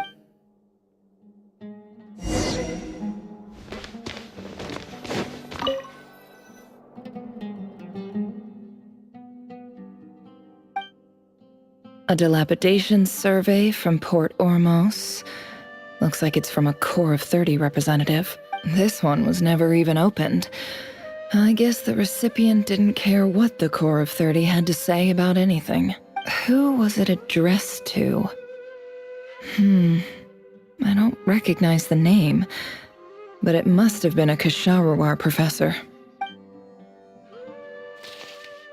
This one is addressed to the Amorta Sage. The title is Changes Observed in Satyavada Life Symptoms. Guided by the incense, we became lost somewhere in the forest. In clinical terms, these symptoms fit the description of incense poisoning. For example, this seems like something the academia would want to know about. Why wasn't it collected? Wait, what's this written on the back? It's so small. The note says, "The sender authored this letter while under the influence of mushrooms. I would send it back, but no return address was provided." This next one is addressed to...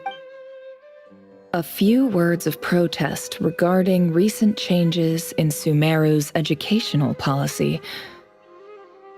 In recent years, the academia has taken on a small number of students from the desert region. However, it appears to me that these students have not, in fact, been provided with educational opportunities, as well as receiving dumbed-down assignments and perfunctory tutoring.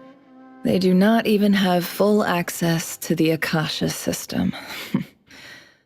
Education is the fundamental purpose of this institution, which should go without saying in a nation whose founding virtues are knowledge and wisdom. I ask you, is the lip service we pay to the policy of education for desert students truly the standard of pedagogy to which the academia aspires? As Grand Sage, policy decisions are your prerogative, but do not forget your roots. You and I were once students too, as was everyone else in this institution. I do hope you will give some serious attention to this matter. Great letter. And the sender is... Huh? Sage Cyrus of Spontamod. I didn't realize anyone else even knew how bad students like me have it in this place. So this is where letters from the Sage of Spontamod end up? Whatever. I'm not exactly holding out hope that a letter sent from the desert would even make it here. I can't believe how much discarded mail there is. Must have been years since someone last went through it all. And this is just one box. I don't believe for 1 second that any human being has sat down and read through all the documents in this place.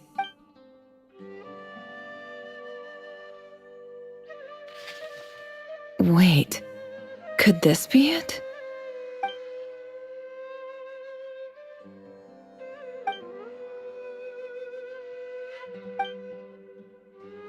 Greetings, Halil.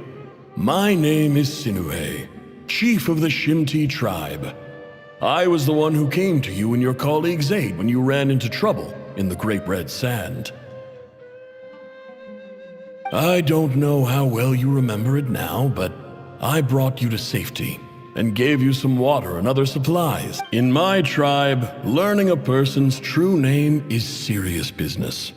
And I therefore see you all as friends. The Shimti tribe lives a harsh nomadic existence in the desert.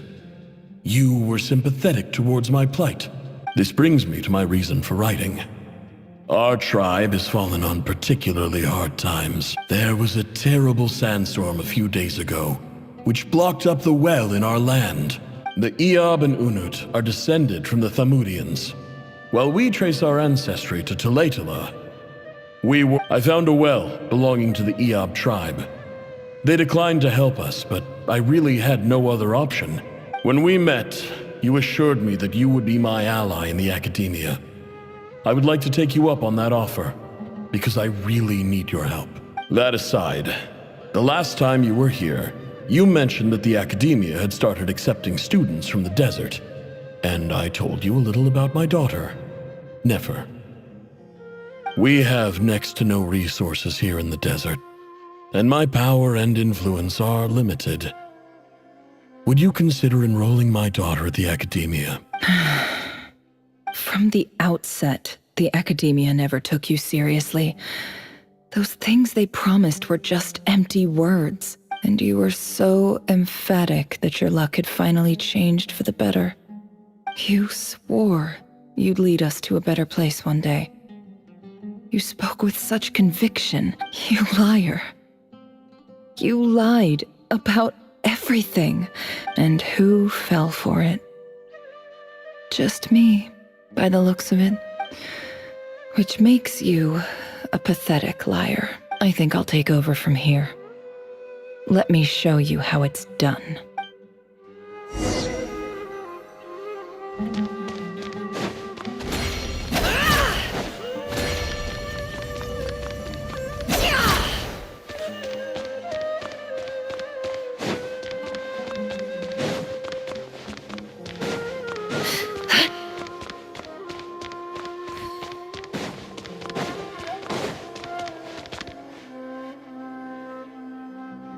I just came to say goodbye.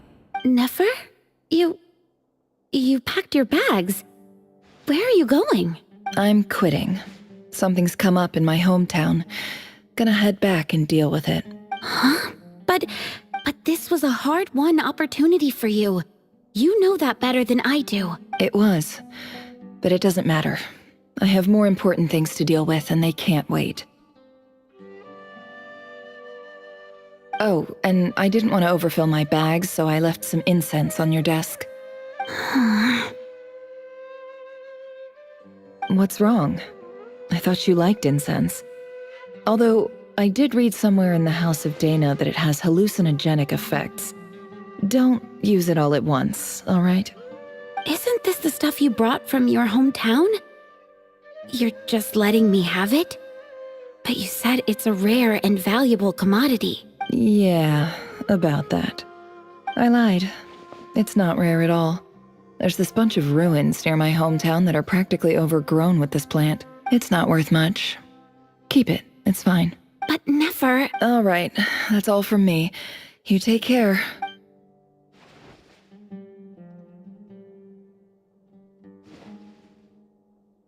Don't forget me, okay? I mean, we're more than just classmates, right? We're friends. Yeah, I'll remember you. I lied again. That incense is worth a fortune, and it's a rare find even in those ruins. And as for remembering her, I have far too much to do when I get back. I'll be lucky if I even make it through this alive. But either way, I expect I'll forget you pretty quickly.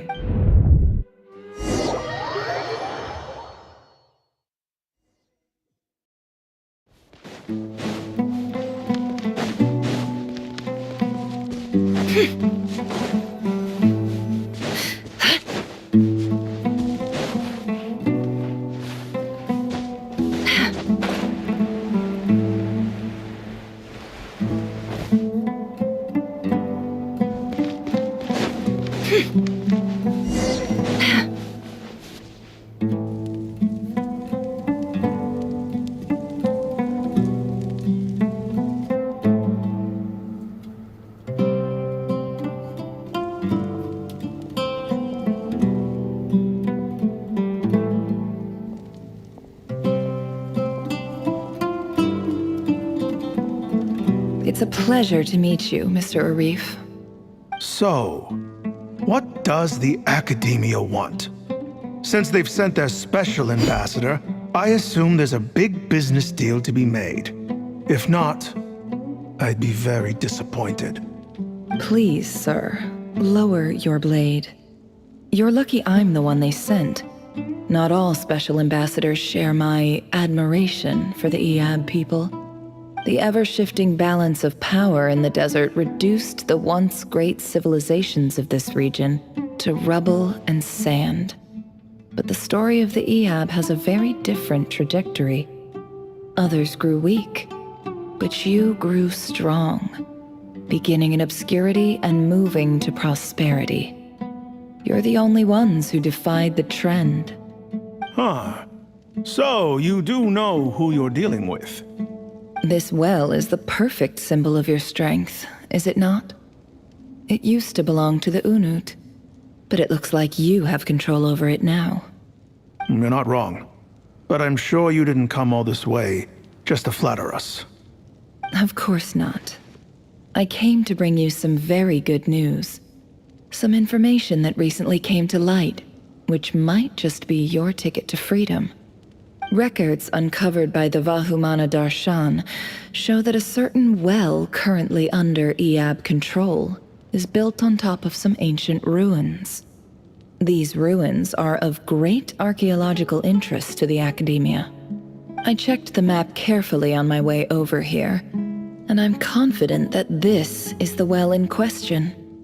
The Academia is offering 50 million mora in return for excavation rights. 50 million? No, wait. If these ruins are as important as you say, 50 million's a little low, don't you think?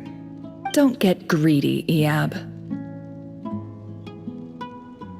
We know far more than you think. We know that you seized this well by force. Wasn't that the first step in your rise to power? To drive away the Unut and steal their water supply? So what if it was?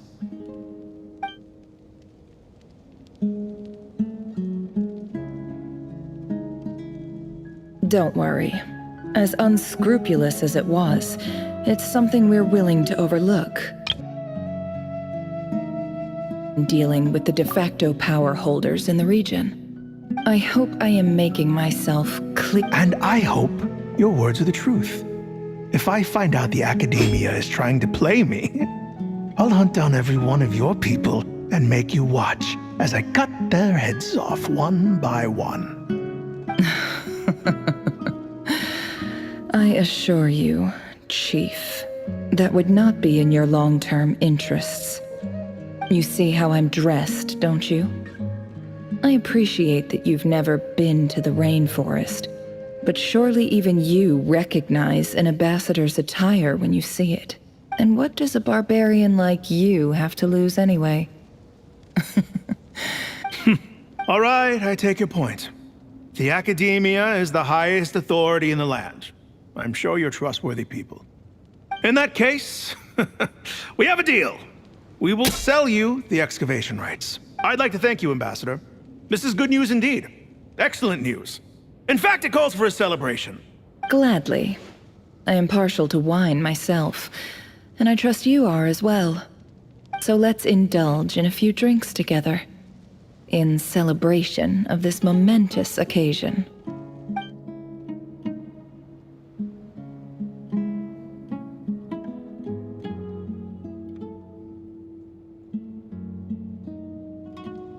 Chief! Chief, it's an emergency! It's the Unut. They've taken the well. What? Look, don't just stand there. Take it back. Yes, Chief. I have every confidence in the Eab's military superiority, and yet... What is it? The Unut's response was alarmingly fast. The day after we reach a deal, they seize the well. This can't be a coincidence. Perhaps there is a traitor in your midst. I don't think so. I am obliged to remind you, Chief, that the Academia will only deal with the de facto power holders. If you cannot regain control over the well, I'm afraid you won't see a single mora of that 50 million. No! Please, Ambassador, just give me some time. I swear the Unut will not get away with this. That well is ours, and so is the mora. Glad to hear it. I will wait here for an update.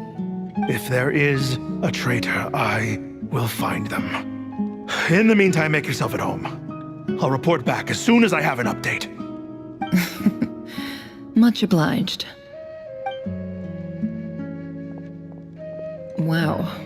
All it took was a few words and I've got him wrapped around my finger. What an amazing feeling. So, in summary, Ambassador, the Academia would rather negotiate with our tribe instead of the Eab, yes? The Eab are ruthless murderers who don't listen to reason. And now they have the gall to interfere in our research projects in the desert region. So let me ask you, Chief, if you were the Academia, what would you do? Kill them all, of course. Precisely. The Academia does not tolerate those who stand in our way. The Eab have held back our academic pursuits for too long, and our patience is wearing thin. At the same time, there is simply no way that the Academia can be seen to be intervening in desert affairs. I'm sure you understand where I'm coming from. We have our own rules out here. If the rainforest dwellers raised arms against a desert tribe, it'd start a bloody war. Right. We can't confront them ourselves, but we can support their enemies. The Unut have always had strained relations with the Eab, which makes you our natural allies. Natural allies.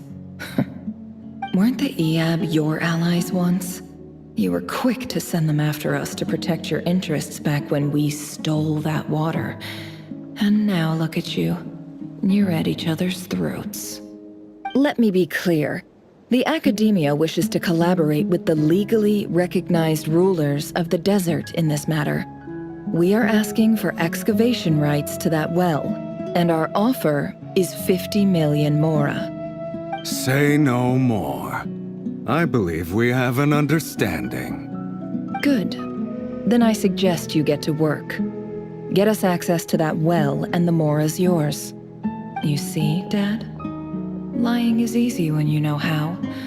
People will believe anything.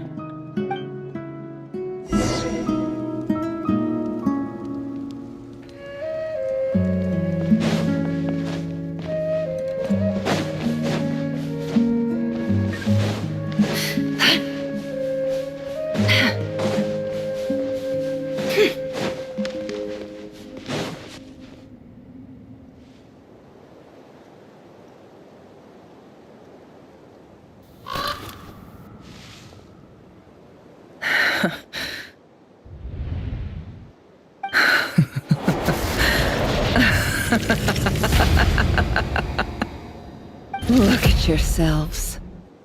You may be vile, savage monsters, but your butchered bodies bleed like any others. You're no different. You're nothing special at all. The monsters who destroyed my home, they're just ordinary, petty human beings. What a joke. I think we're even now. Maybe I've even done the desert a favor. It's a better place without all these people around. Oh, Sinuhe, my gullible fool of a father. Perhaps if you'd been as ruthless as I was today, our tribespeople would still be alive. In this dog-eat-dog world, a chief needs to be tough to survive. But you couldn't do what had to be done. So I did it for you. Nefer, it's okay. All of this is in the past now. I believe I remember you promising to remain silent. Yeah, but even so... Yehoda, is there anything you can do to ease the tension?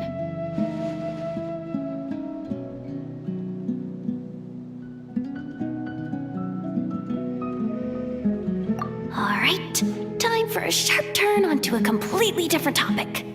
So, anyway, that's enough of that. When are we getting out of this place?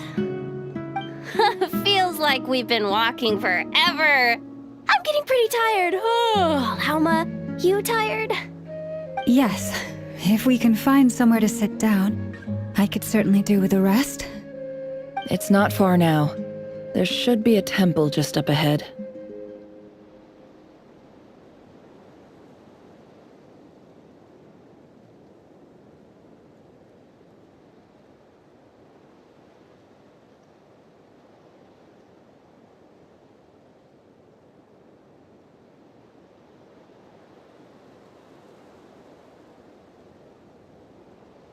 Yes. Really? A temple? That's where this story ends? I guess that's how things go in the desert.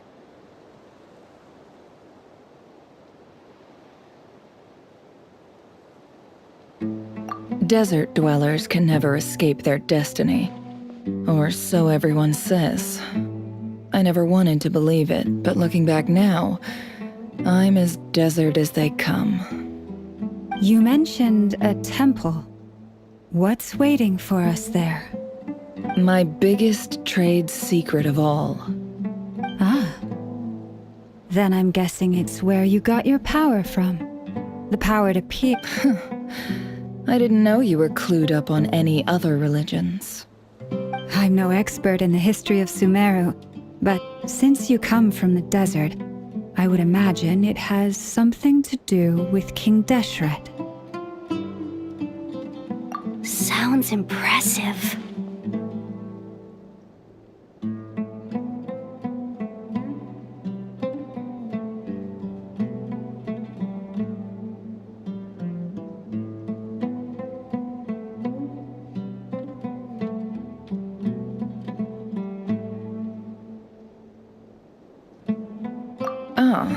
I know who you mean. General Mahamatra Sino. The spirit of Hermanubis dwells within him. That's Boss Neff for ya. She knows everything. Sino's hardly a figure of obscurity, but I know about Sethos too. What about him? Is he a big deal or something?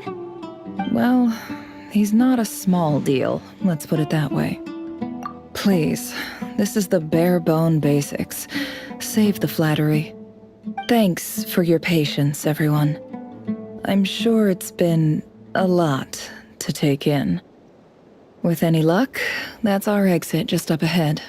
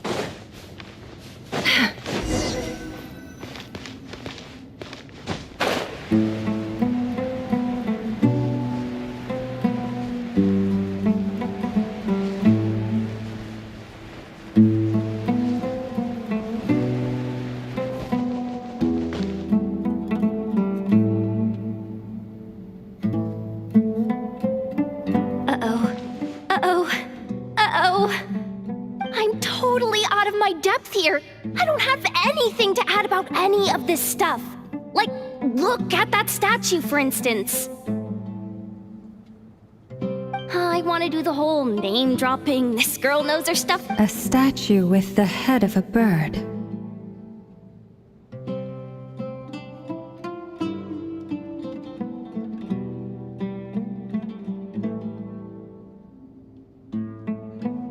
That's Thoth, the Ibis King, one of the 7 pillars of King Deshret. The legends say that he, the Crocodile King, and the Goat King were the 3 retainers of King Deshret. Let's take a look.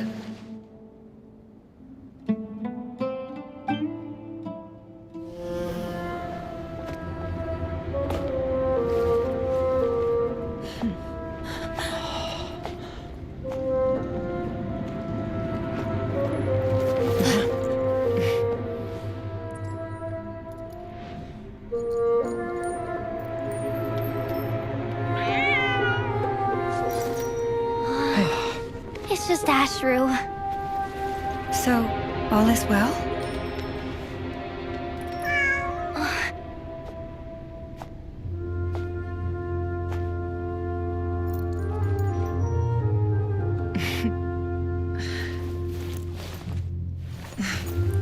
Typically speaking, at this point, the world disintegrates. Then we find ourselves back in the outside world. Besides, these are my memories. There's nothing to fear. You're sure? Of course. It's almost over.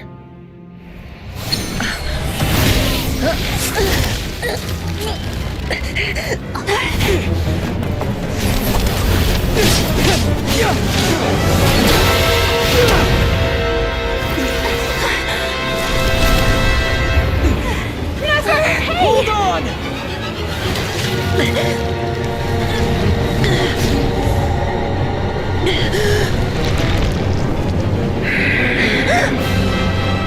Knowing too much is always a death sentence. Speak for yourself.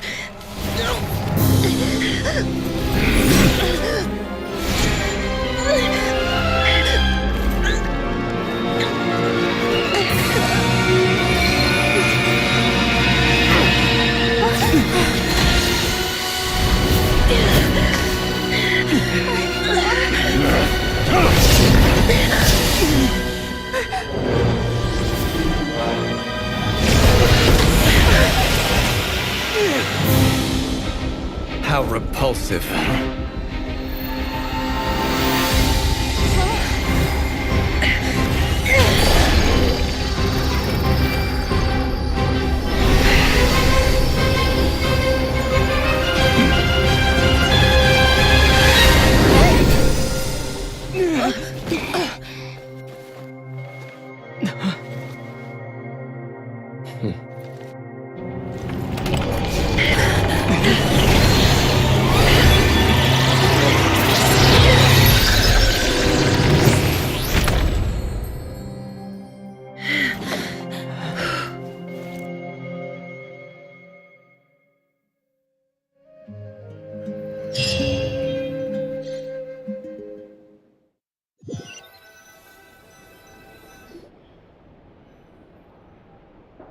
timed that pretty well, didn't I? It's okay. I'm just glad no one was hurt. Paimon noticed you doing something too, Dainsleif. Were you helping get them out? Of course. When I asked Nefer to conduct this investigation, I was not naive to the dangers involved. I had a duty to ensure your safety. Good to know your sense of justice is still intact after all these years. I take that to mean that you saw the truth. That comes as a great relief. I certainly did. And thanks to your help, I also managed to trap Rerir inside the chess set. Whoa, really? How'd you manage that? Well, to be honest, I sensed that something was wrong long before we made it to the temple. By using this fragment to probe into Rerir's past, well, the monster formerly known as Rerir, it seems I alerted him. I was tracking him, then he caught on and started tracking me too. Can't say I'm surprised. But how did he track you through your thoughts alone? That shouldn't be possible. Rerir was a secret agent who reported directly to the Vinster King.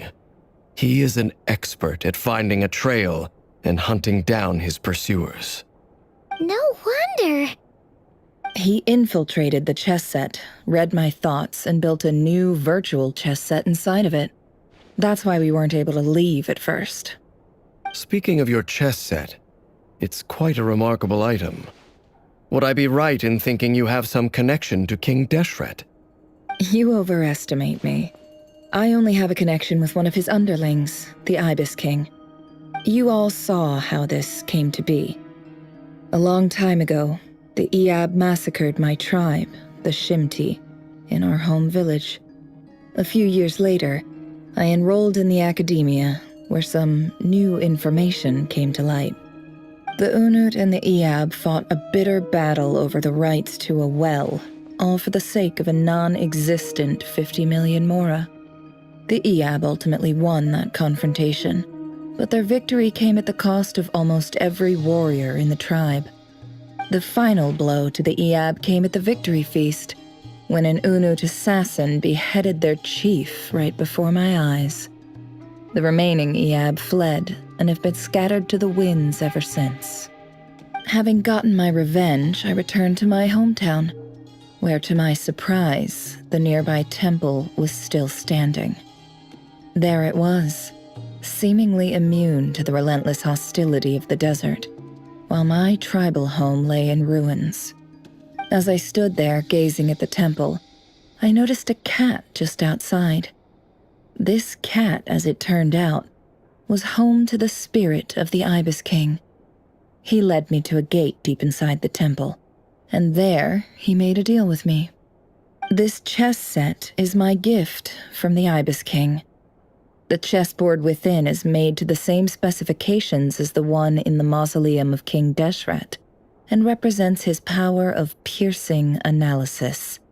With this chessboard in its container, I gained a certain ability to perceive hidden secrets. Now, you could conclude that the Ibis King simply wanted to give the people of this world the power to seek the truth, but I don't believe that's the full story. Every god plays favorites. Their hearts are as fickle as any humans, full of secrets, perversions, egotistical tendencies. It is the same with all powerful forces, including fate itself. Their gaze falls preferentially upon a select few. As you rightly point out, this is an act of favoritism. If you're alluding to the Abyss, then yes, I agree. Gather the others. It's time to share everything I've learned.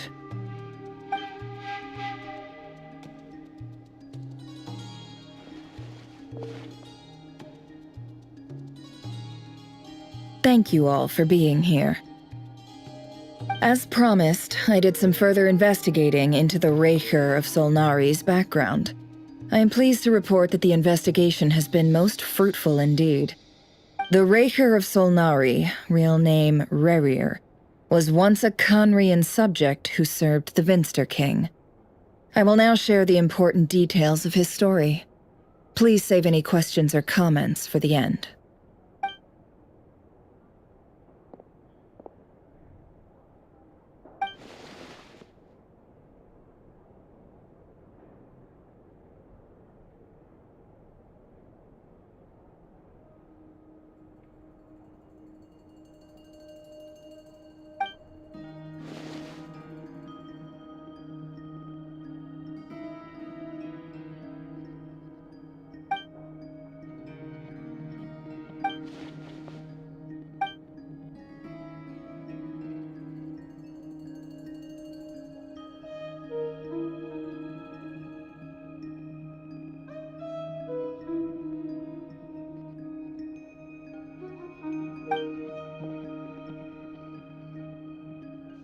So that's why he's so obsessed with the moon. A tragic tale, to be sure. But it does not excuse his many transgressions. No matter how much Rerir suffered in the past, the fact remains that he is what we know today as the Wild Hunt, wreaking havoc upon innocent lives in Notcry. He becomes more dangerous with each passing day. If left unchecked, it is simply a matter of time before all of Teyvat suffers the consequences. This is a threat that the Knights of Favonius cannot ignore.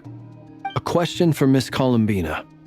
Forgive me if this is presumptuous, but have you ever seen the spatial gateway that appeared in Rerir's memory?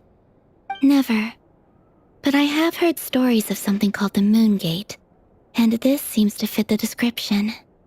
Miss Lama, any thoughts on this? In the lore of the Frost Moon Scions, the moon is believed to hold many secrets. Some sources speak of ancient knowledge, others of a gateway to the unknown. The term Moon Gate is one I have heard before, but as is the case with all of our legends, there are no records of— Then back to Miss Columbina. As a moon goddess yourself, do you have some idea of where the Moon Gate leads to? Not at this stage, sorry. I do hold the power of the Frost Moon, and my strength is recovering well. I can sense that the gate would open at my command, but... But there's more to the power of the Frost Moon than that? Yes. A moon goddess has the right to open the Moon Gate, since it is a path to the moon. But as never mentioned, holding open a spatial gateway takes a huge amount of power. And right now, I need to conserve my energy to fight the Rerir of Solnari. I'm afraid this is one mystery we may have to leave unsolved for now. I agree. Better to save your strength. But if you'll humor me for a moment, I have a bold conjecture of my own regarding the world beyond the gateway. I highly suspect that neither Tholindis nor Rerir made it through unscathed. The evidence pointing to this is the fact that the Rerir of Solnari exists in the form of countless fragments. With the abyssal power he wields, no ordinary foe can touch him, let alone tear him to shreds. And yet, the Wild Hunt proliferates wherever his scattered fragments lie, drawing hordes of monsters to many different locations across the land. So your theory is that Rerir was physically torn to shreds by some powerful force? Hence, why the Wild Hunt is a distributed phenomenon, rather than a unified one? Makes sense to me. Explains why the Wild Hunt is so pervasive, and why he's been trying to piece himself back together. He was whole to begin with, and he wants to be whole again. Without the power of the Abyss on his side, he almost certainly would have perished the moment he was torn apart. But the Abyss, much like a curse, has kept him alive. I could not agree more. The power of the Abyss is most surely a curse. It is a compelling explanation, and one that accords with my present understanding of Abyss creatures. Whether the life form in question is primitive or advanced, if a curse has extended its lifespan unnaturally, it will continue to survive in spite of everything. This raises some interesting questions. I will run some experiments and see if there is any validity to my suspicions. That being said, regardless of whether my research bears fruit, I would like to thank Miss Nefer for conducting such a thorough investigation. Already, it has greatly enriched my understanding of the entity we face. My pleasure, Mr. Albedo. I too hope that the information I have shared today proves useful as we look to formulate the next stage of our plan. Hey! What is it, Dainsleif? You look really upset! It's just... when I think of the man I once knew as Rerir, I struggle to understand why things had to turn out like this. The two of you used to be friends, didn't you? I don't know if these words will bring any comfort, but my heart goes out to you. Mine too. We could never know all the hows and whys of the way things are. The moon and stars are full of untold secrets and lies, and the skies are host to many more mysteries than these alone. Yet, none of that can begin to compare with the complexity of human life. Those are the first comforting words I've heard in a long time. Thank you, both. Well, I think this is a good place to end today's meeting. I'm sure Nefer needs some time to recover. She's been through an awful lot today. That's very thoughtful of you, Lama. Of course. Sounds good to me. Take some time to rest and digest before we reconvene to nail down a plan.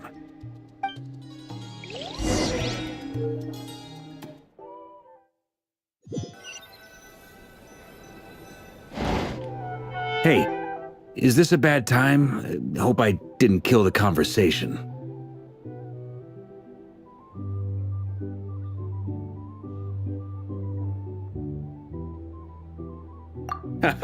No need. Come on, let's talk outside.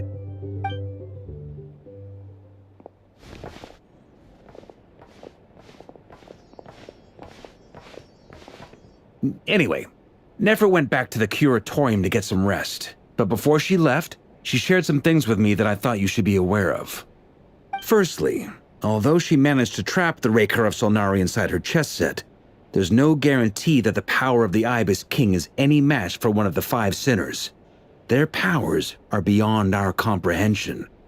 It's only a matter of time before he finds a way to break out. We have to come up with a plan and take care of him before that happens. Honestly, my mom figured that might be the case. So, how long have we got? Well, I asked her that same question. She talked for a long time, but for the most part, it seemed like she was trying to convince me how precious her chess set is. What a long and storied history it has. It felt like some kind of sales pitch, you know? The kind where you end up handing over Mora against your will? Anyway, after all that, she finally answered the question. 2 days, at most. 2 days? Holy moly! Can we even recruit enough help in that time? That remains to be seen. Which brings me to the second issue. Dainsleif is obviously conflicted about this whole thing. But given how little time we have, there's no way we can pull this off without his help. You have some history with him, right? Do you think maybe you could talk to him for us?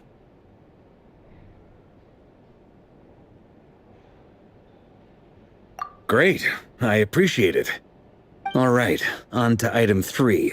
So, Albedo, Durin, and I put our heads together and came up with a plan. Can't promise it's gonna work yet, but at least it's a start. We figured we'd bounce the idea off you first. We'll explore it further once everyone's recovered.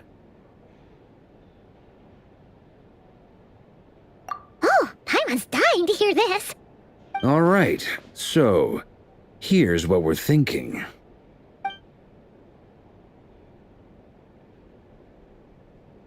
We felt a little uneasy about roping you into this. I mean, firstly, you're not locals, and secondly, none of us are your boss.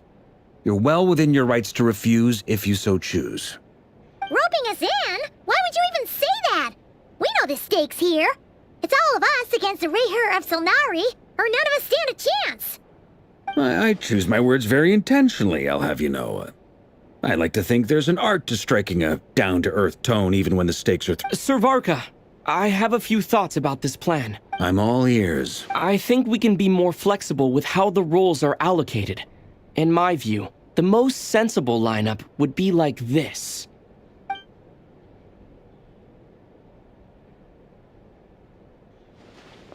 I see your point, yeah. But if that's how we're going to approach this, you'd better make sure you're ready.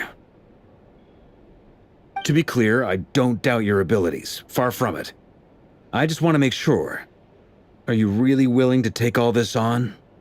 I want to do everything within my power. The Rerir of Solnari is a truly fearsome opponent, and if I do my part, it'll greatly reduce the risk for everyone else involved. Well, that tracks with what I've heard. Jean's mentioned in her letters that you're so diligent it's almost abnormal. As in, most people weigh up the risks and rewards in situations like this. But you seem to just march towards danger without a moment's hesitation. Of course, everyone appreciates a fearless pioneer. But all that aside, I'm the Grand Master of the Knights of Favonius, and you're our honorary knight. I want to make sure your courage doesn't come at the expense of your safety. Thank you, Sir Varka. I should be the one thanking you. It means a lot to have you on board. I'll give some serious thought to your suggestions.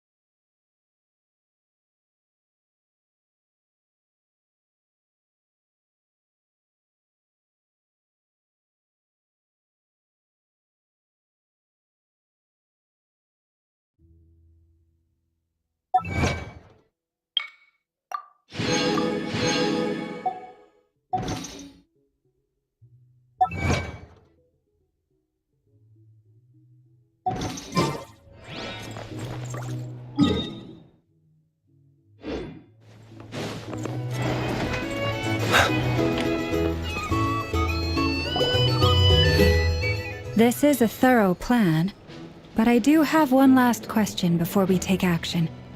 How can we be sure that our enemy won't leave the designated area? Great question. Albedo's been hard at work analyzing Rerir and the Wild Hunt's behavioral patterns. His conclusions are as follows. Firstly, from the earliest known confrontation until now, Rerir has never displayed any ability to manipulate the dimension of space.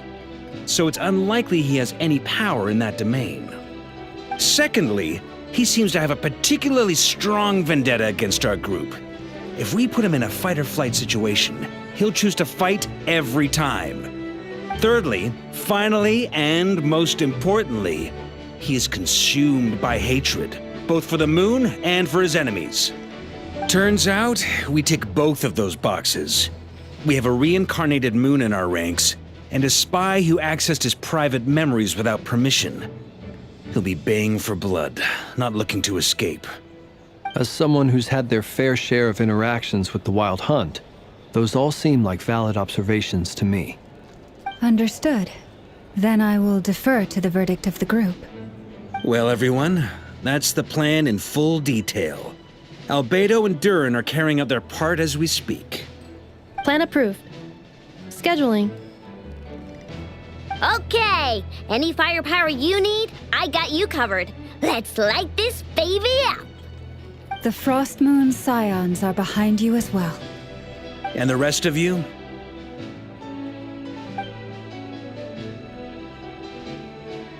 No objections? All right, then it's settled. This is the plan we're going with. Next up, an old tradition of mine. Anyone who wants to back out, now's your chance. Wait, we can still back out of this? Everyone says things they regret, right? I don't want anyone feeling trapped because their mouth said yes before their brain had time to think things through. A very people-first approach. I hear that's common practice in the Knights of Favonius. Heh. Who'd you hear it from? D-Luke? Shh. We don't use people's real names at work. This contact will be known only as Owl, please and thank you. This plan can only work if everyone does their part. Flint's and I will absolutely support it. We shall indeed. You'll be glad you accepted our help. Also, you are the last person I expected to see here, Miss Dory. It's not often I get called Dory in a work context. My peers usually call me Lord Sangamabe. So, the longer your name, the higher your net worth. Is that the idea here? In that case, Mr. Flint's here must be worth a fortune. That's right, I know your full name. It's... The walls are thin here. I'd appreciate you keeping that a secret. Okay, fine. I'm actually only here as a favor for someone else. Do you have any idea how much it would cost to hire me otherwise? Oh! Does this mean someone out there actually has the power to boss Dory around? It most certainly does not. We have a long-standing and mutually beneficial business partnership. She's actually the mom of a friend of yours. Said mom supplied me with a great little trinket, but now that lady's ruined everything. If I don't start building a little goodwill now, my whole business in Notcry is gonna go down the drain! Okay. So what exactly is so special about this pendant? It's a lucky charm that a great mage made for me. We have a business relationship, and she was worried that something bad might happen to me. So, she wanted me to have something that can store power to protect myself with. I finally got it all fully charged up with Kuvaki, and then never went and used it all up at once! Never lost so big in my life! You're right. It was all my fault. I didn't mean to drain all the Kuvaki in the pendant, but I'll make it up to you. You will? Well, in that case, how about you give me your chess set, and we call it even? I knew you'd say that. Well, it's yours if you want it. In fact, take it now, and I'll even throw in a free Rerir of Solnari. Deal? You're putting me in a difficult position here. It's a very useful thing to have around, but I have a funny feeling it won't be around much longer. I guess we'll see in a couple of days. Looks like bankruptcy for me. Hey, don't be so pessimistic. See this through and you never know. You might find a new business opportunity on the other side.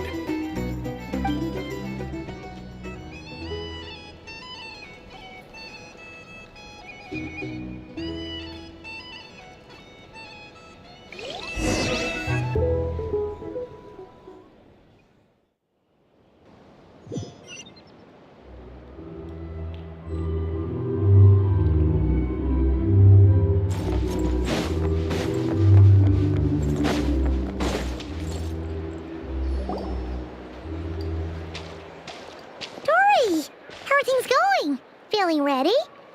Oh, I was born ready. We only have 2 days. You think Lord Sangamabe would let an opportunity like this slip by? Don't forget, when something's in high demand, the people with the goods on hand get to charge the highest price of all, even higher than the sellers taking advance orders. Ta-da! See? It's right here! Ah, it's so pretty! Did you make it?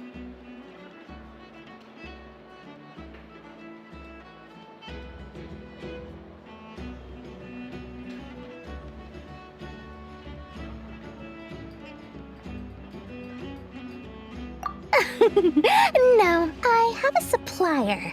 We go way back, so he made me a very attractive offer. Aha! No wonder you were talking about lucky charms at the meeting. You've been getting Kaveh to make them for you. That's not the full story. It actually started a while back as a project between me and the Dendro Archon. Mage Alice once warned me that this world won't stay safe forever. There may come a day when everyone faces a great crisis. I passed this on to the Dendro Archon, and she secretly brought together a research team made up of Sumeru's top scholars to invent a technology that could keep people safe. I won't go into the details because it's all very complicated, but if you want to know more, you can ask the Dendro Archon about it sometime. Anyway, point being, it was the Dendro Archon who asked Kaveh to build this little contraption. As one of the top Kasharu War talents, he was the obvious choice. Took him long enough. He stressed over it for ages. Must have gone through at least a dozen designs before producing a final product. But that's Kaveh for you. Marak delivered it to me a couple of days ago, along with a letter from Kaveh. Could I ask why I'm sending this technology to you? And what's your proposed use case? Has it been approved by the relevant authorities? So nosy. My fault for sending him the research permit to begin with.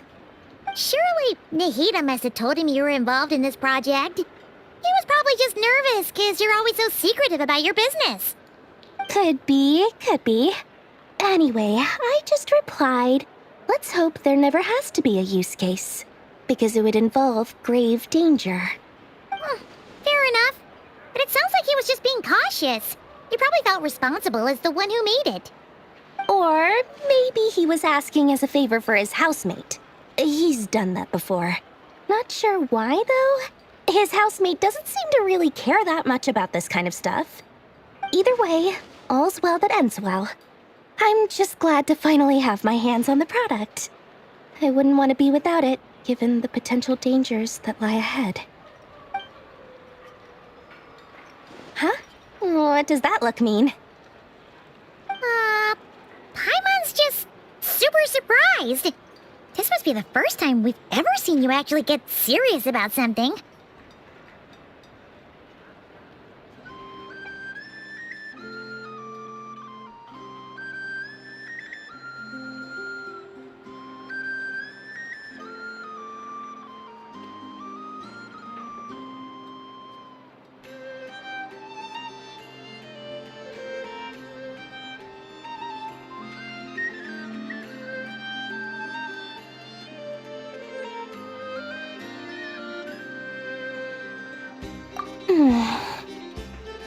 Well, a long time ago, I made a promise to myself. I promised that I was gonna live every day of my life with a big beaming smile. Obviously, Mora plays a big part in that. But there are always gonna be times in life when you have to give something back. That could mean paying back a debt, returning a favor, or showing some kindness. Alice has been a huge help to me over the years. She was the first investor I ever had. And I want my investors to know that Lord Sangamabe is the best in the business. And more than that, no one knows what the future will bring.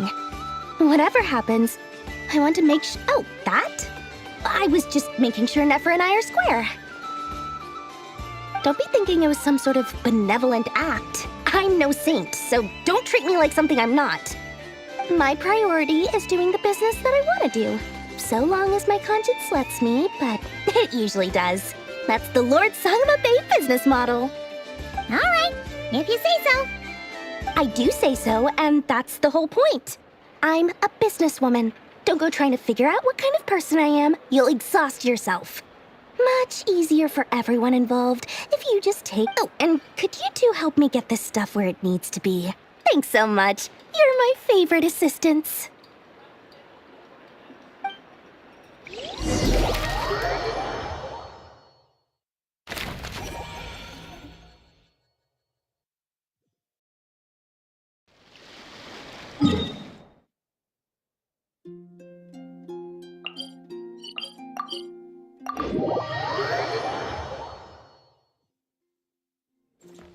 Add Ash.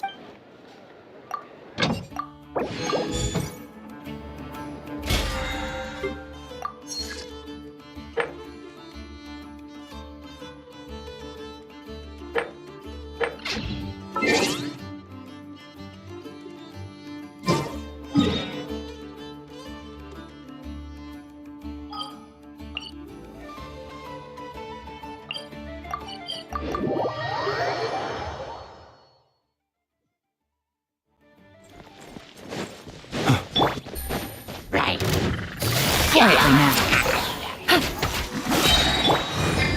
Are you quite finished? Be silent. Close your eyes.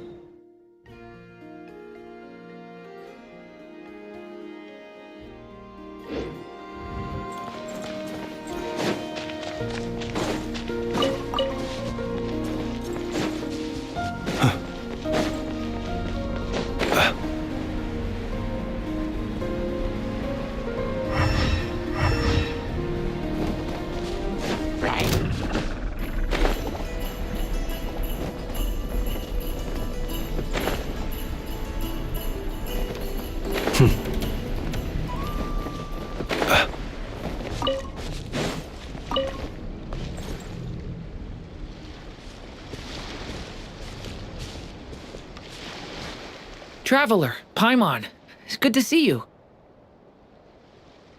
Everything going smoothly over here? Sort of. As you're probably aware, Varka, Diren, and I captured some abyssal creatures from the Wild Hunt. Per the plan, we dissected and analyzed some samples of these creatures. The process went very smoothly. The findings, however, come with some troubling implications. What? You can actually dissect the Wild Hunt? That depends on your definition of Wild Hunt and dissection. Harmless, lifeless. These words are accurate descriptions. The Wild Hunt is an interesting phenomenon. In and of itself, it doesn't seem to possess anything akin to a human personality. But taken as a collective, the medium through which the Wild Hunt is summoned does appear to have a soul. Master griped a lot about the wise Horoptetyr, and seemed somewhat fascinated with the foul Certology. But she barely mentioned Rerir at all. I don't think that was because of his lower social standing, though. Anyway, it's a pity. I should like to hear her thoughts on the nature of the lifeform he has become today. It's a strange mix. The furious energy of an abyssal being channeled through a fractured physical existence. A consequence of being torn apart by an unknown power. Perhaps the only explanation for his survival in this state is that he sacrificed a degree of individuality in exchange for a continued existence. Oh, sorry. Once I get talking about interesting research, I have a tendency to go on indefinitely. Back to our research findings. Essentially, they confirm my hypothesis. Rerir's corpse is completely contaminated by the Abyss, and the effects are irreversible. You could think of this as Rerir in mutated form. But in my view, even that would be inaccurate. In reality, his whole being has been consumed by the Abyss. In other words, he is now nothing more than a manifestation of abyssal power. Unfortunately, at present, we have no means of completely eradicating abyssal power. Hence, we cannot fundamentally destroy the Rerir of Solnari either. Oh, that's terrible news! So, that's it? We can't defeat him? Not even if we get the power of the Three Moons? Miss Columbina's situation is a difficult one. She can never achieve wholeness when the world does not accept her presence. It's as if her creator banished her to a place she can never be accepted. It means she spends most of her energy just on her own survival. Given the circumstances, it's only natural to despair. But we must see this plan through to the end. Time to kick off the backup plan. Oh, Paimon almost forgot! This is for you. Dory asked us to bring it. Ah, how wonderful. Well, thank you for making the trip. Durin and I will be heading off shortly. I'm sorry I won't be there to protect you in person this time. Please be careful.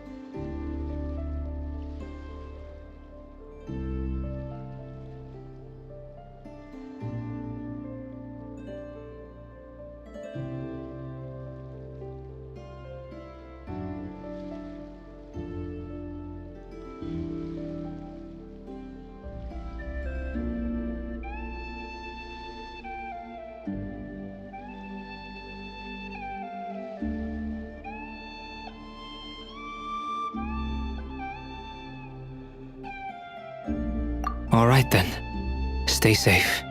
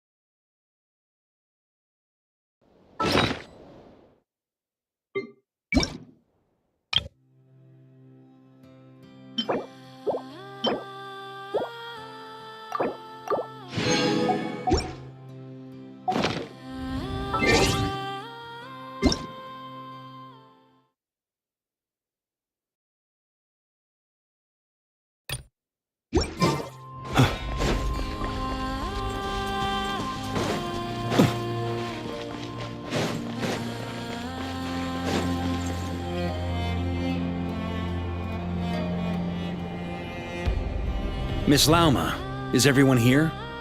Yes. The fate of my flock is in your hands, Grandmaster Varka.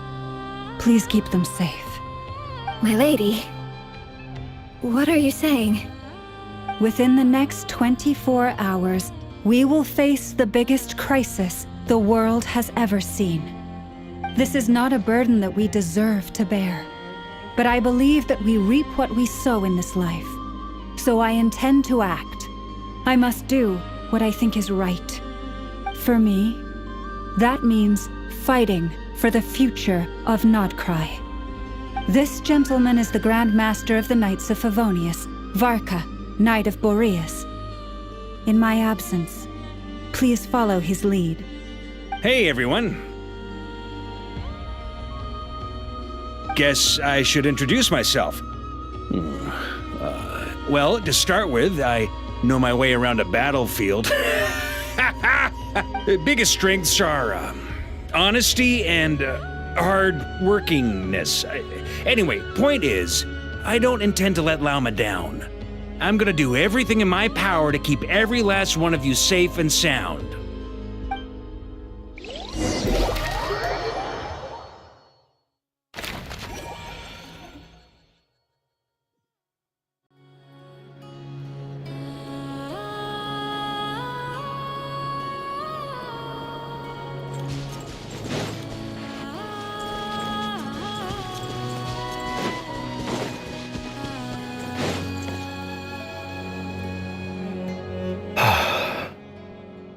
Something on your mind?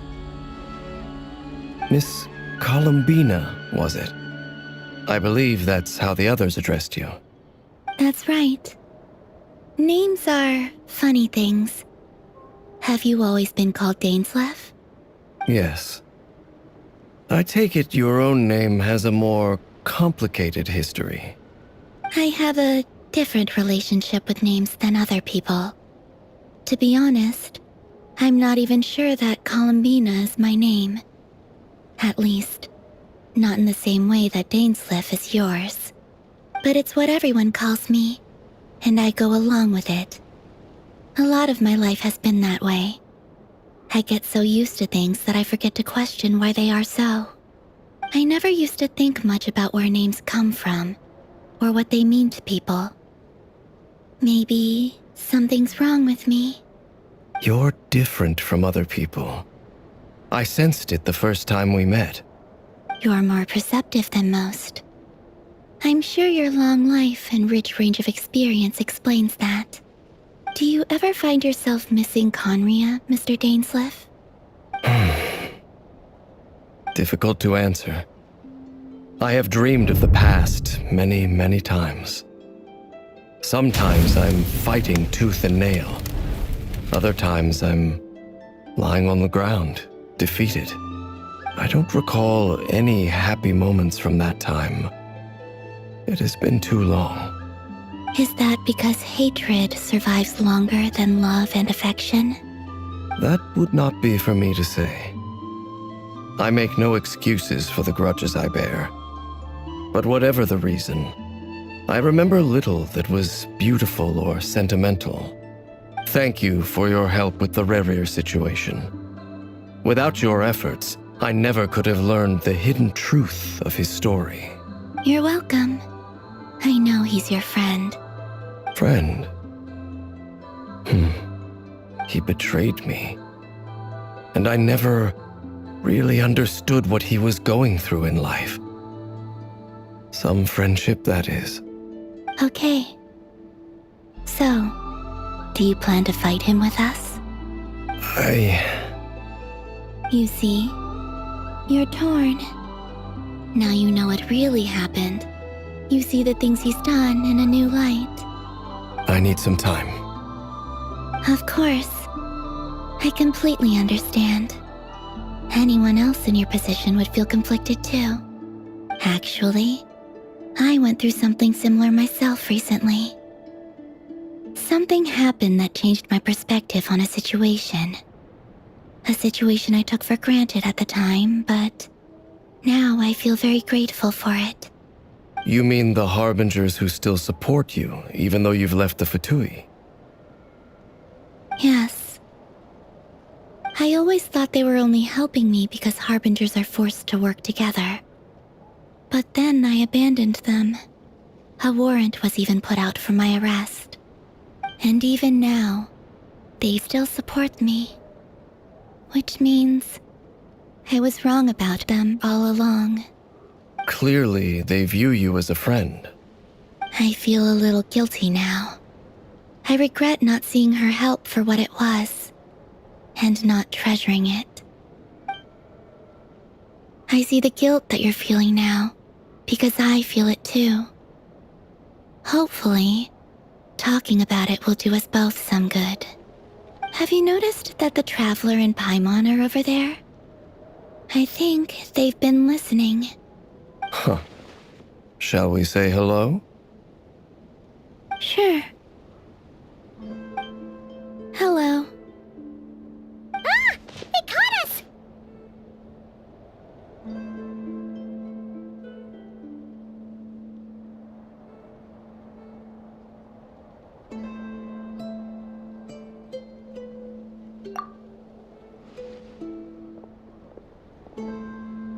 I apologize for making you worry.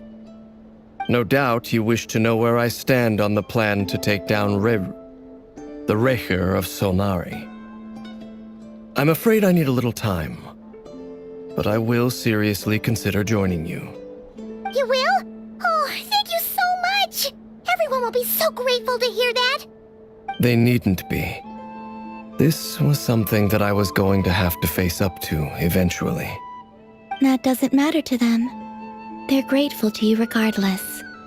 You can't control their gratitude, so just accept it. And then, have a think about whether you're willing to join us.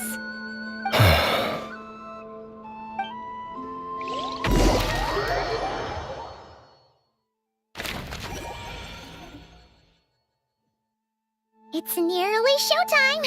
Let's go rendezvous with the others. You know the place.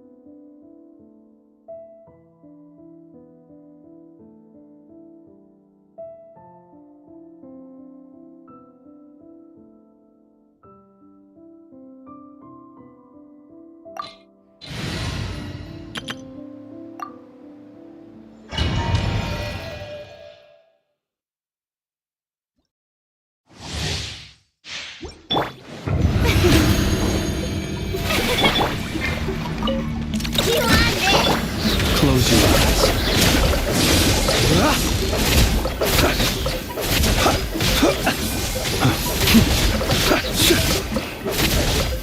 Observe. Pay your dues. Surrender! Steady now. Be silent. Do you fear the dark? Can't run from death.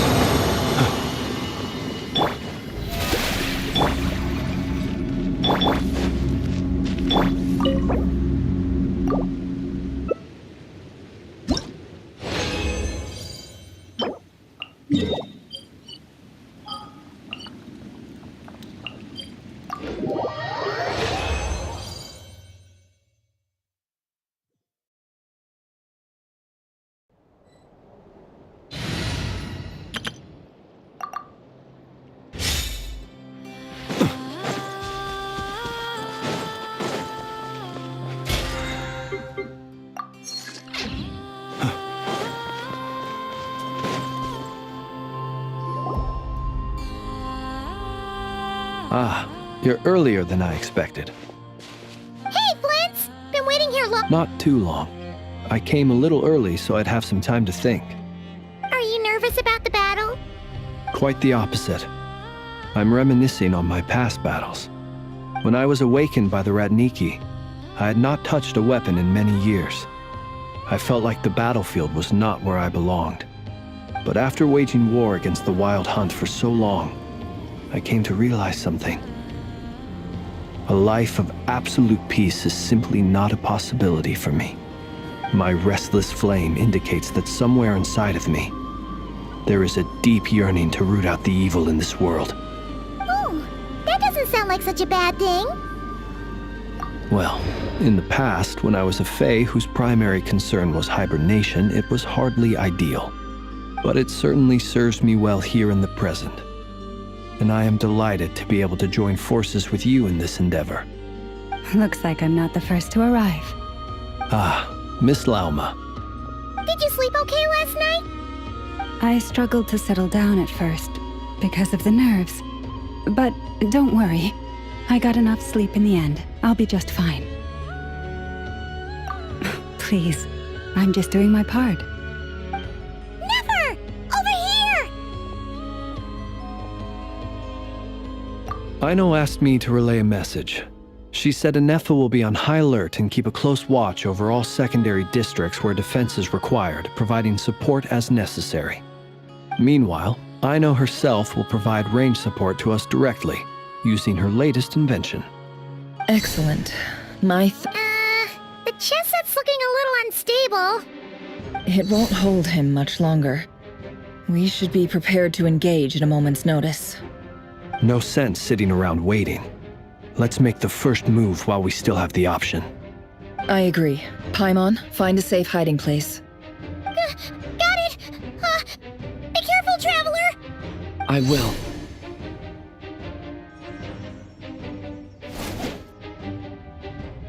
Everyone, take your positions as soon as the battle starts. Every ounce of strength we have in our bones, let us bring to this fight. Ready? Let's go. I've seen all your futile ploys before. You have become the authors of your own demise. I wouldn't be so sure about that. You are merely a moment of sport before I tear down the moon.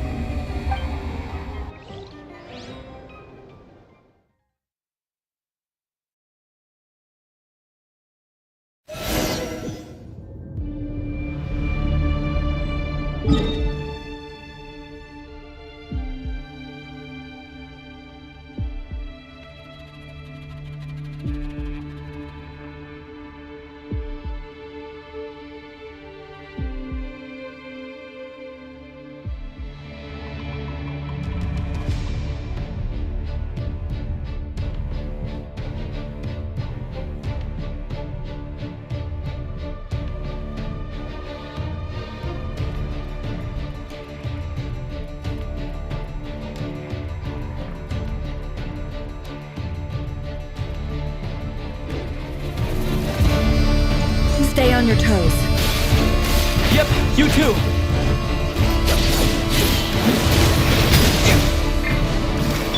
You poor Muslim. Can't hide the truth.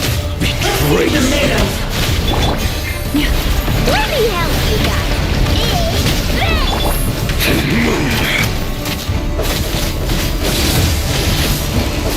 Close it. Are you quite finished? Go! It all adds up. It all falls into place. Receive my blessing. Pathetic. For the everlasting force. Betrays you.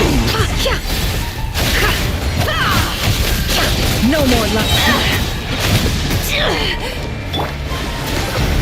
The deception ends here. It all adds up. A grave transgression. Be silent. Close your eyes. Betrays you. Be silent.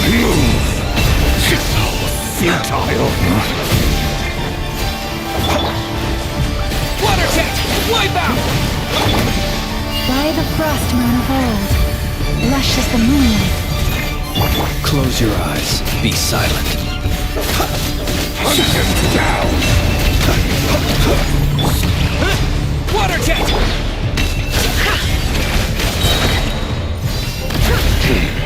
Pathetic. No. Observe. Be silent.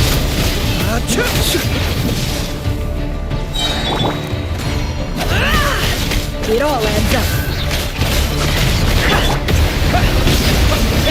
Seek within. Can't hide the truth. It began with the moon, and so shall it end. The moon will protect you.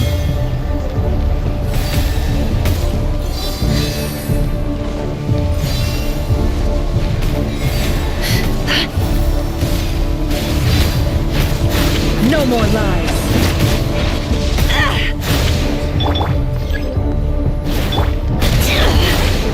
No more lies. Do you see now?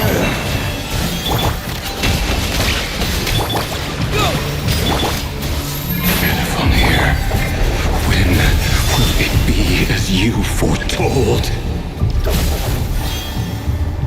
The moonlight Grave situation. race you. It all adds up. Receive my blessing.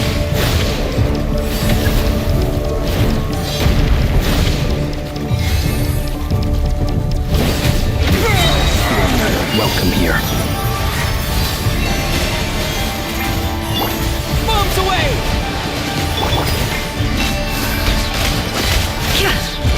Can't hide the truth. Futile. The mystery unravels. Leave this place. By the frostmoon of old. Close your eyes. Do you fear the dark? Move. The moonlight betrays you. It all adds up. Pathetic. Receive my blessing.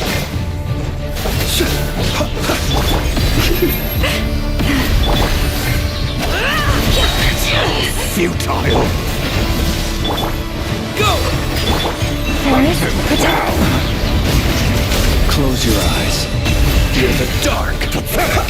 Keep your distance. Be silent. Fear the dark. No more lies. With one heart, The moonlight we pray. betrays Worship the you. moon. Yeah! Water jet! Futile.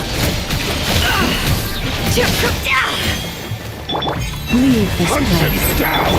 Observe. Be silent. Night falls. Hunt him down.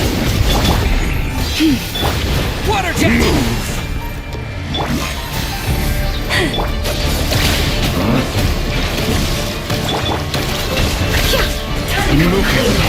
Futile. The deception ends here. For the everlasting Hunt him goals. down. Receive my blessing. Pathetic. It all adds up. The moonlight break your move. The game of heroics is over. Who wants to go first? Moonlight break you. Now, get out of my sight! No! We've been separated! Take. You okay? Never! Where are the others? Stuck outside the barrier. Guess he really doesn't like us. I told you before. Knowing too much is always a death sentence. Be careful what you wish for.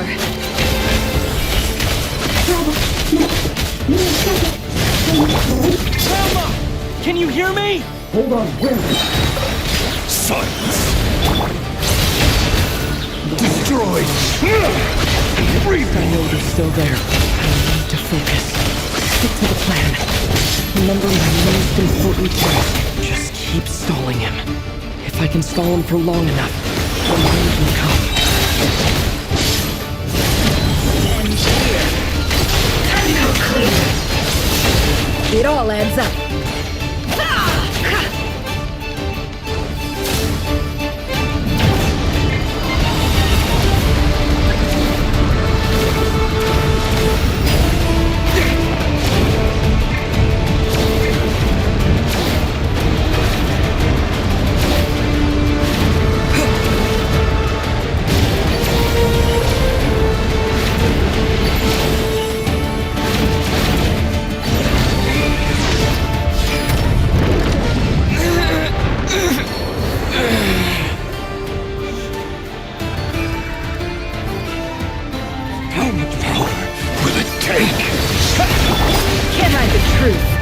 No more lies.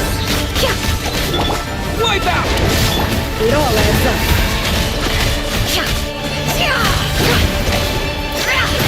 Seek within.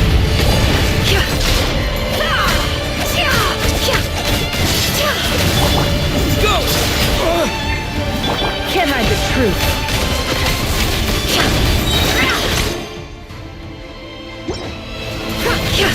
The deception ends here. No more lies. It all adds up.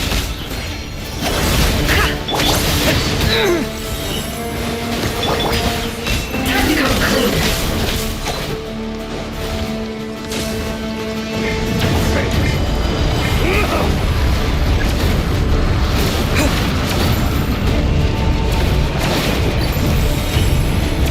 I've got this!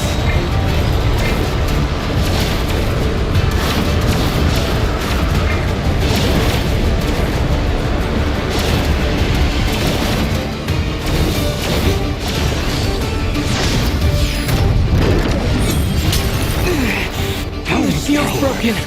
Can't keep this up! Don't push your luck.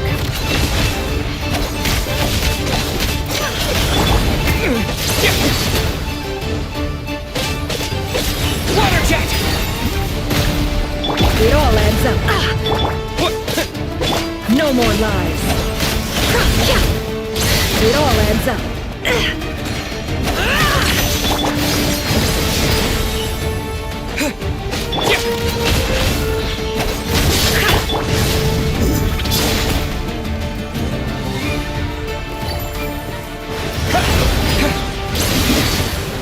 Destroyed! Reborn! No more lies.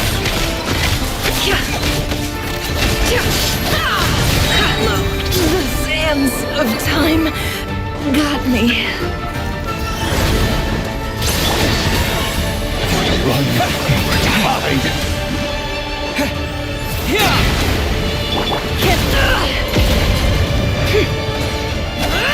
No more lies. How unfortunate. Go!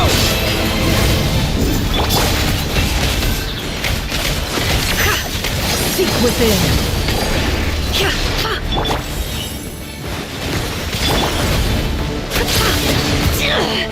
It all adds up.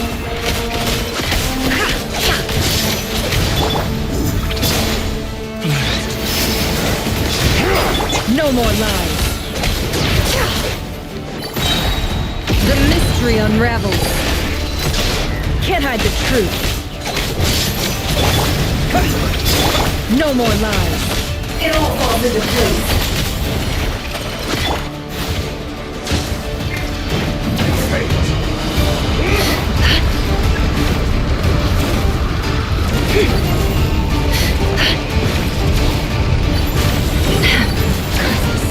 There's no other way.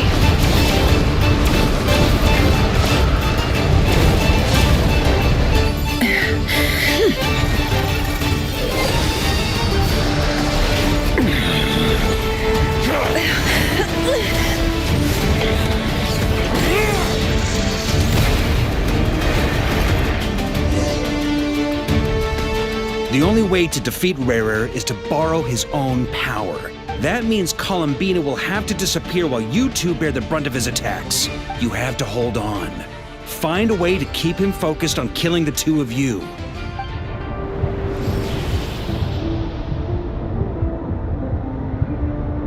Never! Your eyes are bleeding! Soon you will be powerless to resist. And then, I will reduce you to dust.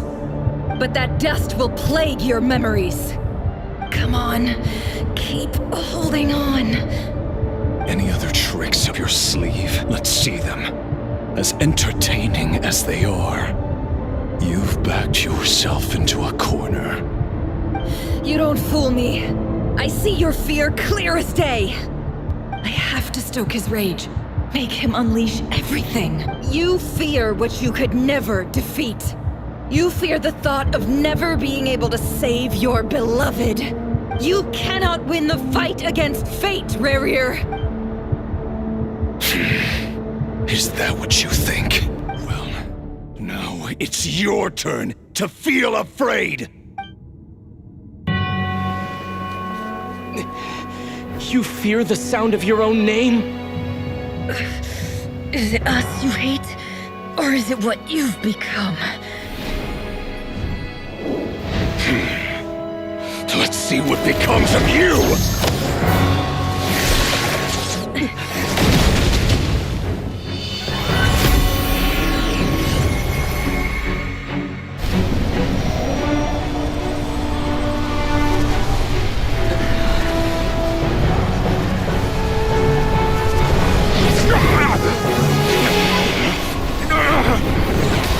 What's happening? That power. I've seen it before!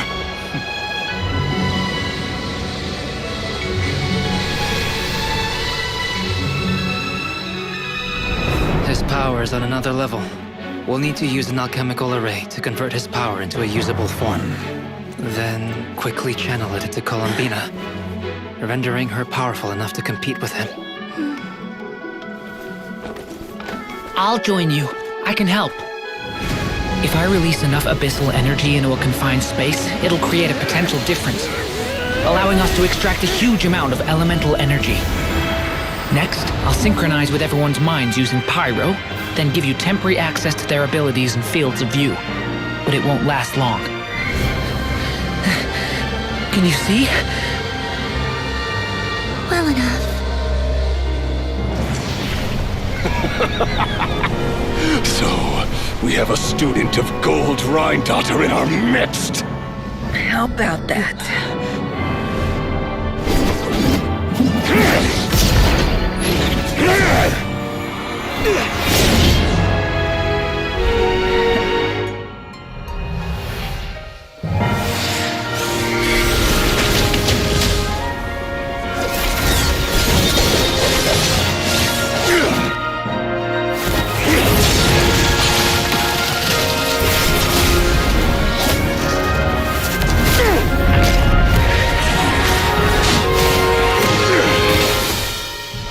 You use my own power against me? Just like how you stole Kuvaki. Look familiar?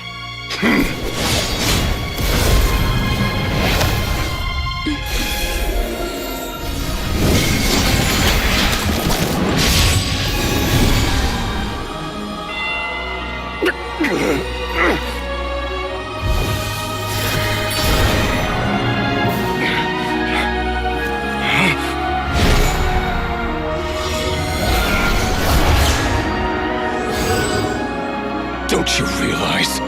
You don't have the power to hold that gate open! I don't, but someone else does.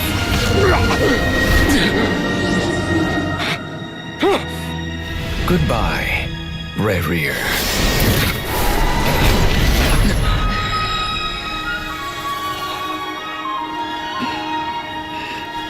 We won.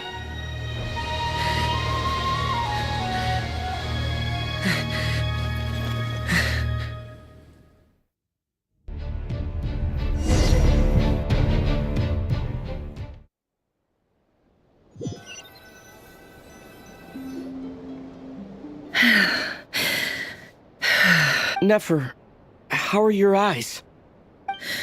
They're fine. Apart from the blindness, of course. It's not too late. Let me handle it.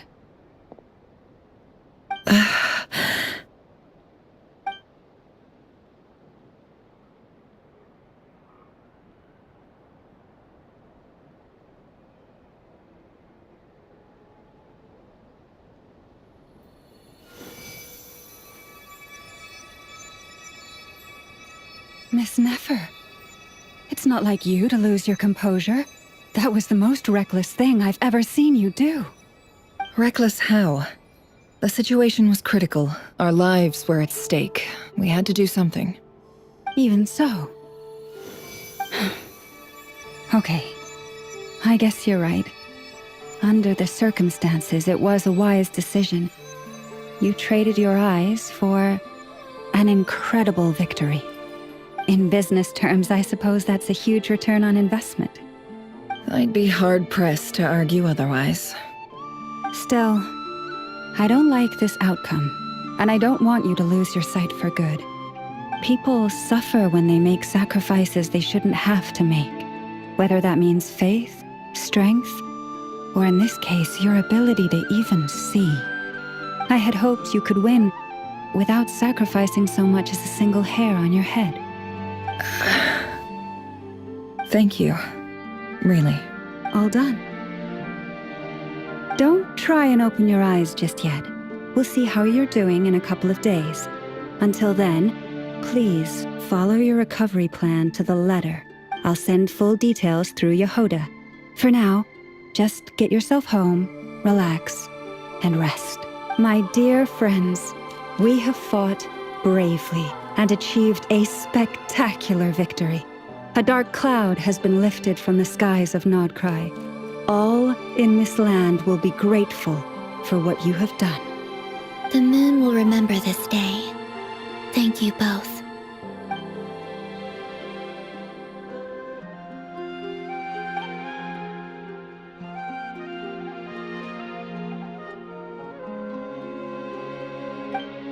There's something I want to let you know. What is it? When Durin connected everyone's minds so I could access their powers, I also felt everything they felt. And since Nefer's eyes were injured, my eyes are hurting now too. Hold on. Let me try. I only feel the pain. There's no actual damage. I just thought I should tell you. You're right. There's no damage. That's a relief. But I must say, I'm surprised to hear the Kutar share something like this with me. In the past, you never used to open up about yourself. Things are a little different now from how they were. I'm learning to share how I truly feel with my friends. Friends? You have no idea how glad I am to hear that.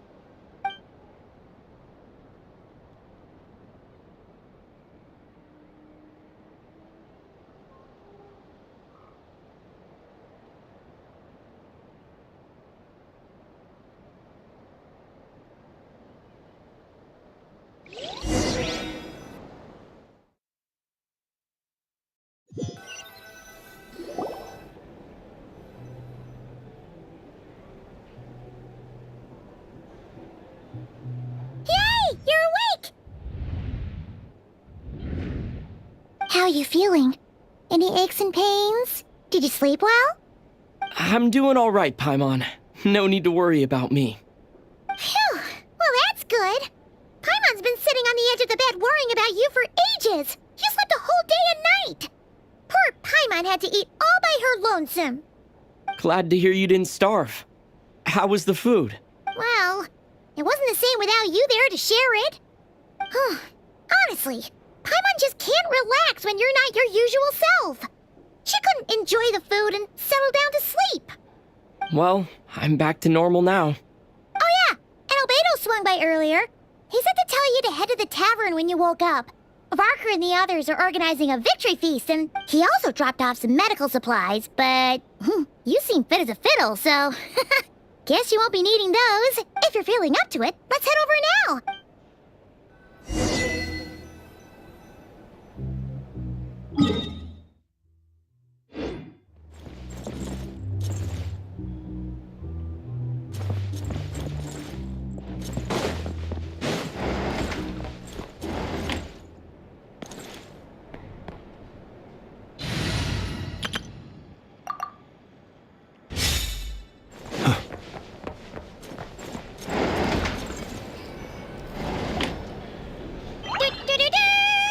We're here!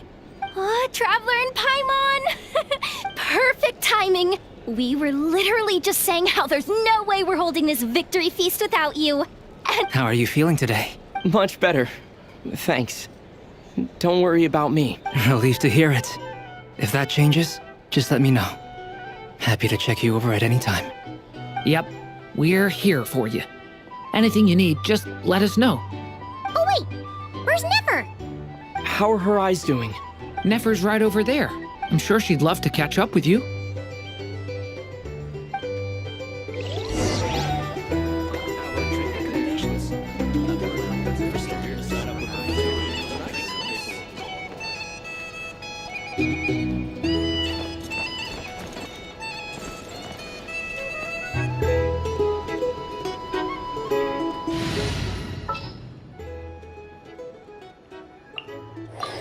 is accounted for. Let's move.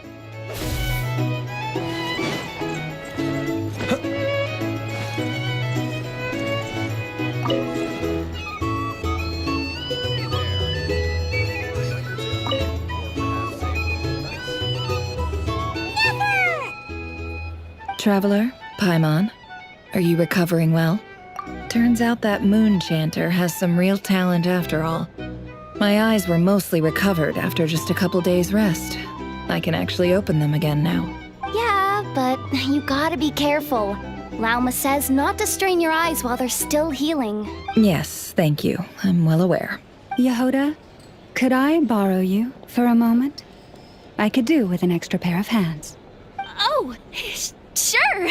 Coming. Did you hear that? I gotta go help Lauma for a second.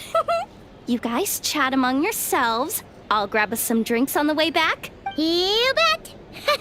Sure thing.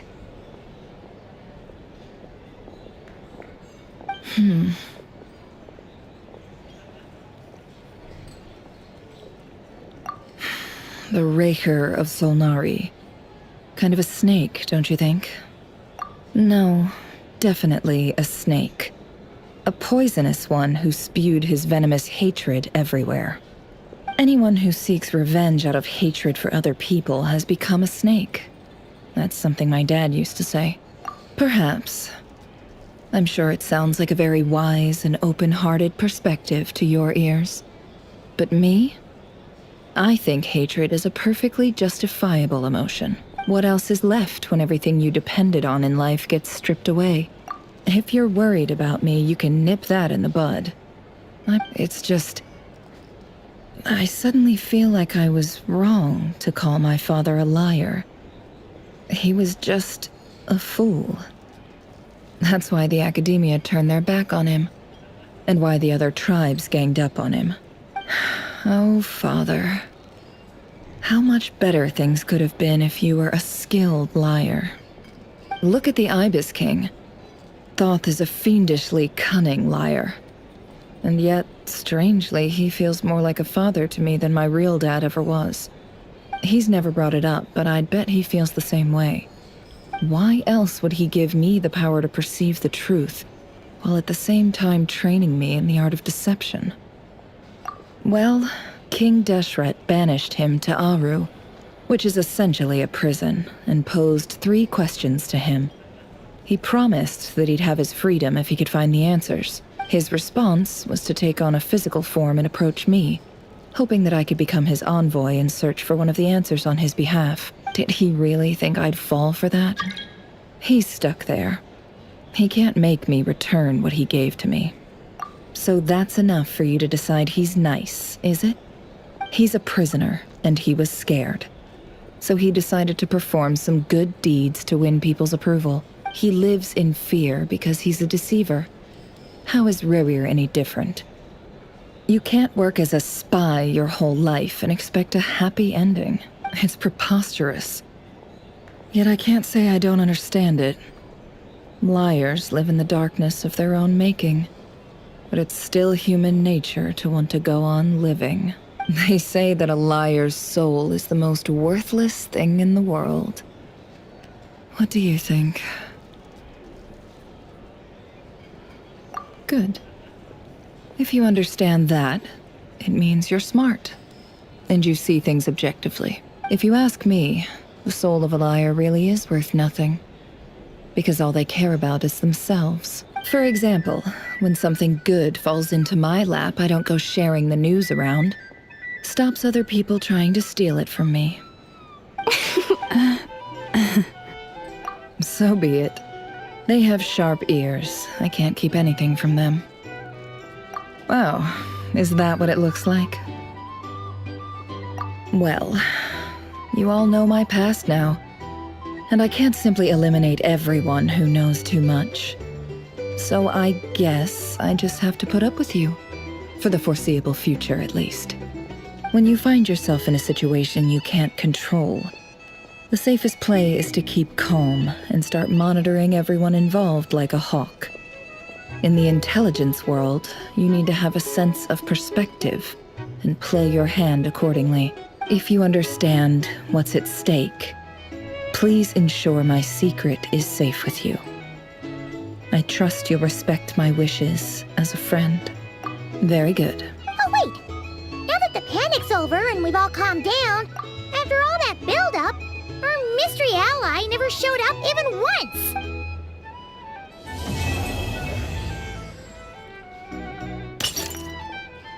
Huh? Am I imagining things?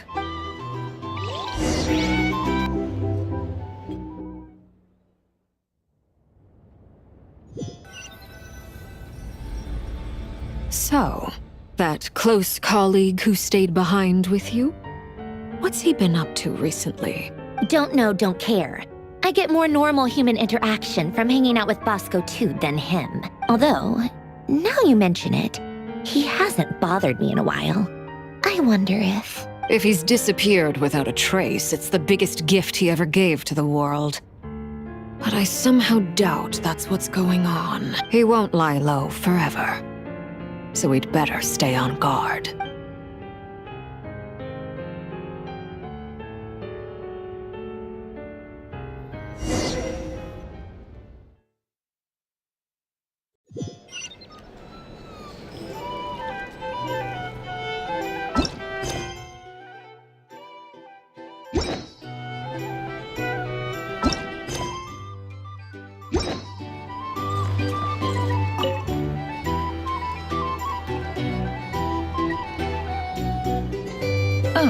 Lord Sangama Bay. How lovely to see you. I must thank you for the device you provided. It was an enormous help.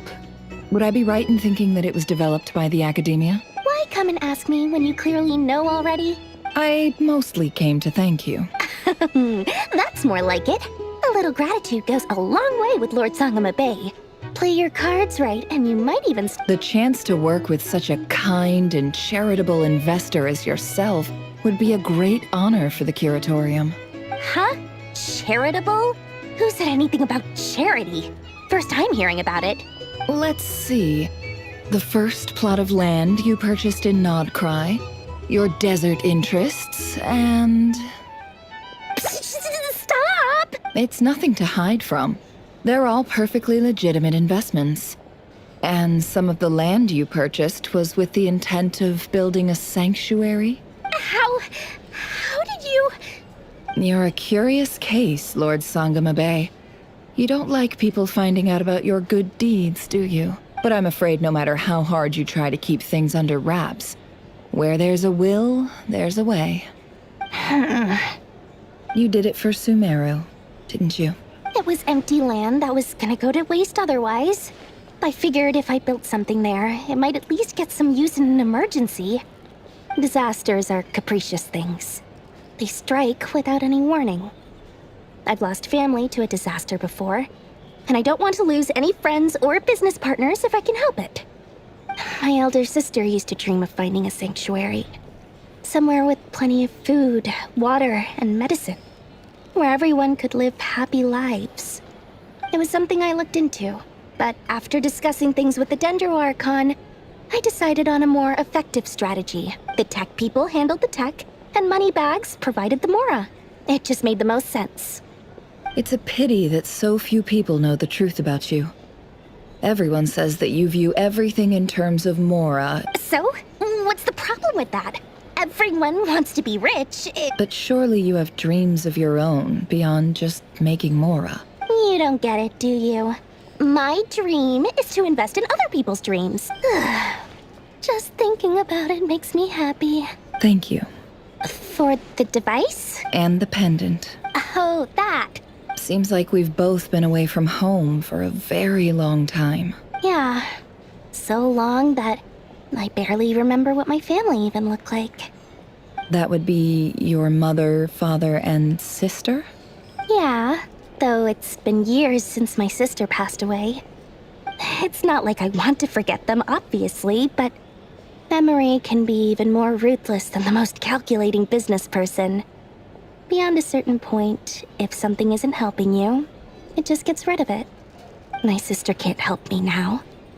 Slowly but surely, her face is fading from my mind's eye. Not everything will fade. When loved ones pass away, the beautiful memories are the ones that last the longest. Yeah, that's true. If you ask me, that's the one silver lining in all of it. Well, that, plus, I'm sure that life is much better now than it was back then. Oh, absolutely. I have tons of Mora, a big beautiful house, business is booming, and I'm as happy as can be. You've got a lot going for you too. Boss of the Curatorium of Secrets? I'm sure there's plenty of Mora to be made in that line of work. I appreciate the vote of confidence.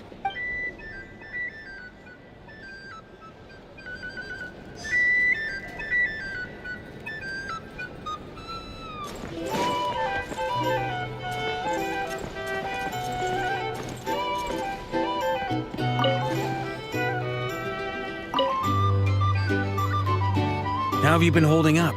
Any adverse reactions? If you start to take a turn for the worse, make sure you tell me right away. You don't need to worry about me, Grandmaster. I'm fine. I mean, I barely did anything, so... What? You played an indispensable role in the battle for Nodcry. We can't thank you enough for your support. Sometimes, when people praise you, it's because you deserve it. The best thing is to accept it calmly and with grace. It's important to learn how to respond to words of admiration. Let's do a quick demonstration. Albedo, that was an incredible feat of alchemy. The pressure was on, but you worked flawlessly at lightning speed to get the job done. Thank you. I can't take all the credit, though. See? Did you catch that? A masterclass in how to take a compliment. Oh, okay, yeah. Hey, you guys! Hey, look who's bounced back. Looking good, Traveler. Seems like you've recovered. You won't need to take any more medication. Can I get you a drink? Huh? You know how to order at a bar now? You've sure learned a lot recently. Handling a drinks order is ridiculously simple compared to alchemy. Don't worry, I'll blend into society yet. Paimon believes it. To be totally honest, though, Paimon didn't quite follow all the details when you first explained the plan to us. Don't worry, that's completely understandable. Unless you're a student of alchemy, it's hard to grasp the principle and how the process works. To put it in the simplest terms, we saw how our enemy stole the power of Kuvaki. And that gave us the idea of stealing his power to turn it against him. When facing an enemy you have no hope of defeating, it's best not to engage them in battle. So, instead of looking for a way to overpower him, we decided to help Columbina get strong enough to at least stand up to him in a fight. For this to work, we had to analyze his modes of attack, confirm who his main target was, and make sure that he wouldn't go beyond the range of the alchemical array. For added security, we prepared a total of 4 arrays. But to mitigate the impact of the battle, we identified one location in particular as the ideal spot, which is where the confrontation took place. The alchemical array absorbed his abyssal power. Then Durin processed it to render it usable by Columbina. That power enabled her to do what would otherwise have been nigh on impossible. What surprised me was that Dainsleif actually agreed to join us. Given his history with Rerir, he had every right to sit this one out. But we're extremely grateful for the decision he made. It must have been a painful choice to make. Absolute. He was torn between 2 paths, but in the end, he made his choice and stuck to it resolutely. Anyway, however you cut it, everyone gave a stellar performance.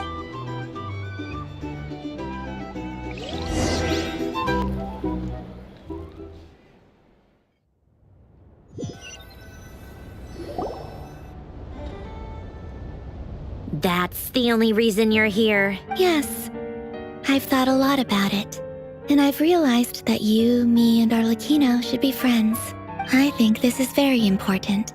So I felt I had to come and tell you. Well, this is a new one. I'm so moved. I can't even hold my teacup. If that's all, you can leave now. Do you not want to be friends with me? Or is it that you prefer being co-workers? What is this, Columbina? Are you deliberately testing my patience threshold?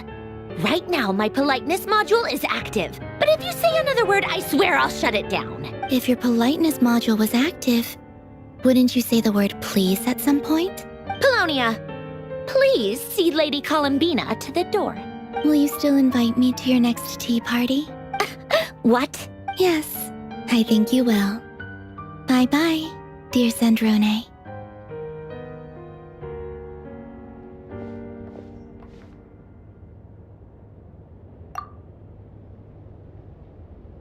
Last time, the Wild Hunt escorted you out. Would you rather I handled it myself this time? We just wanted to, see how you were doing now that it's all over. Why? Out of concern for my safety? I hope you didn't seriously think that the Rerir of Solnari would be able to lay so much as a finger upon me. Mostly because you kind of helped us out, so we just wanted to check you were okay. Looks like all your robots are fixed, huh? Oh, don't you worry about that. Tea time is already a write-off. The visitor before you managed to kill my appetite. If you're in the mood for tea, go ahead and help yourself. Otherwise, it's going to waste. My coasters are still missing in action, though. Use this notebook instead. Whoa! Pretty hefty notebook. You can ignore those. They're just dumb scribblings. I doodle and write in my free time. Sometimes I remember the distant, dreamlike past. Sometimes I imagine the far-flung future. And other times, I grit my teeth and note down all the crazy nonsense going on in the present.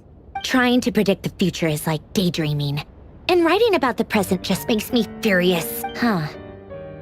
Although, having said that, the only vaguely interesting memory in my past is probably that guy they call Lord Artificer. Who else? Pretty much all the mecha and Fontaine are his personal handiwork. Wait, are you saying you know him? Like, personally? As a friend? I mean, I guess we were friendly enough. Yep. In fact, I'm probably the only normal person left who knew him at all. We used to chat occasionally back when he was still around. Before he passed away, he asked me to destroy all his manuscripts. I honored his request, but I did read through everything first before destroying them. I mean, I couldn't let the genius of Lord Artificer Alain Guillotin disappear like that. Would have been such a waste. So, that's where the formulas in your notebook are from? I just told you. Those are my equivalent of crossword puzzles. They're just dumb formulas that I solve for fun when I'm bored. Alain's work was like epic poetry. The formulas in my notebook are just silly little riddles in comparison. Not that there's anything bad about them. I mean, at least, solving those riddles isn't going to hurt anyone. Except me, 'cause I lose a few brain cells in the process. Anyway, while we're on the topic, I might as well tell you about what happened to him and his friends. Alain Guillotin had two close buddies, René and Jacob. They spent their childhood years together in the Narzissenkreuz Institute. They were all quite competitive, so there was some rivalry between them, but it was a friendly rivalry. But beneath the friendship and the rivalry ran something deeper, a sense of nostalgia for the past. Unfortunately, childhood would end, the prophecy would come true, the apocalypse would arrive, and the future would never be. A mad dream that would normally only capture the minds of lunatics begin to take root in their hearts. A dream of saving the world. And if René and Alain had been people of lesser wits, that dream would probably have ended up as something for them to joke about in their older years. But alas, they were some of the sharpest minds around. The first of them to fall under its spell was René. Against Alain's wishes, he persisted in experimenting on a mutual friend of theirs to try and save their life. Alain did not approve and parted ways with René. It's complicated. Alain wanted to believe that René only did what he did for the sake of their friendship. Perhaps the seed that would grow into a nightmare had already sprouted in René's mind. Even then, the next time they met, René's soul had been completely engulfed by the dream of salvation. His futile attempt to change the tide of fate only resulted in a wave that swallowed up the world, even before the apocalypse came. And although that wave died down eventually, I hear that it just recently came back with a vengeance. As I understand, René wanted to live out his dream of salvation once more. But I'm told that the attempted resurgence finally died out for good. What do you think of Renee? Do you admire his transcendent genius? His view that any price was worth paying to achieve the lofty goal of saving the world? Or do you despise him? Dismiss him as an evil madman? Same difference, really. Just a matter of perspective. Really? I can't tell whether that's because you disapprove of his deeds or because he failed. Renee no longer exists in this world, and the dream he started went on to be realized by someone else. I don't like fanatics who give up their whole lives for their ideology. Nor do I like fools who let their delusions take control. Maybe I could understand if Renee had just been an ordinary person.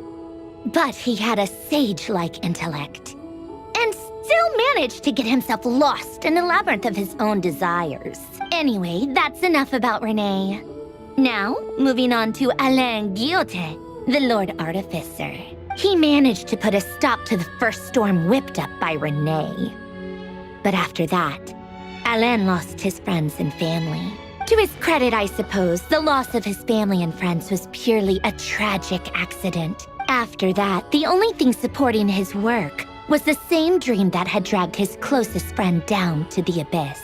But although the desire to save Fontaine drove him to found the Fontaine Research Institute, Alain continued to reject any form of transcendental knowledge or power. He was suspicious and fearful of it.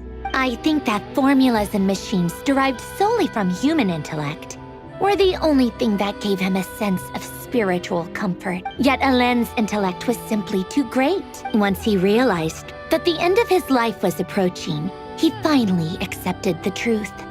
The Nazissenkreuz Institute needed someone, and a human being, to see its story through to the end. He quit working on his formulas, trading them in for the fairy tales that had played such a formative role in his childhood, but which he barely touched in his adult life. He told me that the director of the Nazissenkreuz Institute used to read those fairy tales to the children as bedtime stories.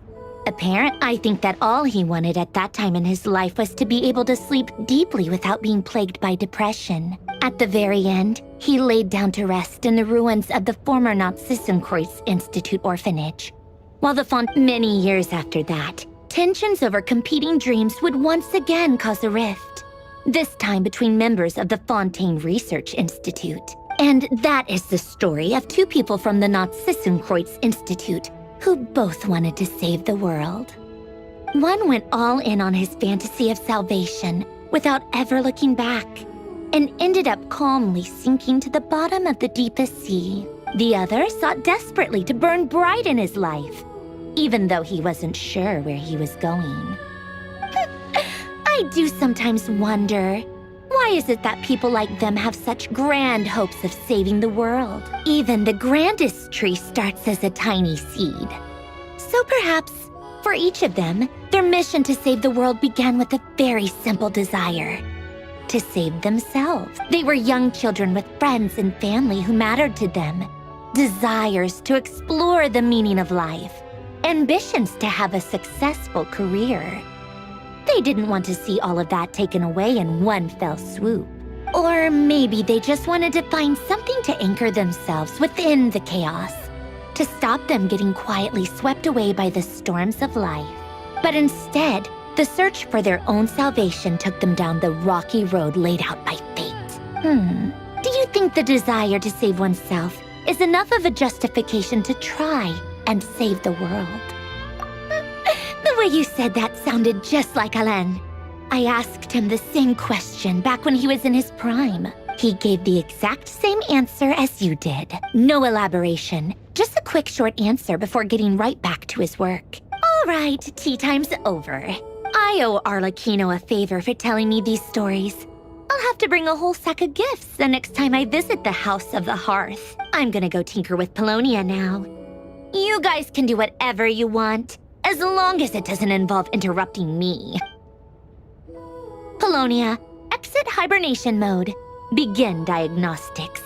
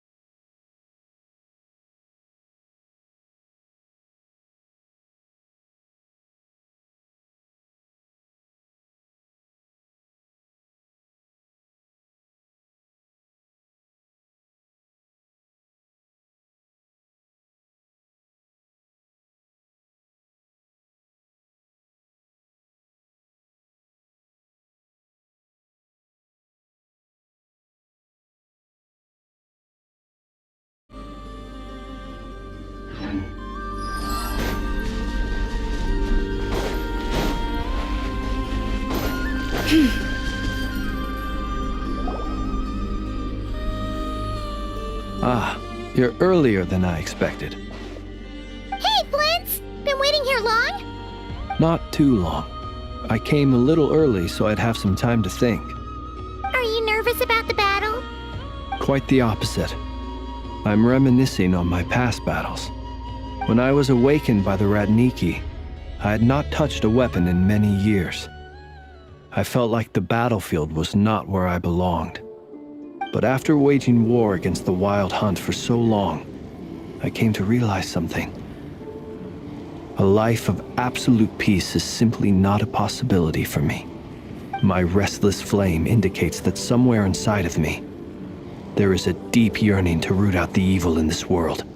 Oh, that doesn't sound like such a bad thing.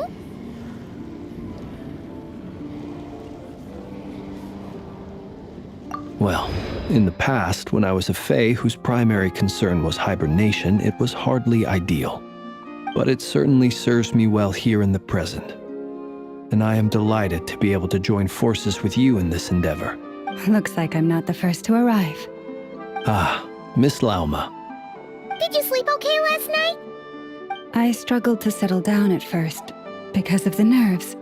But don't worry. I got enough sleep in the end. I'll be just fine.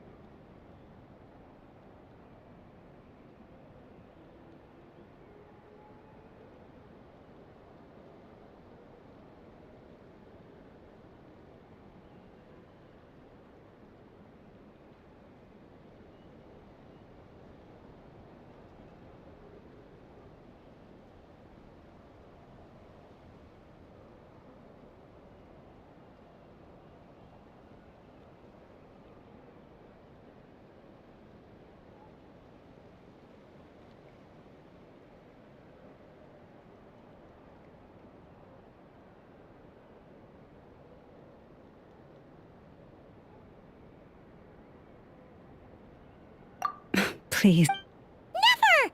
Over here!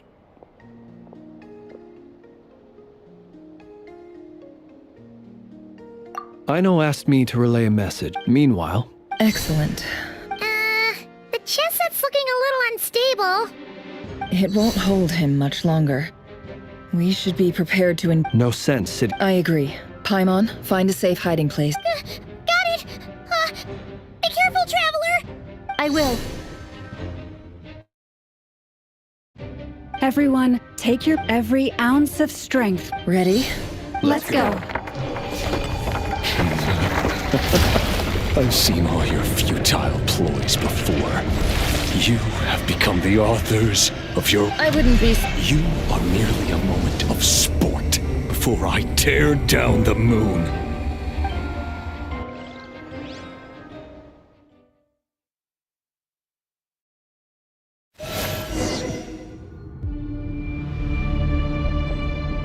Stay on your toes.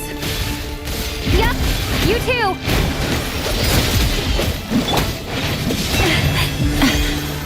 Can't hide the truth. It all adds up. Observe out.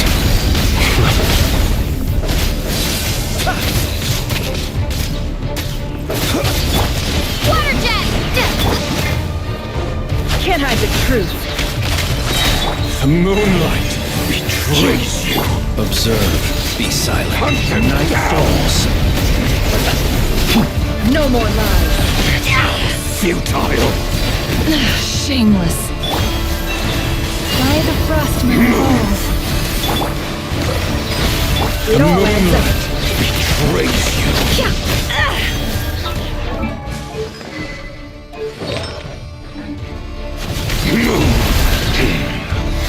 Hunt him down. Seek within. The moonlight betrays you.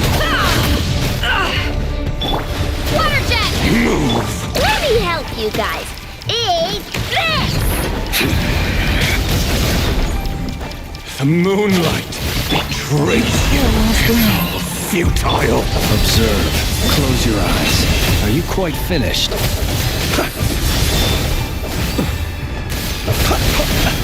Observe.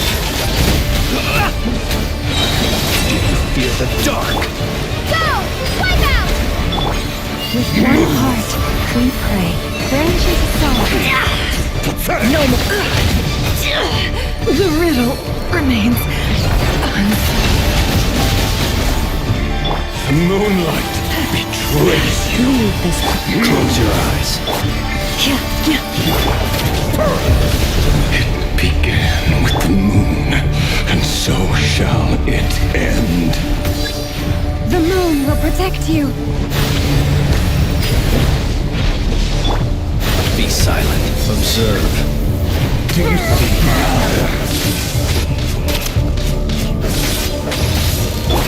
Forest, protect.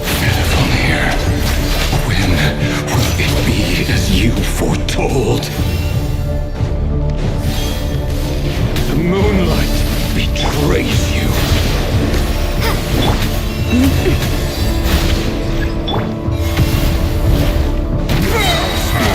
Welcome here.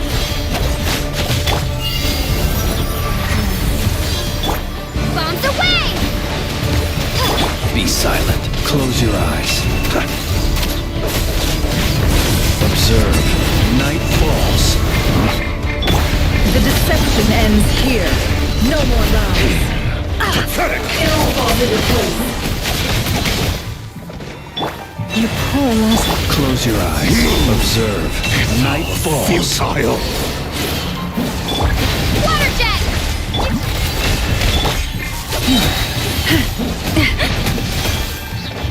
With one heart, we pray. Can't hide the truth. Hunt them down! Water jet! The moonlight! Move! Seek within. The moonlight! Pathetic!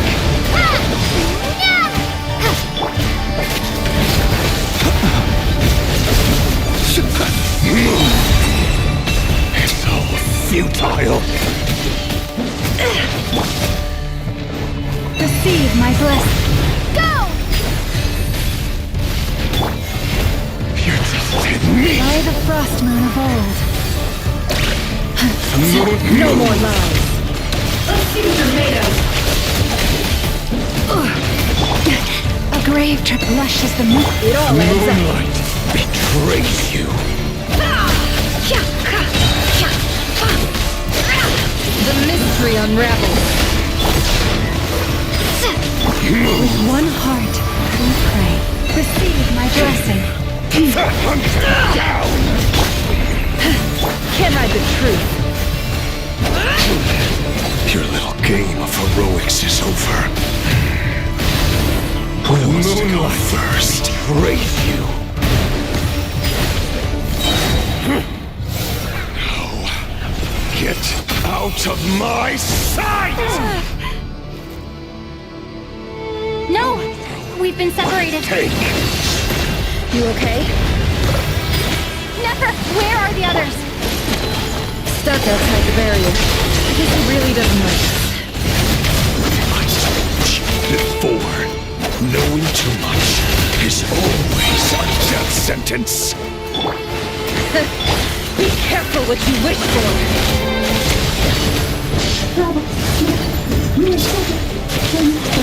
Lawa! Can you hear me? Hold on, silence. But at least I know they're still there. I need to focus. Stick to the plan. Remember my most important task. Just keep stalling him. If I can stall him for long enough, the men will come.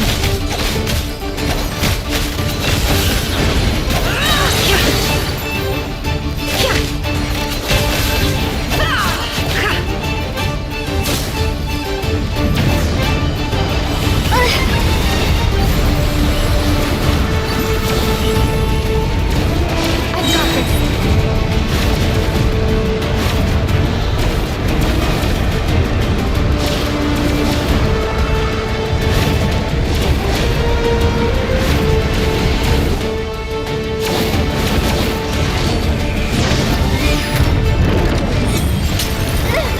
The shield's broken.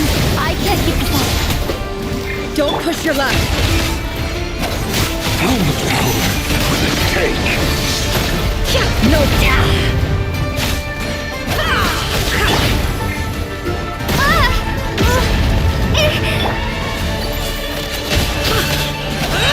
The mystery unravels. It all adds up. Water jet! No more lies. to the case. The deception ends here.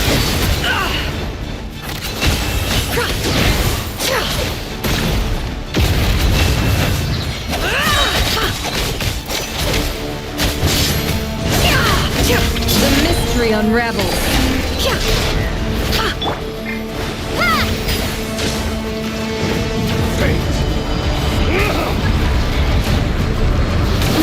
Shameless.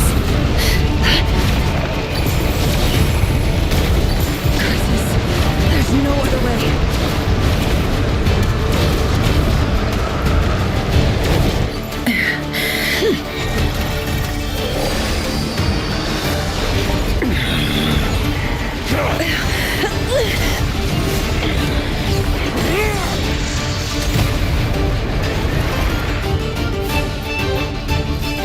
The only way to defeat Rerir is to borrow his own power. That means Columbina will have to disappear while you two bear the brunt of his attacks. You have to hold on. Find a way to keep him focused on killing the two of you.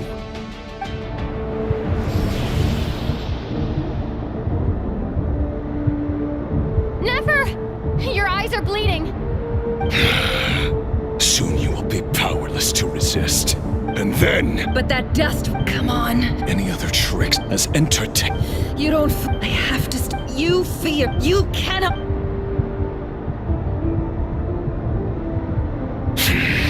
Well...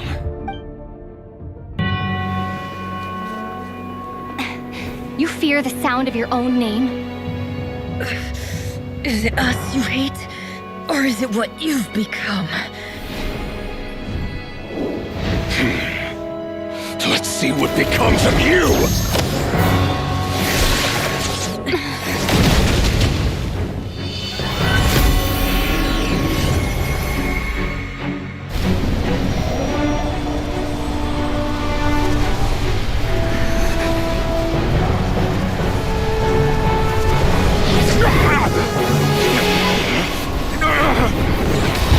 What's happening? That power... I've seen it before!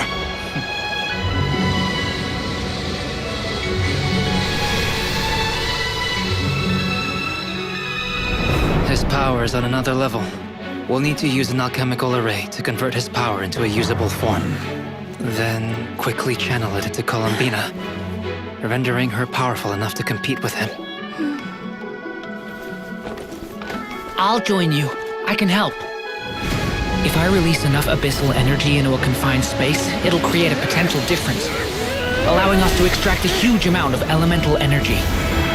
Next, I'll synchronize with everyone's minds using pyro, then give you temporary access to their abilities and fields of view. But it won't last long. Can you see? Well enough. So, we have a student of Gold Rheindotter in our midst! How about that?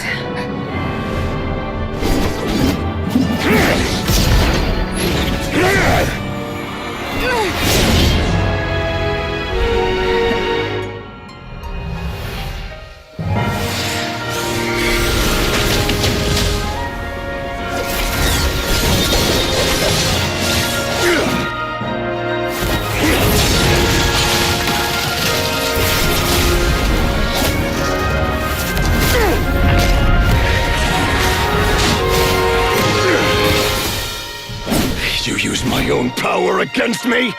Just like how you stole Kuvaki. Look familiar?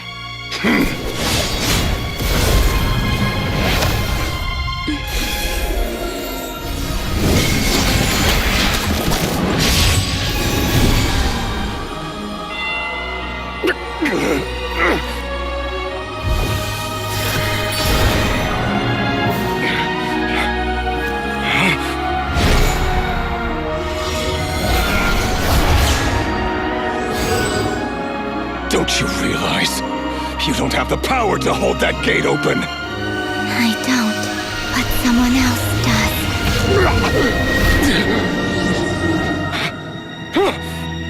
Goodbye, Rerir.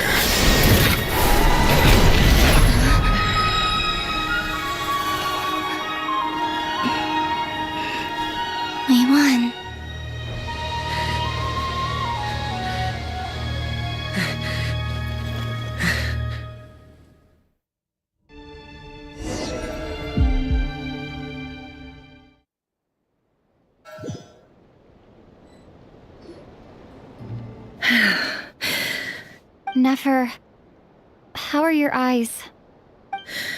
They're fine. Apart from the blindness, of course. It's not too late. Let me handle it.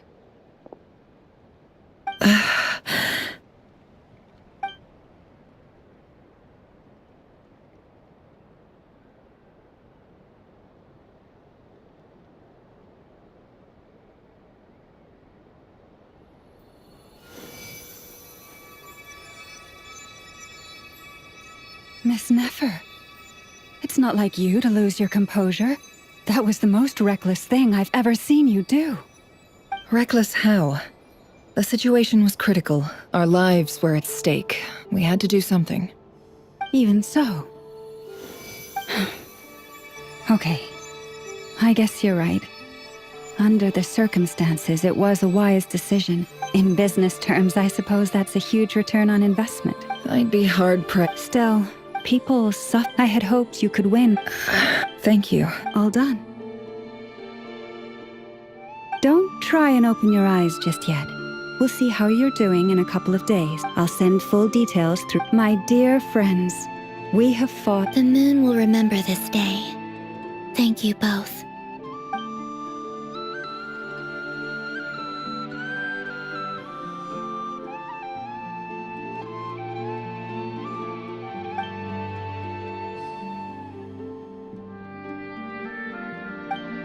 There's something I want to let you know. What is it? When Durin connected everyone's minds so I could access their powers, I also felt everything they felt. And since Nefer's eyes were injured, my eyes are hurting now too. Hold on. Let me try. I only feel the pain. There's no actual damage. I just thought I should tell you. You're right. There's no damage. That's a relief. But I must say... Things are a little... Friends.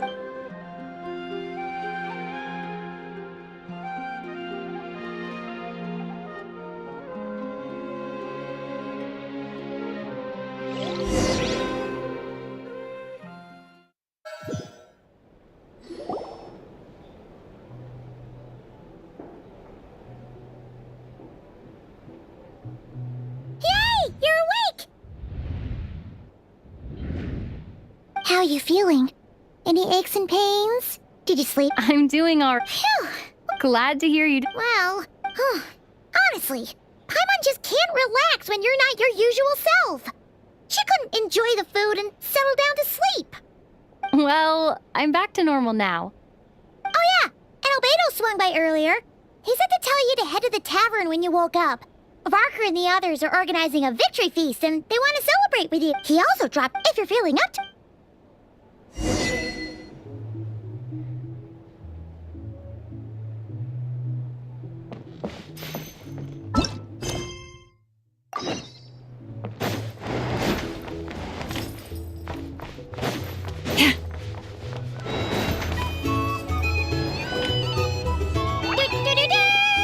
We're here! Traveler and Paimon! Perfect timing! How are you feeling today?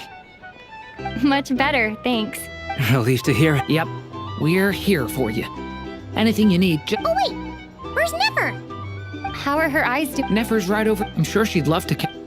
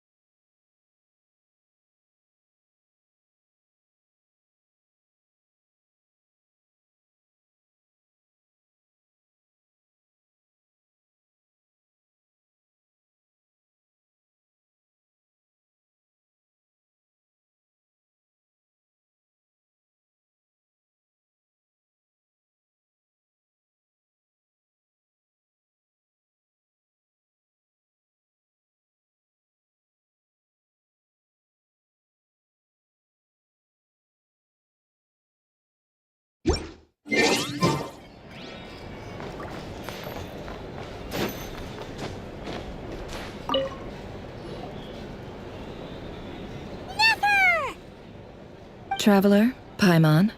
Turns out that moon chanter has some real talent after all. Yeah, but you gotta be careful.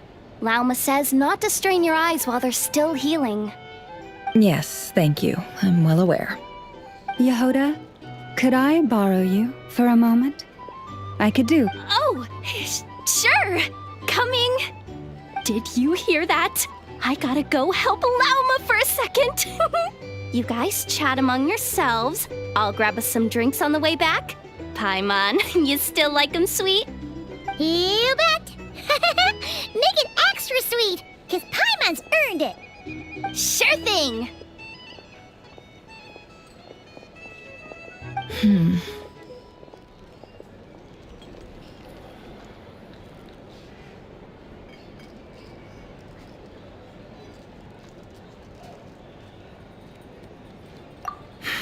The Rerir of Solnari.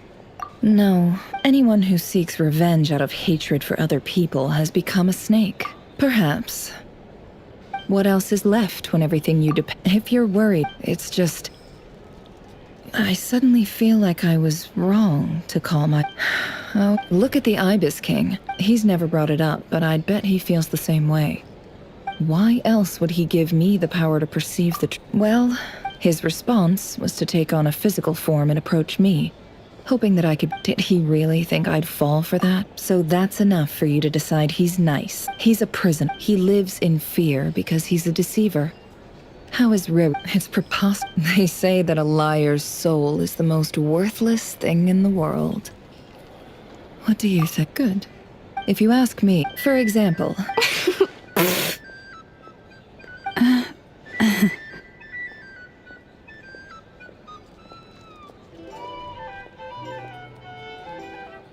So be it.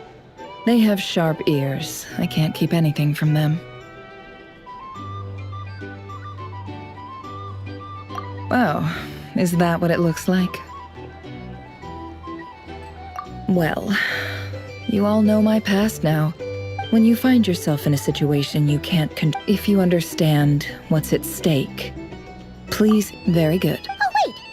Now that the panic's so after all that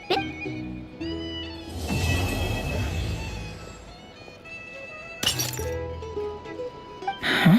Am I imagining?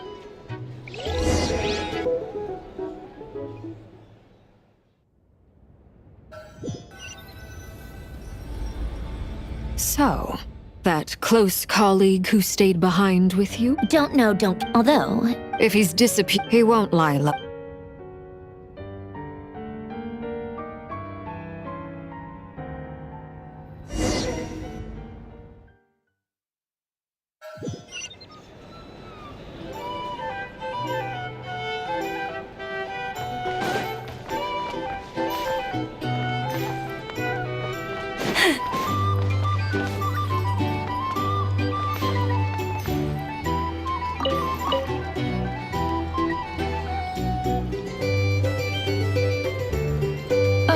Lord Sangama Bay. How lovely. I must thank you. Why come and ask me? That's more like it. A little gratitude goes a long way with Lord Sangama Bay.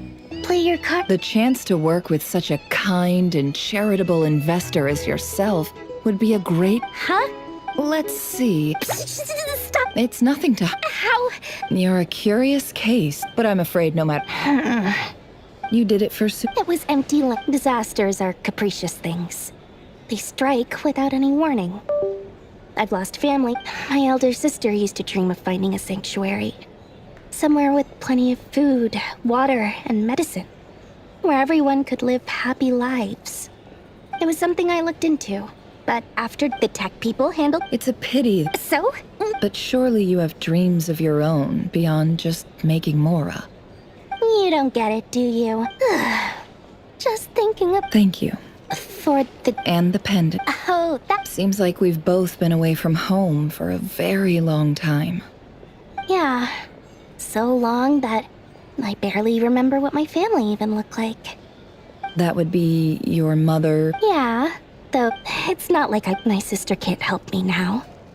Slowly but surely, her face is fading from my mind's eye. It's become a vague... Not everything. Yeah, that's true. If you ask me, that's the one silver lining in all of it. Well, that, plus, I'm sure that life is much better now than it was back then. Oh, absolutely. I have tons of more. You've got a lot going for you, too. I appreciate the vote of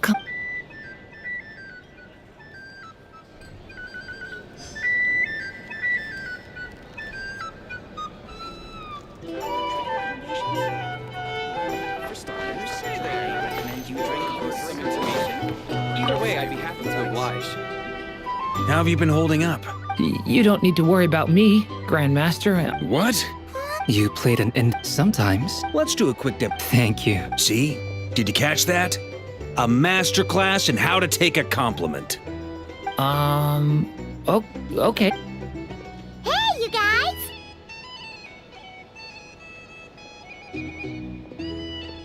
Hey, look who's bounced back. Looking good, traveler. Seems like you've recovered. You won't need to take any. Can I get you a Huh? handling a drinks or... Paimon believes it, to be totally honest. Don't worry. To put it in the when facing an enemy you have no hope of defeat. So, instead of looking for a way to overpower him, we decided to help Columbina get strong enough to at least stand up to him in a fight. For this to work, we had to analyze his modes of attack, confirm for added security. The alchemical array absorbed his abyssal power. Then Durin processed it to render it usable by Columbina. That power enabled her to do what would otherwise have been nigh on impossible. What surprised me, given his history with Rerir, he had every right to... It must have been... Absolute. He was torn between two... Anyway.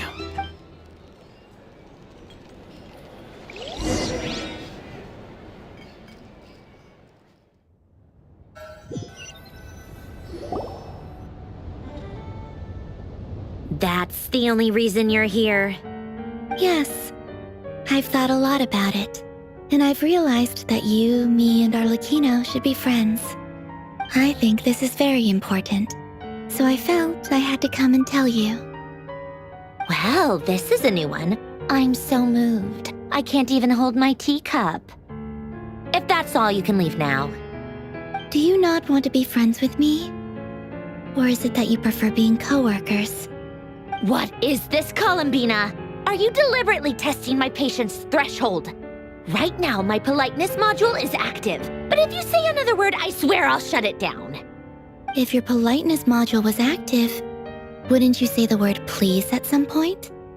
Polonia, please see Lady Columbina to the door. Will you still invite me to your next tea party? What? Yes, I think you will. Bye-bye, dear Sandrone.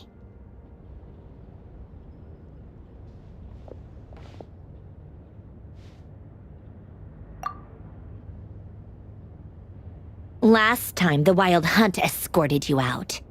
Would you rather I handled it myself this time?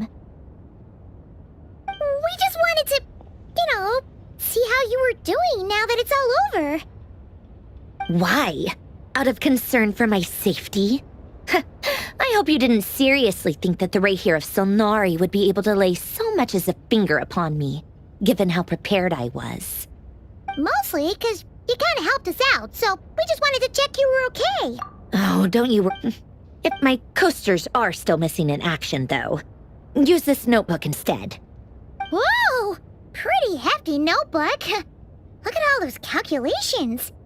You can ignore the I doodle and other trying to predict, huh? Although, who else? Wait, are you saying you know him? Like, personally? As a friend? I mean, I guess we were friendly enough. Yep. We used to chat occasionally back when he was still around. But I honored his... So...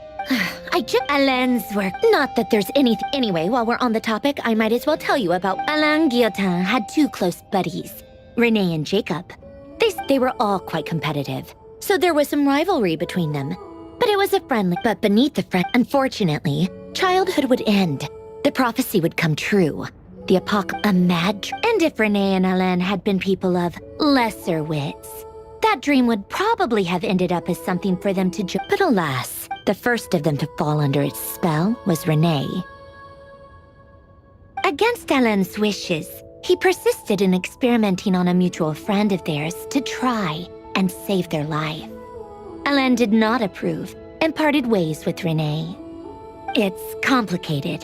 Perhaps the seed that would grow into a nightmare had already sprouted in Renee's mind. Even then, the next time and although that wave died down eventually, I hear that it just recently came back with a vengeance. As I understand, Renee wanted to live out his... But I'm told that the attempt... What do you think of Renee? Do you admire or do you despise... Same difference, really. Just a matter of perspective. The only difference is, I don't like fanatics who... Maybe I could... Anyway, that's it. He managed to put a stop to the first storm whipped up by Renee. But after that, to his credit, I suppose, the loss of his family and friends was purely a tragedy. After that, the only thing supporting his work, but although the desire, I think that formulas and machines derived solely from human intellect were the only thing that gave him a Yet Alain, once he quit working on his... He told me that I think that all at the very end, many years after, and that is, one went all in on his fantasy of salvation. The other sought death. Even the grandest tree starts as a tiny seed. So perhaps, they were young children, or maybe, but instead, do you think the desire to save oneself is enough of a justification to try? You don't know? Alain was yes, that was all he's... All right, tea time's over. I owe Arlecchino a favor for telling me these stories. I'm gonna go tinker with Polonia now. Polonia, exit hibernation mode. Begin diagnostics.